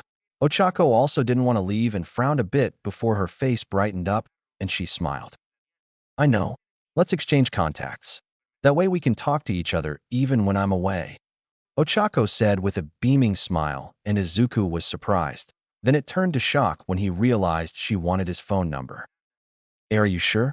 I mean, I don't want to be a bother to you, Izuku said, Still unsure and internally panicking, a girl just asked for his number. What did you expect his reaction was going to be? You aren't silly, Ochako said before blushing again. I really enjoyed this night. To be honest, it really gets lonely sometimes at my place, so thank you for inviting me. I really appreciate it, Ochako said while brushing a stray hair to the back of her ear, looking down slightly as she did, before lifting her eyes to meet Izuku's as he stood there frozen, before smiling softly, and he felt his heart beating faster. And no problem, I enjoyed the night as well, and I'm glad you did too. Do you want me to take you to the terminal? He asked while blushing, and she blushed as well, her heart rate also picking up the pace. Sure. Besides, it's much faster if you take me there. So yeah, you can. She was slightly nervous. Deep down, she didn't want to leave yet, so this is like a way to prolong the inevitable departure. Okay then. Hang on, Uraraka. Izuku gulped before what he did next. He connected his hand to hers, and she yelped at the sudden contact. His hands felt rough, but comfortable. She felt her heart beat even faster as she looked at it. His fingers closed in as her fingers were still in the air before she slowly closed all four. Her pinky finger left in the air to avoid activating her quirk, and he smiled nervously before they vanished again. They appeared at the terminal, where the trains were still running down the rails, and Ochako yelped a bit, but not as much as before. They looked at each other, hands still connected before blushing deeper and letting their hands go, looking away from each other. Izuku thought back to when he held Ochako's hand. It was soft to the touch, and it really made his heart clench as he did. The feeling made him want to hold it again, but punched himself internally. And no, what the heck are you doing, brain? I don't want her to think I'm weird right after I just became her friend. Izuku thought as he looked back to Ochako, who also did at the same time, and their eyes met. Before another moment could spring back to life, Izuku remembered something. Oh, right, I forgot to give you my phone number, Izuku said as he pulled his phone out of his pocket and turned it on. Oh yeah, must have slipped my mind earlier. Hee hee. Ochako chuckled slightly as she grabbed her phone as well. Pinky lifted up and they exchanged contacts. Ochako looked at Izuku's number with a smile and proceeded to type his name on her contact list. Deku. Izuku looked to his phone with a wobbly smile before it turned into a genuine one. I just gave my number to a girl, and she also gave me hers, Izuku thought as he looked Ochako's phone number and typed her name down. Uraraka. Izuku lifted his head to look at Ochako, her also doing the same as their eyes met yet again for the umpteenth time today, and just stared for a full minute until Ochako looked away to find her train stop and frowned a little before looking back at Izuku, also seeing him frown a bit before he smiled again. Uraraka. I guess this is your train, Izuku said with a hint of sadness in his voice. Ochako could tell, and she also felt the same. Why, yeah, it is. Ochako really didn't want to go, as much as she wanted to deny it. Don't worry though.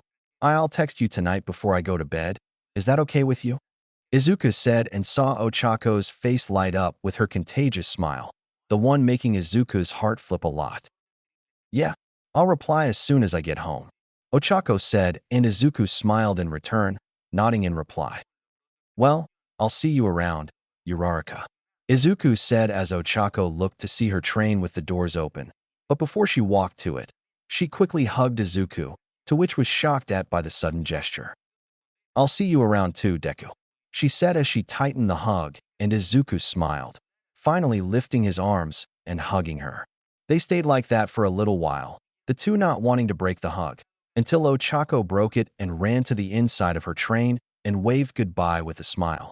Izuku also waved his hand in return and smiled too until the doors closed, the train finally moving away as Ochako looked out the window, seeing him smile once more before he vanished, and she sighed, still having the same smile on her face.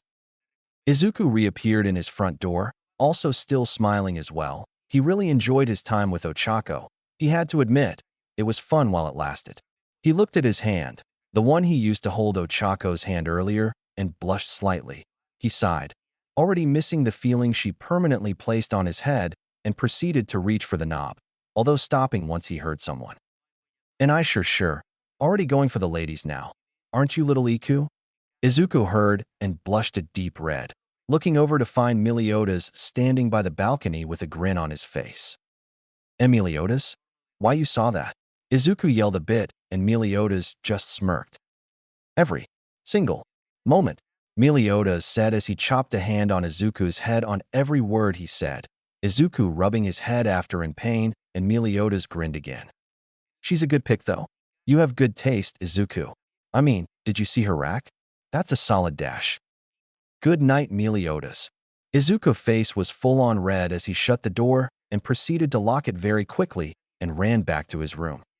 Meliodas just snickered and looked towards the night sky, stars shining a little brighter and the full moon raining down light towards Meliodas' face. He placed his hands to the back of his head, just watching the starry night, and just smiled. I vouch for them.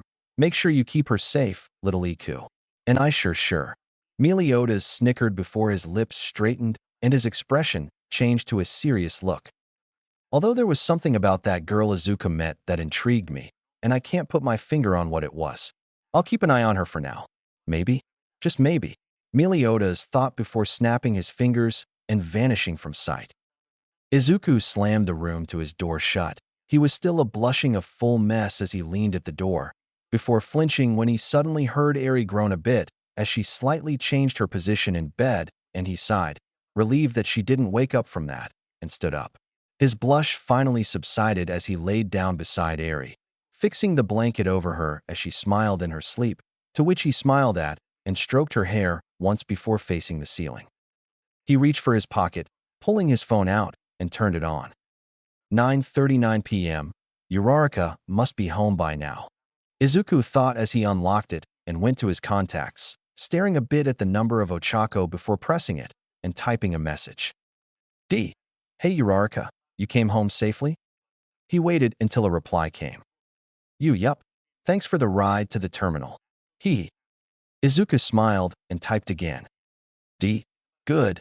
And it was no problem at all. I'm glad you're okay. Izuku waited and another message came. Thanks Deku. I really did enjoy tonight's dinner. Your mom's cooking is delicious. Izuku chuckled a bit. D. You have no idea, ha ha ha. I wish I could have ate what you cooked though. Izuku blushed a bit at that. D.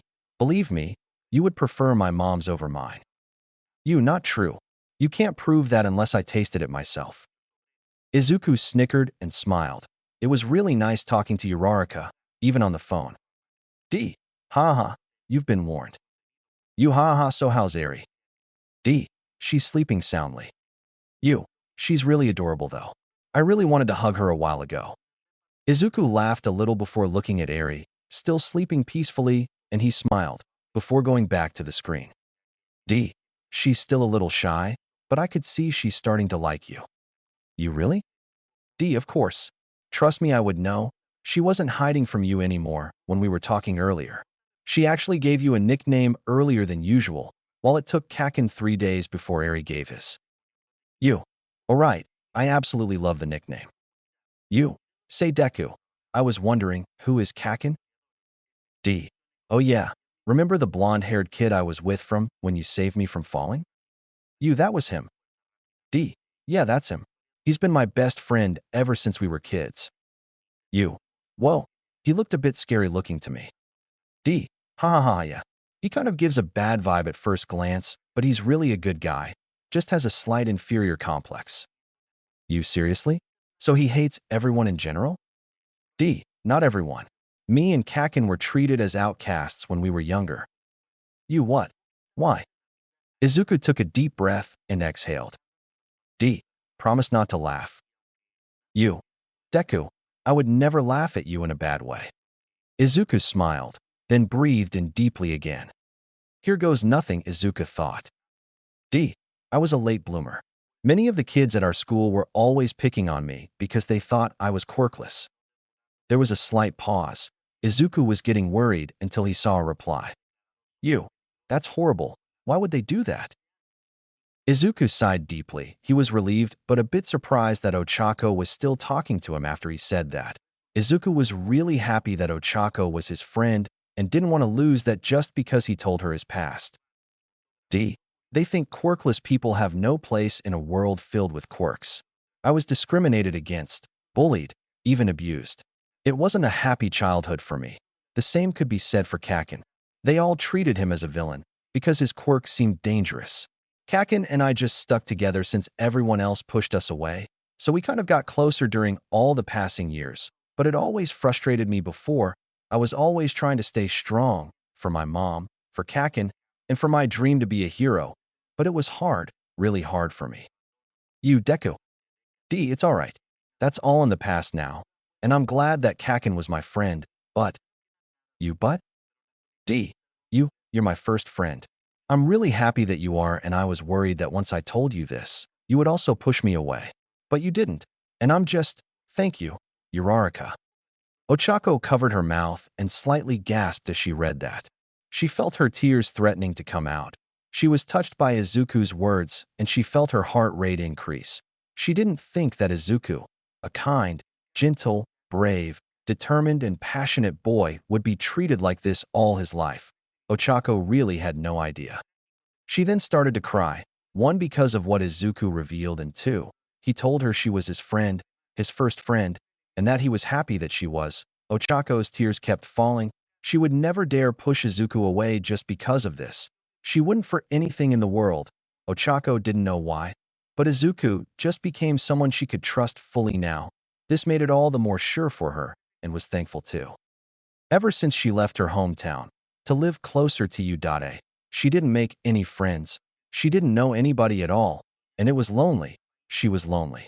But then, Izuku came into her life, and they became quick friends. She didn't think she could be friends with anybody, but Izuku proved her wrong. She just started to smile, tears still falling down her cheeks, and she began to type her emotions away. You, Deku, thank you too. I really am grateful that you are my friend as well. To be honest, I was lonely, living in an apartment with just yourself and no one else. It made me turn homesick right away. I didn't know anybody and always felt alone. So I can say that you are also my first friend. Well, from here anyways, hee. Izuku widened his eyes. He knew that Ochako had a hard life with her parents, and she was living a financial struggle during her childhood. But to think she kept it all to herself, now revealing her emotions to Izuku, he too felt tears coming out, happy that Ochako trusted him as much as he trusted her. He smiled, typing out a message. D. Uraraka, I really hope you pass UA. You worked hard to get here. You always felt the need to help your parents, and it inspired me to also do my best more from now on. You showed me, proved to me that even though you had a hard life, you can still come back up and run towards your dream. And it somehow even relates to me as well. I almost gave up one time. That's when my quirk manifested. If it hadn't, I don't even know if I'll ever even meet you. You are amazing, Uraraka. Nobody else can tell me otherwise. Ochako read it and cried even louder, her sobs and gasps filling her room as she laid down on her bed. She gripped the covers of her bed tightly, and she cried even more. Izuku was too sweet, and that message proved it even more. She kept at it for a few minutes before her cries finally subsiding to quiet sobs. She grabbed a nearby tissue box and blew her nose, then typing another message to Izuku, with one of the biggest smiles she ever made in her life. You, Deku, that's really sweet of you, honest. You were also an inspiration to me. Actually, you are an inspiration to me. When you saved me during the exam, you were the only one that came to my rescue. You were the only one to answer my plea for help. You were a hero, my hero. Izuku didn't know if his eyes would get even wider than before. When Eri told him that he was her hero, it proved to him that he had become a hero already even before he became one. But when Ochako said it, it was even more different. She was the second person he saved from danger. He honestly didn't expect Ochako to say this. All he could do was smile at the message she gave, and he never regretted his actions, because that gave him the one thing he found hard to receive, a friend, another friend, one that didn't run away from him when told Izuku was quirkless, but stayed and listened to every word he typed. He saw another message. You. I also hope you can pass to Udade, so let's become heroes together. Izuku smiled. Yeah, we will become heroes, and I'll be here to help you in every step of the way. Ochako smiled. So will I? I'll be here to do anything I can to support you as well. I decided. I won't just become a hero to help mommy and daddy. I'll become a hero to save and help others the same way you did. D. Then you will become a greater hero than before. I just know it. You. Thank you, Deku. So will you. D. No, thank you. And you're welcome, Uraraka. You. You're welcome as well, Deku. Izuku and Ochako were both smiling, tears in their eyes as they both yawned at the same time. Coincidence? I think not, signaling their sleep to hold them. D. I think you should get to bed. I'm tired. You. Same here. Talk to you tomorrow? D. Yeah, as soon as I wake up. Good night, Uraraka. You. Good night, Deku. Izuku turned off his phone. He sighed then smiled as he placed it on the side desk next to the bed. Ochako turned off hers with a smile on her face. She sighed as well, before putting her phone on the desk next to her lamp as she grabbed her mittens to avoid her quirk from activating while she slept and laid down, slowly closing her eyes as she did. Izuku turned off the lamp in his room, now lit up by the moonlight surrounding the walls as he yawned once more before closing his eyes as well. Both Izuku and Ochako smiled before having the same thought. What a day. The letters for U.A would come by in a week. Ochako regularly visited Izuku during those 7 days, much to Izuku's happiness every time she would come over, putting on a smile as she met him by the door with her doing the same and greeting each other. Ever since the night before, Izuku and Ochako became closer, more comfortable with each other as the days passed on. Eri was now getting comfortable with Ochako as well, showing her what she learned from Izuku, playing with both Izuku and Ochako, and even using her quirk, much to Ochako's awe, Izuku's proud face, and Eri's giggles. They mostly stayed inside the house, hanging out and talking when Izuku and Ochako were alone, and Eri was playing near them, minding her own little world, and Inko could say she was happy for Izuku, that her baby boy was finally growing up, and just smiled at Izuku and Ochako. There was another episode of seeing Izuku's room. Ochako totally enjoyed her time with saying that Izuku was a pure fanboy, though he didn't really mind it at all. Ever since that day, Izuku's view on All Might changed. He still admired the man, only less than before. They all had their enjoyment and fun as the days passed by, until it came. The letter, Izuku's literal future was in his hands as he stared at it, Eri beside him, also curious to know if Izuku passed, as she jumped up and down in excitement. She had full confidence that Izuku passed, but he still had his doubts. Inko was outside the room, leaving him to his privacy. Eri was in there because she wouldn't leave Izuku alone to see if he passed, so she kind of whined a bit until she used her cute powers and pouted her lips saying please in one of the most adorable ways imaginable. That seemed to get to Izuku and Inko as they agreed, much to Eri's proud face as she shouted a cheer. Ochako was back at her house, because the letter would be delivered to her mailbox, so she told Izuku she'd call him to tell him if she had passed or not. But Izuku gave her comforting words of encouragement and believed that she passed, which Ochako smiled at before going back to hers. Now back to Izuku. He was still staring at it, and Eri started to get impatient. Papa, when are you going to open it? Eri said as her patience started wearing thin, and Izuku snapped out of his trance and rubbed the back of his head. Oh, right. Sorry, guess I'm kind of worried that I didn't pass, Izuku said, and Eri groaned in her own cute little way. Papa, I told you. You're going to pass, and I feel like you're going to be the top student to pass. No, I know you are, Eri said with determination as Izuku looked at her with a smile before petting her head. She giggled in reply. Yeah, we'll see, Eri. But thank you anyways, Izuku said, and Eri just nodded and looked at the letter, Izuku following suit before he gulped. Here goes, Izuku said as he put both his thumbs and his pointer fingers in a clipping manner, prepared to rip it in half. Ready? Izuku asked Eri, who was looking at the envelope with anticipation before looking at Izuku, and nodded in confirmation. Ready, Eri said, and they both looked back to the envelope before Izuku ripped it apart, and a strange round device fell off the now ripped envelope and hit the desk flap before it turned on and revealed a projection with an all-too-familiar person with a huge smile too close to the screen. I am here as a projection, All Might yelled as Eri shrieked in shock and instantly jumped on Izuku's lap before hiding her face in his shirt. Izuku grunting in shock of the sudden gesture and bewilderment at All Might literally being a projection in front of him. All Might, Izuku said in shock as he then looked at Eri on his shirt, slightly whimpering.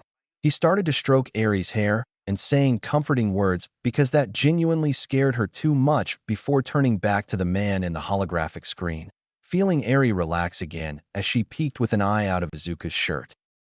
I am sorry for startling you, but fear not, for it really is me in the flesh. Eri hid her face again as Izuku continued to stroke her hair gently, whispering to her that it's not going to hurt her. So, to start off, young Midoriya, your overall score in the written exam passed with a general score of 94. A high-esteemed achievement, I must say. Izuku sighed deeply in relief at that, and Eri lifted her head up to look at the big, muscular man on the screen as he said that Izuku passed one of the exams, then looked at Izuku with a nervous smile, still a little scared as Izuku looked at her with a reassuring smile that made her relax a bit more before calming down. But here comes the real thing. Izuku gulped as Eri looked at the screen after looking at Izuku. Now, for your practical exam score, you scored a whopping 91 villain points. That's enough to already give you a passing score and letting you complete the U-8 entrance exam with flying colors. Izuku tensed up and had his jaw dropped. He didn't expect to have that much points. He had tears threatening to come out as he then let everything come to him. He passed. He passed the exams. He was in. He was accepted. Eri then had a big smile on her face and started to cheer, hugging Izuku as he then cheered as well, tears finally coming out and bringing Eri in a hug before throwing her into the air and then grabbing her, spinning her around as Izuku laughed in joy with Eri giggling and following his laughter as they spun around. I told you, Papa. You passed. You can become a hero now, Eri said with a huge smile, and Izuku gave her one just as big as hers. I did it. Why, you were right. I had nothing to worry about. Izuku gave a toothy grin as he slowed down their little charade with Izuku and Eri cheering as they did. He was happy beyond belief, and Eri was beaming with a proud smile as they stopped and hugged. I'm taking note to never doubt myself again. Thank you, Eri, Izuku said with a smile as Eri snuggled closer into Izuku's chest, and they both closed their eyes, content with the results, until All Might spoke again. However, there was a secret factor added to the scoring. Izuku paused before looking back and sitting down again, eager to hear what this secret factor was, and Eri was just as curious as Izuku. You were not only scored by villain points, but also by rescue points. Izuku's mouth dropped again. He definitely didn't expect that to be a factor to the test. The screen then showed recorded clips of Izuku saving the boy that was surrounded by robots, and saving Ochako before they got crushed by the zero-pointer, even showing the clip of him destroying said zero-pointer in one punch, showing the massive devastation that he caused as Eri looked at each of them in awe, especially the punch to the zero-pointer, with Izuku looking at them with a smile. Wow, Papa, you saved 2 people and beat the big robot. You're so cool, Eri said with stars in her eyes as Izuku then almost cried on the spot as she said he was cool and hugged Eri in his arms, both still in their cute moment until the screen changed to a scoreboard and Izuku widened his eyes further. 1. Izuku Midoriya, villain points, 91/rescue points, 86/total score, 177. 2. Katsuki Bakugo, villain points, 92/rescue points, 0/total score, 92. 3. Ochako Uraraka, villain points, 47/rescue points, 25/total score, 72. Izuku widened his eyes even more before he smiled widely. Ochako passed, and she scored the 3rd place as well. Izuku was already crying before, so if you can cry even more than that, that's what Izuku was doing right now. Eri was also jumping on Izuku's lap, but he paid no attention to the pain because of the swirling hurricane of emotions he was feeling simultaneously, and she was also smiling widely. Papa, look. Chako is number 3. Uncle Katsu is number 2. And you're number 1. You're the best one there, Eri said with so much happiness she was practically giddying in place, and Izuku just smiled at her, with one of the biggest smiles he could put on. So come, young Midoriya. Izuku and Eri looked at the screen, albeit with Izuku still crying a bit as All Might extended his hand to him. This is your hero academia. The video froze, with All Might smiling at them with those signature grins of his, and Izuku just smiled widely. Eri just giggling at Izuku's face, and she said with her own, "Papa, you made it." Eri said, clearly happier than ever, and Izuku, still in a daze, nodded in reply. "Yeah, I did," Izuku said and grabbed his phone, dialing Ochako's number as did. She answered and the two were locked in an emotional conversation, with Eri going out of the room to tell Inko that Izuku had passed, and she cried a fountain of tears, much to Eri's amusement. Izuku kept telling Ochako it was all right. He was no better though, and Ochako just giggled at his loud sobs while he spoke reassuring words to her. The conversation continued until Ochako said she was tired and had to go to bed, which Izuku agreed to that, and said their goodbyes before Ochako hung up. She smiled a whole lot and practically jumped onto her bed, putting her head in the pillow, squealing into it all her happiness and joy that she was feeling. Both she and Izuku passed. They were going into Udata together. They were even in the same class. Talk about convenient, but she was happy nonetheless. Izuku walked towards a crying Inko after staring at his phone with a smile. She was so proud that her baby boy was finally one step closer to his dream. Eri just being herself and cheering for Izuku as he smiled at both of them, bringing them into a hug. Izuku and Ochako were finally going on the path to becoming heroes, in the most prestigious school in all of Japan no less. They were happy. They felt joy, anxiety, worry, determination, and most of all, gratitude. For Izuku, he was thankful to Meliodas, who gave him his final push to keep on trying. He'd have to tell him later about this, but he just smiled, knowing his mentor would give him lectures again, but couldn't help but think what Meliodas would say about this. Besides from his infamous snickering and seemingly never-ending, All Might surpassing grin.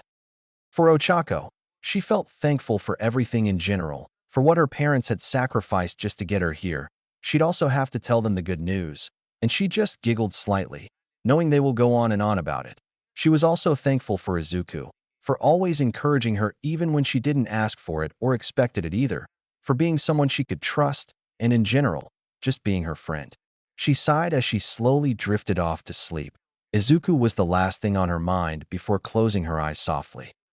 Izuku and Ochako are getting into U.A, and they will sure do their best to reach their dreams and to help themselves get there, giving each other a push of encouragement to help better themselves, and they wouldn't have it any other way. They just looked towards the inevitable future, eager of what's to come. But they knew they were ready to overcome anything that comes their way. Meanwhile, at the Bakugo household, an all-too-familiar, blonde-haired Katsuki was in a pissed mood. "The fuck is this shit, DKU?" Chapter 5, Class 1A. A class. Several clashes of steel echoed through the White Petal Valley. A powerful shockwave passes through the horizon, followed by another, and then another. A storm of blades clashing into a vortex of winds. It receded with one final clash of metal before two figures repelled each other to either side. One green-haired boy, kneeling down while panting heavily, filled with cuts around his arms, face and body, while one golden-haired boy with a smile on his face was unscathed, until his face changed to a serious demeanor. "You're getting faster, little Iku. You can deflect some of my attacks now. However, not all of it. You can't even put a scratch on me yet," Meliodas said with a straight face as Izuku slowly stood up, still slouched down, clearly exhausted. "I am not down yet, Meliodas. It'll take more than that to make me give up," Izuku said with a smile, gripping Lost Vein in his hand as Meliodas grinned before raising his own blade at Izuku. Made with Meliodas' own magic, it was purely white, covered in a glowing, faint, shining aura, with winds starting to summon around it. Then again, Meliodas yelled and Izuku disappeared, reappearing in front of Meliodas, raising Lost Vein behind his head and swinging right. But Meliodas, in a blur, suddenly had his sword blocking Izuku's attack, and he smirked before they swung their blades in an inhuman manner. They were creating wild whirlwinds around them, violently making the petals around them dance to the storm they were making just by exchanging blows. Meliodas was just standing in place as his right arm was even barely seen, blocking and slashing in a blur. Izuku was also doing the same. However, he was bending multiple times to dodge Meliodas' quick attacks towards him. Meliodas wasn't even moving his body. Izuku then disappeared, reappearing behind Meliodas and swinging down fast. Meliodas, however, blocked it without looking. His arm raised behind him as his blade and Lost Vein made a giant shockwave during contact, and Izuku dodged another attack from Meliodas. However, 3 new cuts appeared on his cheeks, and he winced in pain. Meliodas slashed him 3 times with only one swing. Then they both disappeared, reappearing in front of each other and resuming a barrage of slashes at each other. Come on, Izuku. You can't keep blocking forever. You'll only tire yourself out before you even lay a hit on me. Meliodas yelled as Izuku grit his teeth before smiling. I know, Izuku yelled back. This time, he changed his position and planted himself on the ground. He was attacking this time, and Meliodas was blocking. Meliodas smirked and continued to block as Izuku released a swarm of numerous slashes at Meliodas. Meliodas then widened his eyes slightly and blocked an incoming extra attack from Izuku that surprised him, sending him backwards a bit, putting distance between both of them, and Meliodas looked at Izuku, who had Lost Vein raised to his back, and in a blur, sent sudden wind slashes towards Meliodas. He blocked them all with a blur until Izuku appeared at his side and swung again. Meliodas was still faster than Izuku though, so he blocked it until Izuku reappeared below Meliodas' torso and went in for a straight stab. Meliodas blocked it again, but Izuku suddenly flipped Lost Vein in a spinning manner, his hair covering his eyes in a shadow, causing Meliodas to lose his momentum of blocking the hit when Lost Vein flipped, and Izuku appeared above both blades, grabbed Lost Vein's handle, and slashed horizontally, finally giving Meliodas a cut to his right cheek. Although it was small and barely visible, Meliodas smiled while Izuku recovered in air and kneeled down, with his own smile placed on his face. I finally hit you, Izuku said with heavy breaths and an eye open. He was clearly exhausted. Meliodas grinned at Izuku. And I sure, barely little Iku. Although you managed to hit me once, and you're already beat up, Meliodas said as he touched the barely visible cut Izuku gave him. He looked at his finger after. It wasn't a deep cut unlike what Meliodas gave Izuku multiple times, but he was proud that Izuku managed to hit him using a surprise attack, and smiled. And that was a good move, I'll admit. I didn't expect you to suddenly let go of Lost Vein. I'm quite impressed with that. Good job, Izuku, Meliodas said as Izuku looked at Meliodas with a tired smile, before he fell on his back. Yeah, the training went on for 6 hours? 7.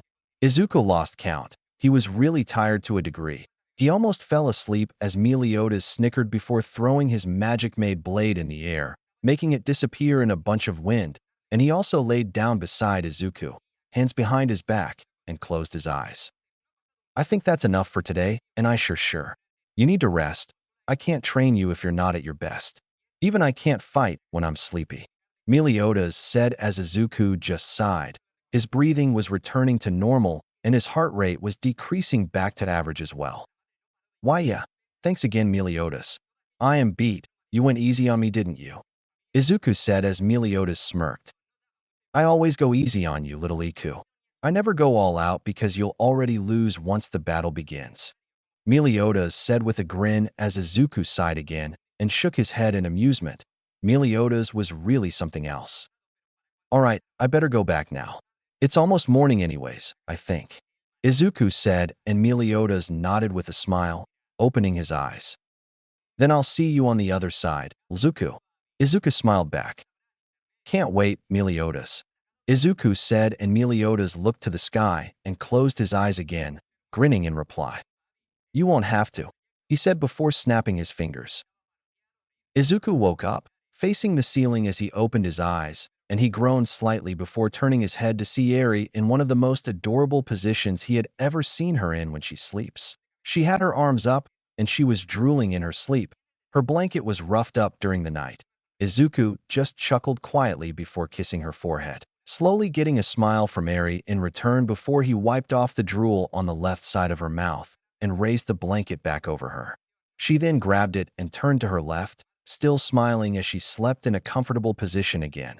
Izuku then lifted himself off the bed to head for the bathroom. It was way too early in the morning when Izuku awoke. Maybe it's one of the effects after Meliodas snaps his fingers to bring Izuku back to his world. He really doesn't know. He came back a minute later and laid down on the bed again, pulling the leftover side of the blanket he was sharing with Eri, and he sighed while closing his eyes, trying to fall back asleep, until he heard a little groan beside him.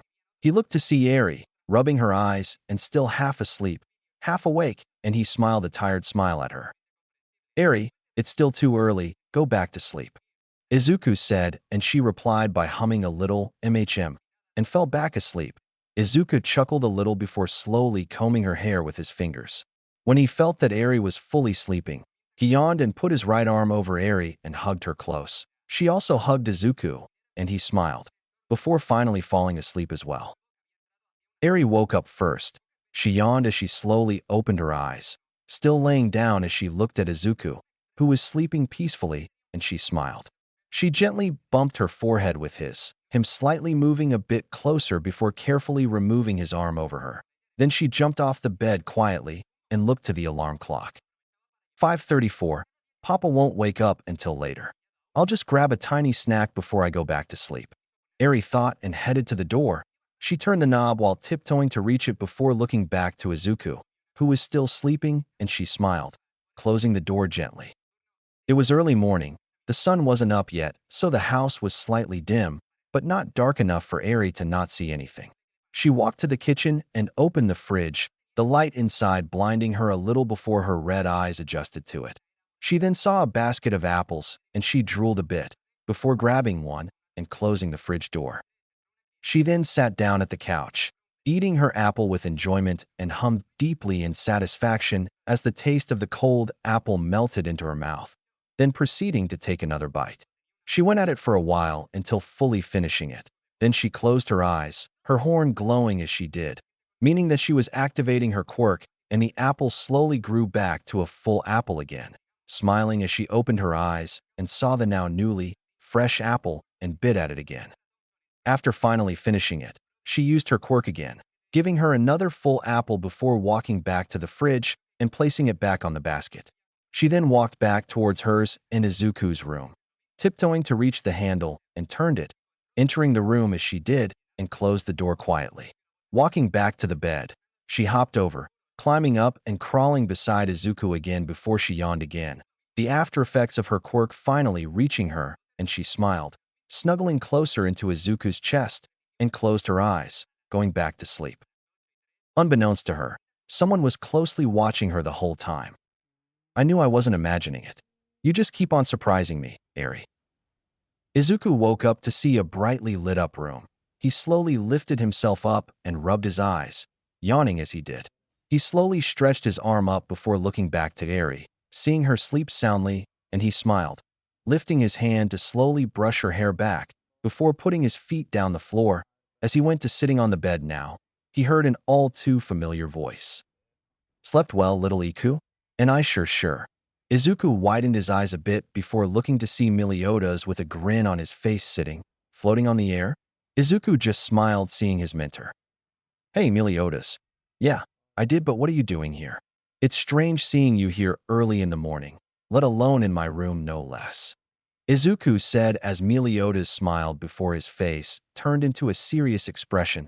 Izuku only sees that look when Meliodas is either training him or it's something important. Yeah, about that. This is something that's been on my mind for quite a while. It's about Eri. Izuku flinched when he said that and looked at Meliodas, still having that same look, and Izuku hardened his face to one that compliments Meliodas. What about her?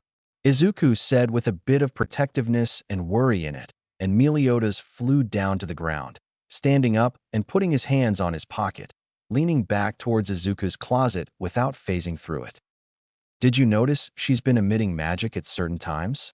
Meliodas said with a stern voice, and Izuku widened his eyes at him. Wait, does that mean he wasn't dreaming about it? Why, yeah, I did, but I thought it was a dream when I sort of felt it activate around her. Don't tell me, Izuku was interrupted with a chop to the head. He grasped his head in pain as he looked to Meliodas, who had a comical expression on. First of all, if you find out something that's even related to magic, come to me. You aren't an expert in magic. I myself am as smart as you think, actually, even more when it comes to these things. Overall, it's obvious I know more than you. Meliodas said as Izuku looked down in guilt. Sorry, Meliodas. I just thought it was a dream and well dash again with the chop to the head. Izuku winced in pain again as Meliodas still had that comical look on his face. Dream or not, real or fake. Come, to me. Am I clear? Meliodas said as he bopped Izuku's head 3 times after saying those specific words, and Izuku just slightly got annoyed. Meliodas, stop. It actually hurts now, Izuku said in a whisper, trying to keep his voice down to not wake up Eri. All right. Just remember what I told you so it won't happen again, and I sure. Meliodas chuckled as Izuku rolled his eyes and nodded, before Meliodas sighed and turned back to that serious look. All that aside, yes, I felt it as well, but not from that day you did. I sensed it early morning, when Eri woke up first. Meliodas said, and Izuku looked at him with a shocked face. Why you did? And Eri woke up early in the morning? Izuku asked, and Meliodas nodded once before continuing. Yes, she did. She just ate a quick snack before going back to sleep. What really caught my eye was when I sensed magic coming from her. It was a faint activation, so I came out. It seems Eri only emits it when her horn glows, because I feel no magic from her at all now. Meliodas said before crossing his arms, looking at the sleeping white-haired girl, while Izuku just stared in disbelief. He knew he also felt it as well, but to think it actually happened than it being a dream, of course Izuku couldn't believe it. He put a hand on his forehead. Gee gosh, I noticed that as well. Does her quirk use magic then, if that's the case? Izuku asked softly as to not wake up the peaceful little lady, but Meliodas shook his head sideways. It doesn't happen all the time. Even on some occasions, Eri activates her quirk, but no magic comes out of her despite her horn glowing. It confuses me to say the least. Like you said, quirks are physical abilities, not magical. Meliodas explained, and Izuku bent down slightly, starting a mumbling spree before Meliodas smirked at his antics, catching Izuku's attention again. So what does that mean for Eri? Izuku said, and Meliodas just sighed before putting on a blank look. I don't know. She's still too young to use magic, I know that. But to think she has magic, well, had magic, it's really complicated that I can't feel it in her right now. I can sense magic far more powerful than you, since you're still a beginner, but I should still be able to sense magic flowing inside someone. It's just somehow I can't feel Eri's, so it just makes me curious, is all. And I sure. Meliodas went back to his positive atmosphere and his signature grin, while Izuku just sweat dropped and sighed deeply in relief. Please don't worry me like that, Meliodas. It's not funny when it comes to Eri, Izuku said, and Meliodas just smiled. Sorry, little Iku. But this just proves you care for the little girl, and Eri's lucky to have you. I just needed to discuss this with you so you'll be aware of it. However, I'm keeping my eye on her just in case, if that's all right with you. Meliodas said, and Izuku just thought about it. This was just serious in a way for Izuku. Eri having magic isn't the most surprising thing in the world, but it still shocked him to a degree. He was just worried for Eri's safety, whether it's his protectiveness of Eri kicking in or not. He didn't care. He promised he was going to take care of Eri and make sure nothing else bad happens to her, and he will do everything he can to keep it. Why, yeah, it's all right by me. I don't want anything bad to happen to Eri, Izuku said with a frown, and Meliodas just smiled. Nothing will as long as it's you who's protecting her. You were trained by the best guy in all of the world after all, so I wouldn't worry about anything, and I sure. Meliodas grinned, and Izuku smiled at him before chuckling. All right, that's fair. I can't complain with that, Izuku said as he looked to the clock, and it was almost 7 a.m. He sighed and rubbed the back of his head, looking back his golden-haired mentor, who was smiling that all-might-surpassing smile of his, and Izuku smiled as well. Eri's going to wake up soon. I'll see you on the other side, Meliodas, Izuku said as Meliodas then grinned. Can't wait, little Iku. Izuku then chuckled. You won't have to, Izuku said as Meliodas snickered before snapping his fingers, disappearing as quickly as he appeared. Izuku looked back to Eri, who was now shifting in her sleep before finally yawning and waking up. She rubbed her eyes and looked at Izuku with a sleepy smile, her eyelids halfway closed. "Good morning, Papa." Izuku smiled at her and leaned forward to kiss her forehead, which she hummed in reply. "Good morning, Eri," Izuku said as he then stood up and stretched once more, finally smelling the food that his mom made and sighed, looking back at Eri with the same smile. "Shall we eat, Eri?" Izuku said, sitting down and facing his back towards Eri, and she smiled sleepily, knowing what Izuku was doing. "MHM," she said, albeit still drowsy. Then she slowly fell towards his back, wrapping her arms around Izuku's neck and locking her legs around just a little over his waist as Izuku stood up, holding her legs and carrying Eri in her back, walking out the room as she continued to half sleep on his shoulder. Izuku knew that whatever happens next in the future, he was going to protect her all the way. He was still worried about what Meliodas said and what this could mean for Eri, but he knew that if he wanted to fulfill his role of being Eri's Papa, then he damn knows he will always be there for her, to make sure she keeps that smile on her face, to make sure he will become her hero every single day of their lives. Today was the day. Izuku, Eri, and Inko finished their breakfast as Izuku prepared himself to leave, proudly wearing the uniform, with his signature red sneakers as the exception.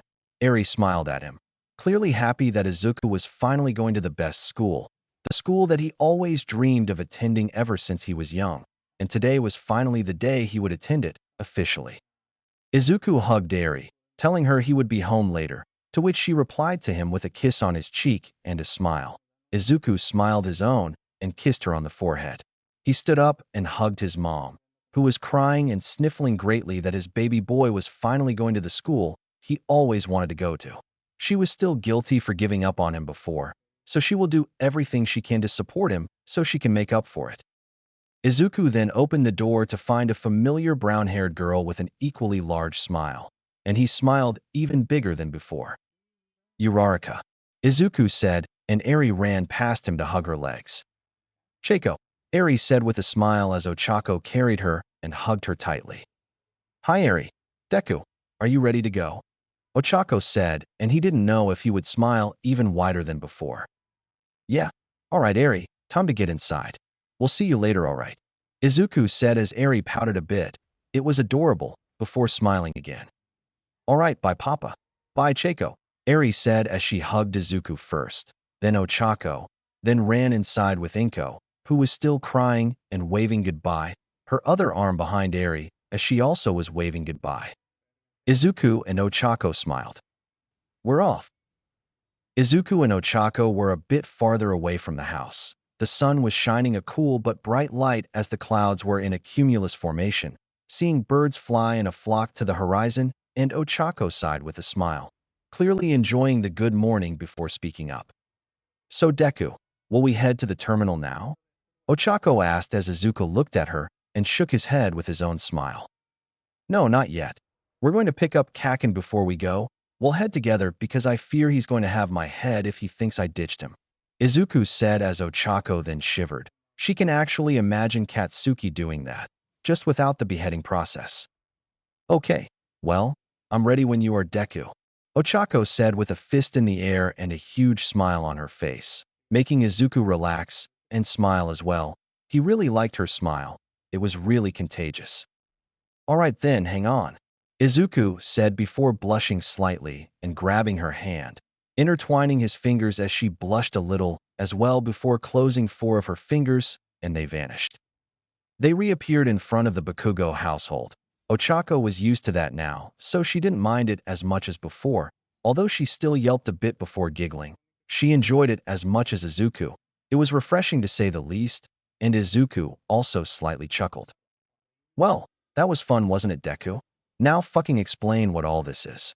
Izuku and Ochako flinched before looking to find Katsuki leaning back against the wall and with an amused eyebrow raised. Izuku looked at Katsuki for a bit before widening his eyes and blushing full-on red in realization. Apparently Ochako also did too. Only her blush was much more darker than Izuku's, and they released their locked hands. They stared at each other before looking away, and Katsuki smirked. "You know, you could just tell me straight out that the date went well," Katsuki said, "and if you can blush even more to the peak of almost fainting, followed by a hurricane of emotions filling your head. Izuku and Ochako were just that, albeit with Ochako covering her face with her hands. Pinkies raised, and Izuku had his jaw dropped and was honestly almost brain dead before panicking. KK Kakin. It's not like that. And what D-date? B besides, we're just friends. Izuku said as his head almost exploded from being heated up too much as Ochako was nodding wildly in agreement as well.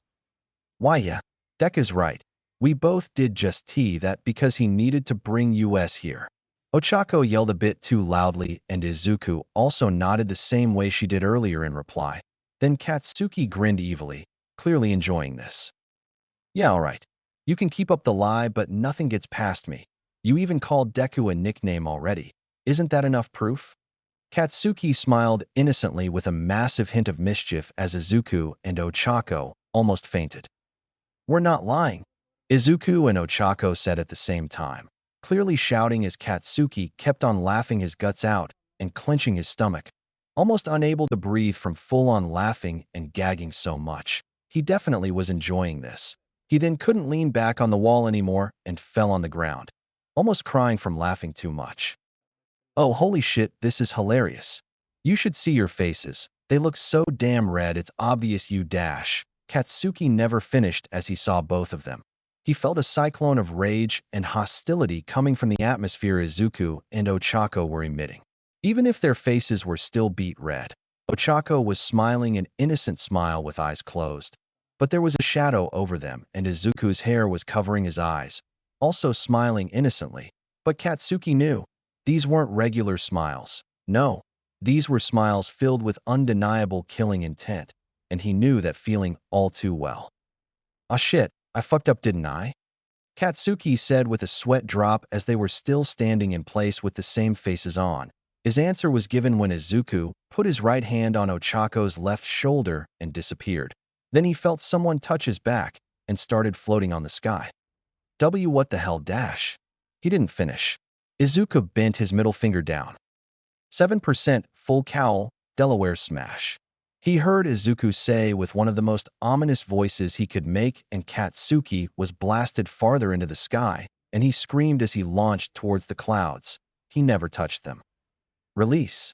Ochako said with a similar tone of voice and put both her 5 fingers together, and Katsuki started falling from a distance. Mothrfu carer. Katsuki yelled as he fell down to the back of another building. A cat could be heard screeching from afar. Izuku and Ochako looked at each other, their blush finally subsiding as they both smiled. This time they were genuine ones, like the murderous atmosphere, and what they just did to Katsuki didn't happen at all. Well, that went well, Izuku said as he rubbed the back of his head and Ochako giggled a little bit. Izuku just smiled as he felt his heart clench. He really thought it was a cute giggle. We showed him. Come on, Deku. Let's get going. We don't want to be late. Ochako said as she twirled around, her skirt spinning to respond, and Izuku chuckled a little. Ochako's heart fluttered. Yeah, Kakin deserves to walk to U.A on his own for that, Izuku said before blushing again a tiny bit and holding her hand again. She looked down to see their hands intertwined again and blushed as well before looking at Izuku, who was looking straight into her eyes, and her heart did flips as he smiled. Ready to go? Izuku said, and Ochako also smiled before nodding, closing her 4 fingers in reply. Yup, and they both disappeared from sight. Meanwhile, in an alleyway. I'm going to fucking kill those 2 damn lovebirds. Ah, good old Katsuki Bakugo. Izuku, Ochako, and Katsuki, who was breathing heavily from running all the way from before, were standing in front of a large rectangular door with the letter in number 1 and A labeled from top to bottom. Possibly for easier access? Izuku thought as Katsuki just scoffed, still pissed from earlier, and slid open the door in a slamming manner, going inside the classroom. Ochako looked at Izuku. Let's get in, Deku. Ochako could see that he was still in awe and thinking deep before shaking his head and putting himself back to reality. Oh yeah? Let's go, Uraraka, he said with a backhead rub, and Ochako just smiled before chuckling a little and walking in too, Izuku following beside her. The classroom was decked with 4 sets of desks, each four on one row strewn across the room, and a teacher's desk in front of the desks, elevated off the floor, and a blackboard behind it. A bunch of students were talking amongst themselves in their own groups. Izuku then saw Katsuki being yelled at by "Damn it. Put your legs off the table. You're disrespecting our upperclassmen who have sat here the previous years." It was the blue-haired guy again. Why do they have to be in the same class? Izuku managed to keep his composure, but that didn't go unnoticed by Ochako. "Are you okay, Deku?" Ochako asked with concern, and Izuku snapped out of it before looking at her with a reassuring smile. "Why, yeah, of course. Sorry, just kind of remembered that guy from the exam. He wasn't nice to say the least," Izuku said while rubbing the back of his head. Ochako frowned before nodding and smiling back. That seemed to lighten Izuku's mood back and smiled, giving her a quiet thank you in reply before hearing Katsuki yell, "The hell do you want? Are you some kind of damn elite or something?" Katsuki said with a glare, and the blue-haired guy recoiled back before coughing and exhaling a bit.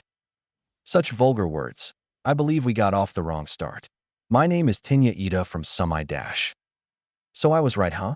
You are an elite. That makes it all the more enjoyable to rip you apart." Katsuki interrupted, and the guy known as Ida was slightly offended with a bewildered expression. Rip me apart. Are you sure you're here to become a hero?" Ida said until he looked to the doorway to find Izuku and Ochako watching the scene that unfolded.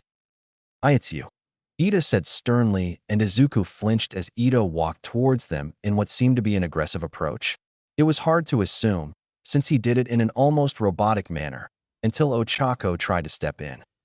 "Don't you dare dash." She didn't finish her sentence, as Izuku and her were shocked by what Ida did next. He was bowing to Izuku in apology. "I humbly apologize. I have mistreated, offended, and disrespected you during the exams. You proved to me that you are the truly superior one among both of us. I congratulate you that you were able to figure out the second secret factor of the practical exam, whereas I haven't." Ida yelled as both Izuku and Ochako just continued to stare at him with wide eyes, albeit Izuku being way more evident than Ochako. Izuku just rubbed the back of his head again at the large praise while waving his hand. It's not such a big deal. Besides, I didn't even know there was a secret factor to the exam. I just did what any hero would have done, and what I thought was the right thing to do. I have no regrets," Izuku said before looking at Ochako and smiling at her. Ochako's stomach churned and her heart rate increased as she smiled back. Izuku was really too sweet for his own good. Ida was bewildered at what Izuku just said. Amazing. That just proves you're even better than me," Ida said, and Izuku just waved his hand in reassurance at him before looking back to Ochako, telling her they should sit down, and she nodded with a bright smile as they walked towards their seats, which were conveniently behind and in front of each other. Izuku was at the front. Ochako was at the back and Katsuki was in front of Izuku. Izuku dropped his backpack to the side of his desk as he sat down. Then he looked behind him towards Ochako, who was fixing something in her bag until someone caught his eye. There was one more student behind her, who was silently reading a book with a smile. He had sepia yellow-colored hair, and he wore a small version of what seemed like a Times New Roman glasses.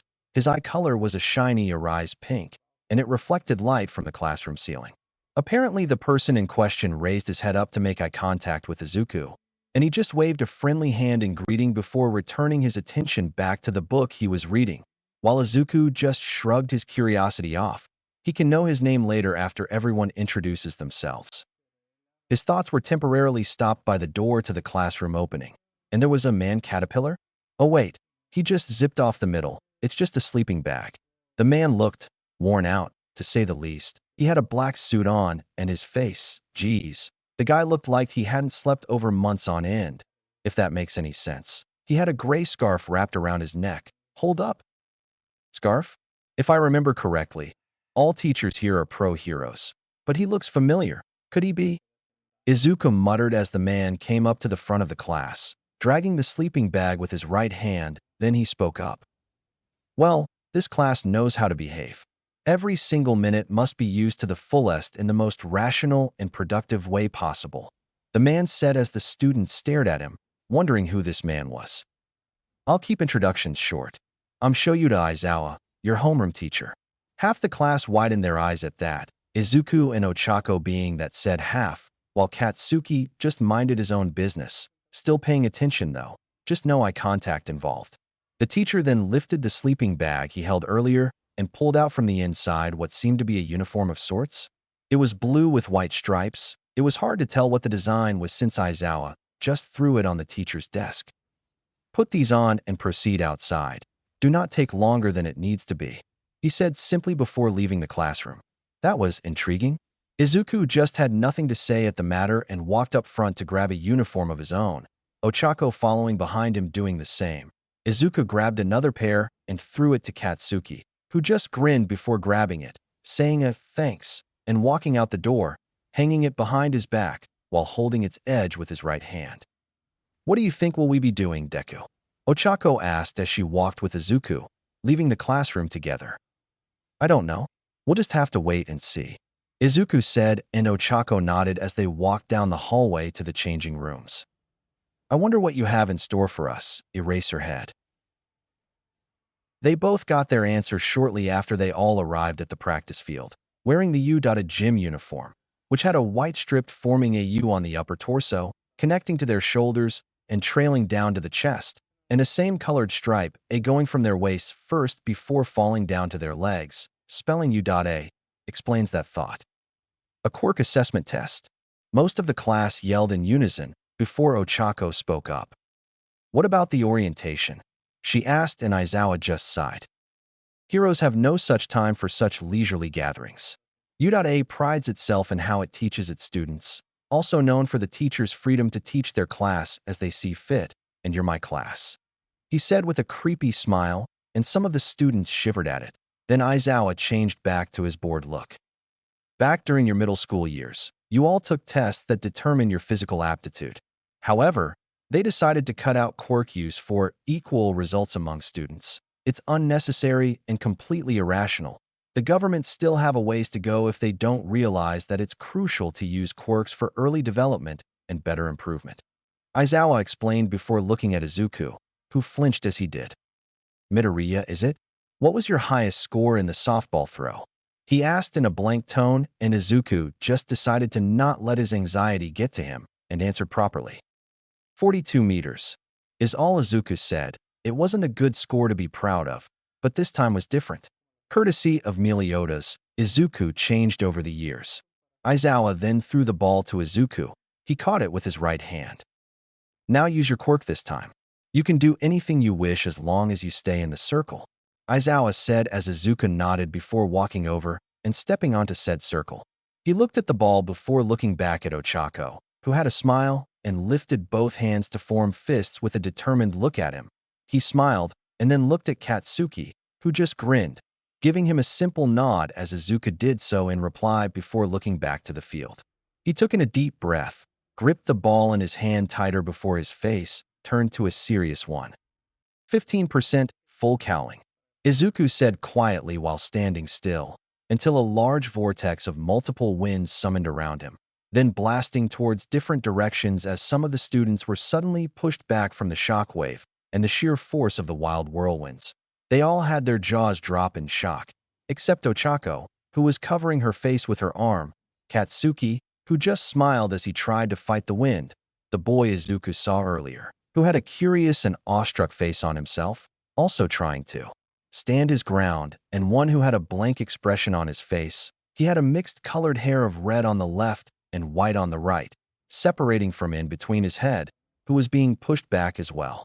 Even Aizawa was struggling to keep his ground. The winds were really powerful.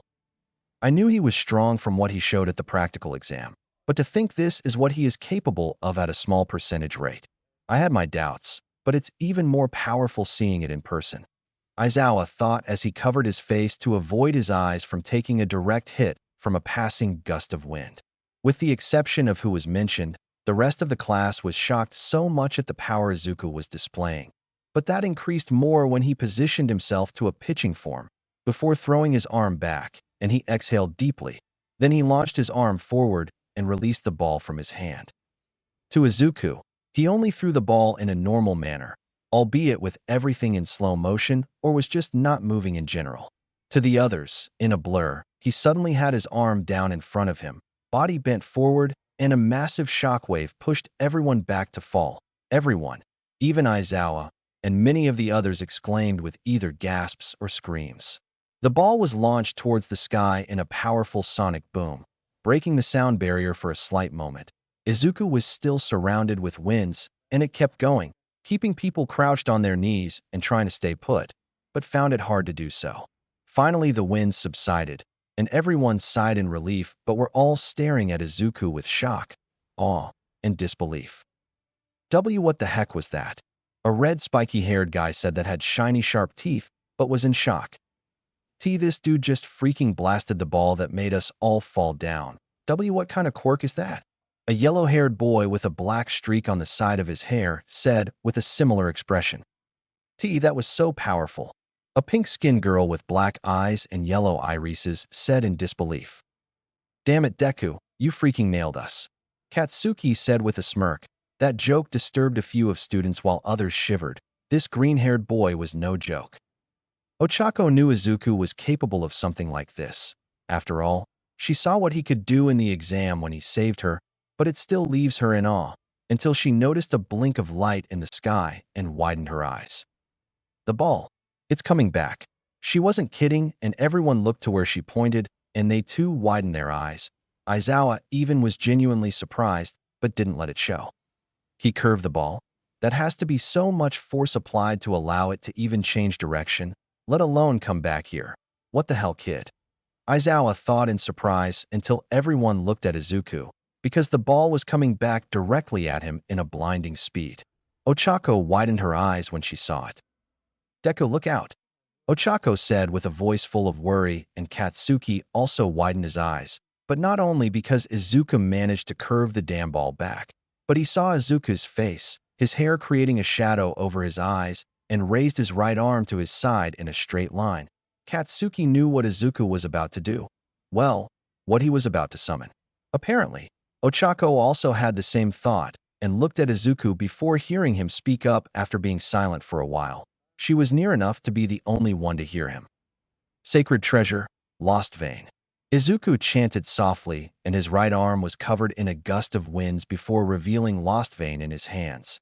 Everyone's eyes widened even more, clearly shocked that Izuku was able to summon a blade out of thin air, exception being Ochako and Katsuki, since they already saw lost vein. The ball was coming directly at Izuku. He held lost vein tightly before pulling his right arm back over his left shoulder, knees bent slightly, and since everything was in slow motion to Izuku at this moment, when the ball was at least at a few inches away from him, he smiled. Full counter. Izuku yelled and swung his right arm sideways. Lost vein did not touch the ball, but a loud clash of steel echoed to everyone, and the ball froze in place. Everyone was confused as to why the ball was frozen in air, and got their answer when an even more powerful, massive shockwave blew around the area. Everyone was pushed back full force by the sudden outburst, and the ball launched even faster in a large vortex of whirlwinds that broke the sound barrier a little longer than before, and the ball was barely seen for 3 seconds before fully disappearing from sight. Izuku was slightly crouching, with his right arm back and his left arm forward before standing up straight, putting lost vein on the back of his neck, before he looked back at everyone who was on the ground, staring at him dumbfounded, and just grinned widely at them. They all had the same thought. What the hell was that? Izuku looked at Aizawa, who was the first one to stand up from falling before speaking up. Aizawa-sensei, that's going to take a while. I kind of put a little too much on that throw-y. Izuku laughed nervously while rubbing the back of his head with his left hand as he brought his right arm down. Everyone's jaws dropped. Izuku was really something else. He then threw lost vein in the air, before it disappeared in a little gust of wind, and then walking to Ochako, who was still stunned to a degree at what just happened. Izuku then extending a hand to help her up. She took a moment before fully snapping out of her daze, albeit still with after effects of being shocked too much, accepted it, and got pulled up by Izuku. He pulled her a little too hard, and she slightly yelped before falling down to Izuku's chest. Izuku blushed in realization of what he just did but didn't say a word. Ochako also doing the same. She was so close to his body she could practically hear his heart beat. It was soothing. Wait, what? They then separated at the same time and were still blushing a mess while they stared at each other before looking away. Lucky for them, though, nobody saw their little moment. Everyone was still trying to recover from what Izuku just showcased, and when they all did, Izuku was hit with a barrage of questions and exclamations. What was that? The pink girl from earlier shouted. Yeah, how do you have so much power? The yellow hair guy said.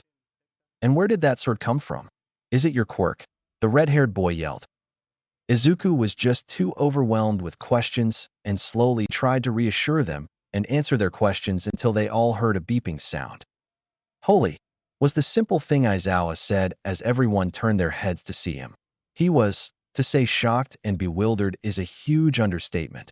Although hiding the second feeling, he didn't try to conceal his shocked face, mouth slightly open and eyes slightly widened. He was speechless, so he just turned the phone to everyone. They all looked and widened their eyes in shock and disbelief once again, exception of Izuku, but was still surprised at the overall distance, although not as much since he knew it would be high anyways. The whole class just yelled in unison at the distance. 603 meters? That was actually really far away. Everyone, especially Ochako and Katsuki, had their jaws dropped to the ground. That's amazing, Deku, Ochako said with a really shocked face. I mean, can you blame her? Izuku just covered 31 miles of distance with a single throw, supported by whatever Izuku just did earlier with Lost Vein. She would ask about it later.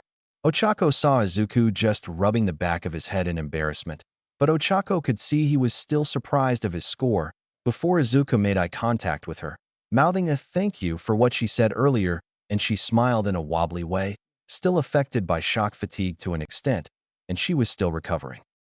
A certain sepia yellow-haired boy looked at Izuku with a curious expression, albeit also shocked by the power Izuku just displayed.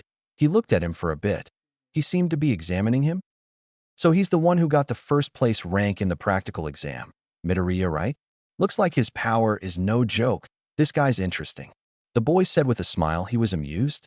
It was strange. Izuku also noticed him a bit earlier and was quite frankly the same as well. It's the boy from a while ago. I don't know why, but he gives off such a strange vibe. It's confusing. Izuku thought as everyone started barraging him with several questions, so he tried to ease them. Slow down. I can't answer all your questions at once, Izuku said with overwhelmed anxiety before Katsuki stepped in.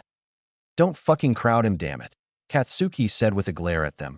But he would be lying if he wasn't curious what the damn hell Izuku just pulled there with Lost Vein. He had never seen Izuku do anything like that before. Was it a new skill? Katsuki didn't know, but he had to find out later on. Alright, enough. You all aren't being very productive. We're wasting time. All of you witnessed what quirks are capable of to dramatically change the situation. Now let's move on to the next test. Aizawa finally recovered from his shock as all the students paid their attention to their teacher. They all still had a bit of shock in them, but they decided to let it go and concentrate. After what Midoriya just showed, I'm pumped up, the red-haired guy said with a fist bump to himself, activating what seemed like a hardening quirk to his arms. Yeah, this looks fun, the pink girl said with an enthusiastic face, but Aizawa was ticked off. It looks fun, huh? Then how about we raise the stakes? The one who places last will be branded as having no potential and will be expelled on the spot, Aizawa said with a glare, and all the students yelled. What? They were all shocked. Some were in outrage, some were in deep fear, especially Ochako. She was actually in absolute fear. They just arrived here after getting enrolled. And what do they propose in the first day of school? Expulsion. It was unfair. She was finally on the path to become a hero. Izuku encouraged her to keep on trying. Her parents were counting on her for crying out loud. She was really afraid. It was evident on her face. Izuku noticed this, and he was genuinely worried. So he put a hand on Ochako, and she flinched before looking at him. Izuku smiled, and there was a spark in his eyes. They looked like they were actually glowing a bright emerald shine, and she was mesmerized again, staring off into those eyes that always seemed to reassure her. Hey, Uraraka? It's all right. I know you can do it. You worked harder than anyone to get here, he said with another smile, and felt Ochako relax a little. She smiled. Izuku always knew what to say to make her feel better. That's one of the things she liked. Wait, what? She blushed a deep red and looked to him while staring before looking away. Thank you, Deku. She wasn't making eye contact with him. She brushed a stray hair to the back of her ear, but she was smiling a bit widely. Her heart was beating way too fast. She could practically hear it beat in her ears. What is this feeling? It feels elevating and my heart feels like it will explode. Why does Deku make me feel this way whenever I look into his eyes? Ochako thought and looked at Izuku, who was still smiling at her, and she was caught in his eyes again before she smiled at him. Then suddenly someone exclaimed, "Isn't that unfair? We just got here," the yellow-haired guy said, but Aizawa glared at him. Natural disasters, villain attacks, hazardous accidents. Did you really believe that being a hero is for fun? That you can just lay back and let nature take over? That this would be all fun and games? Newsflash, it isn't. This world is filled with unfairness. It's our job as heroes to overcome them no matter how hard. Surpass your limits starting now. That's what it means to go beyond, plus ultra style. Aizawa said before doing another creepy smile as the students shivered. Welcome to the hero course, he said, and all the students resolved themselves for the inevitable punishment. Ochako steeled herself and nodded at Izuku, who nodded back, and the tests began. The 50-meter dash was up first. Izuku and Katsuki lined up towards the starting line. Katsuki with a crazed smile and Izuku with a grin. They fist bumped each other, knowing this would be one heck of a competition. Well, it wasn't a competition for Izuku though, since he was way faster than Katsuki, but Katsuki wasn't weak either. Are you ready to lose, Deku? Katsuki asked with a murderous smile as Izuku snorted. I'm more worried about you. Are you ready to lose, Kaken? Izuku countered with a smirk, and Katsuki sparked an explosion in his right hand, clearly ready to sweep the floor off Izuku. Never look down on me, Deku, Katsuki said with a grin, and Izuku chuckled. I never do, Izuku said before fixing his sleeves and spinning his right arm around until he heard a popping sound, and he smiled. Ochako watched them, and she was confident in Izuku.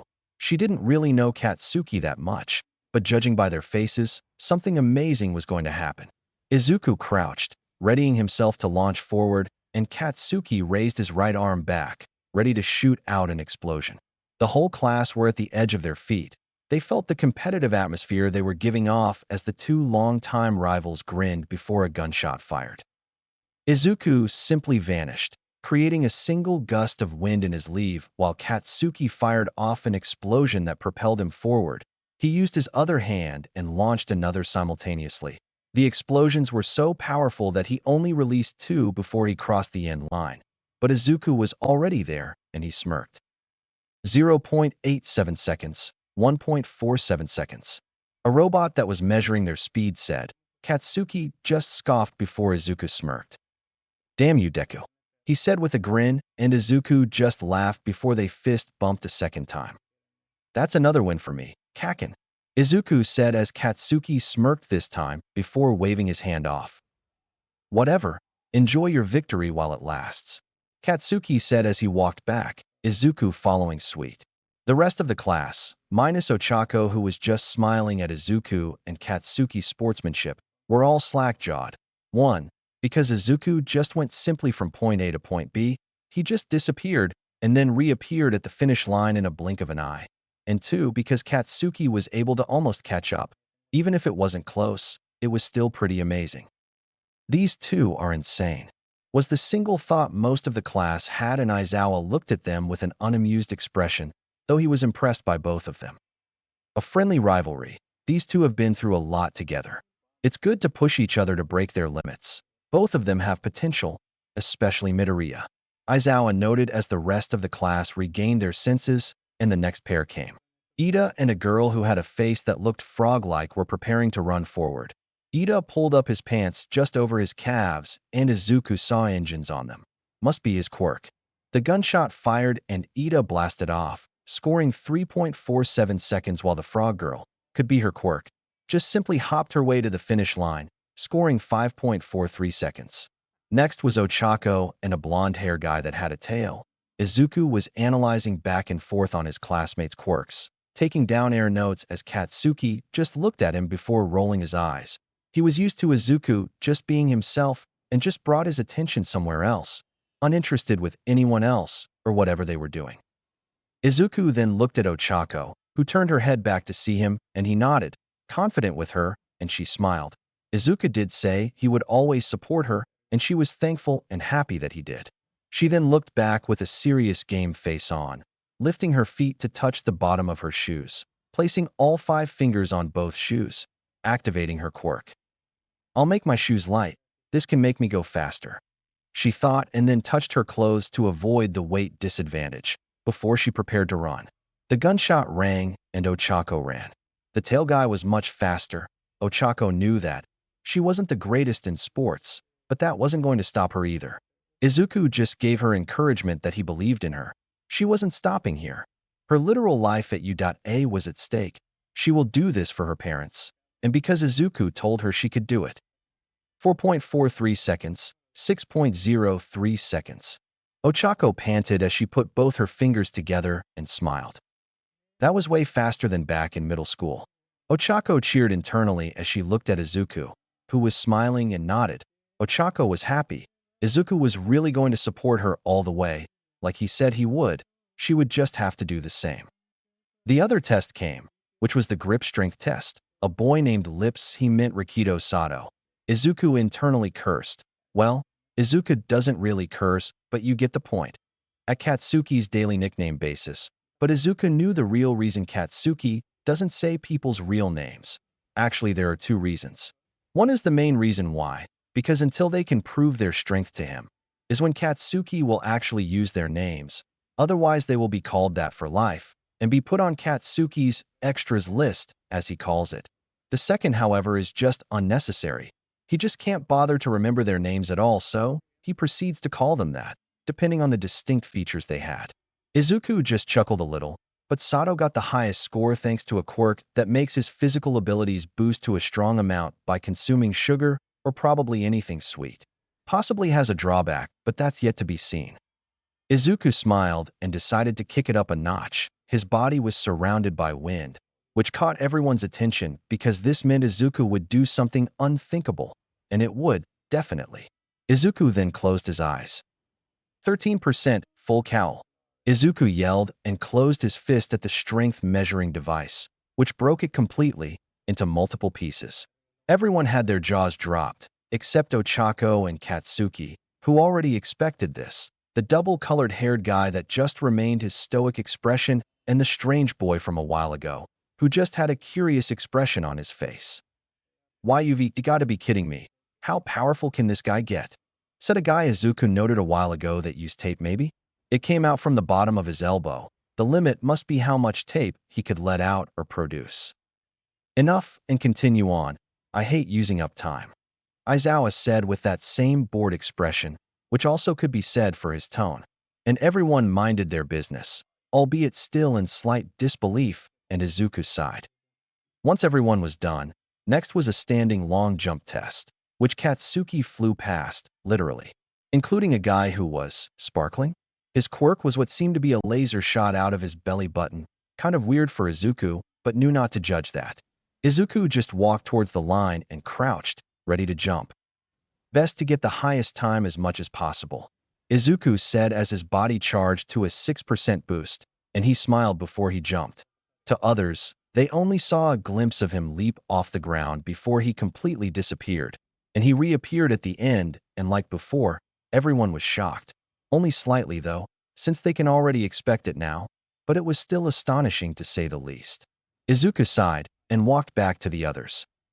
"Wow, Deku, you're breezing through these tests," Ochako said with her bright demeanor, and Izuku smiled while rubbing the back to his head, albeit blushing a little. It was Ochako for crying out loud. Thanks, Uraraka." He stuttered as Ochako smiled, and he smiled, genuinely this time. "You're also doing well.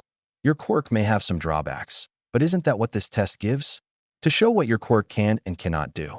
So I can say you're really doing good," Izuku said with a brighter smile. Ochako's heart flipped again and blushed before looking away. Thanks, Deku," she said while trying to turn the heat down on her face.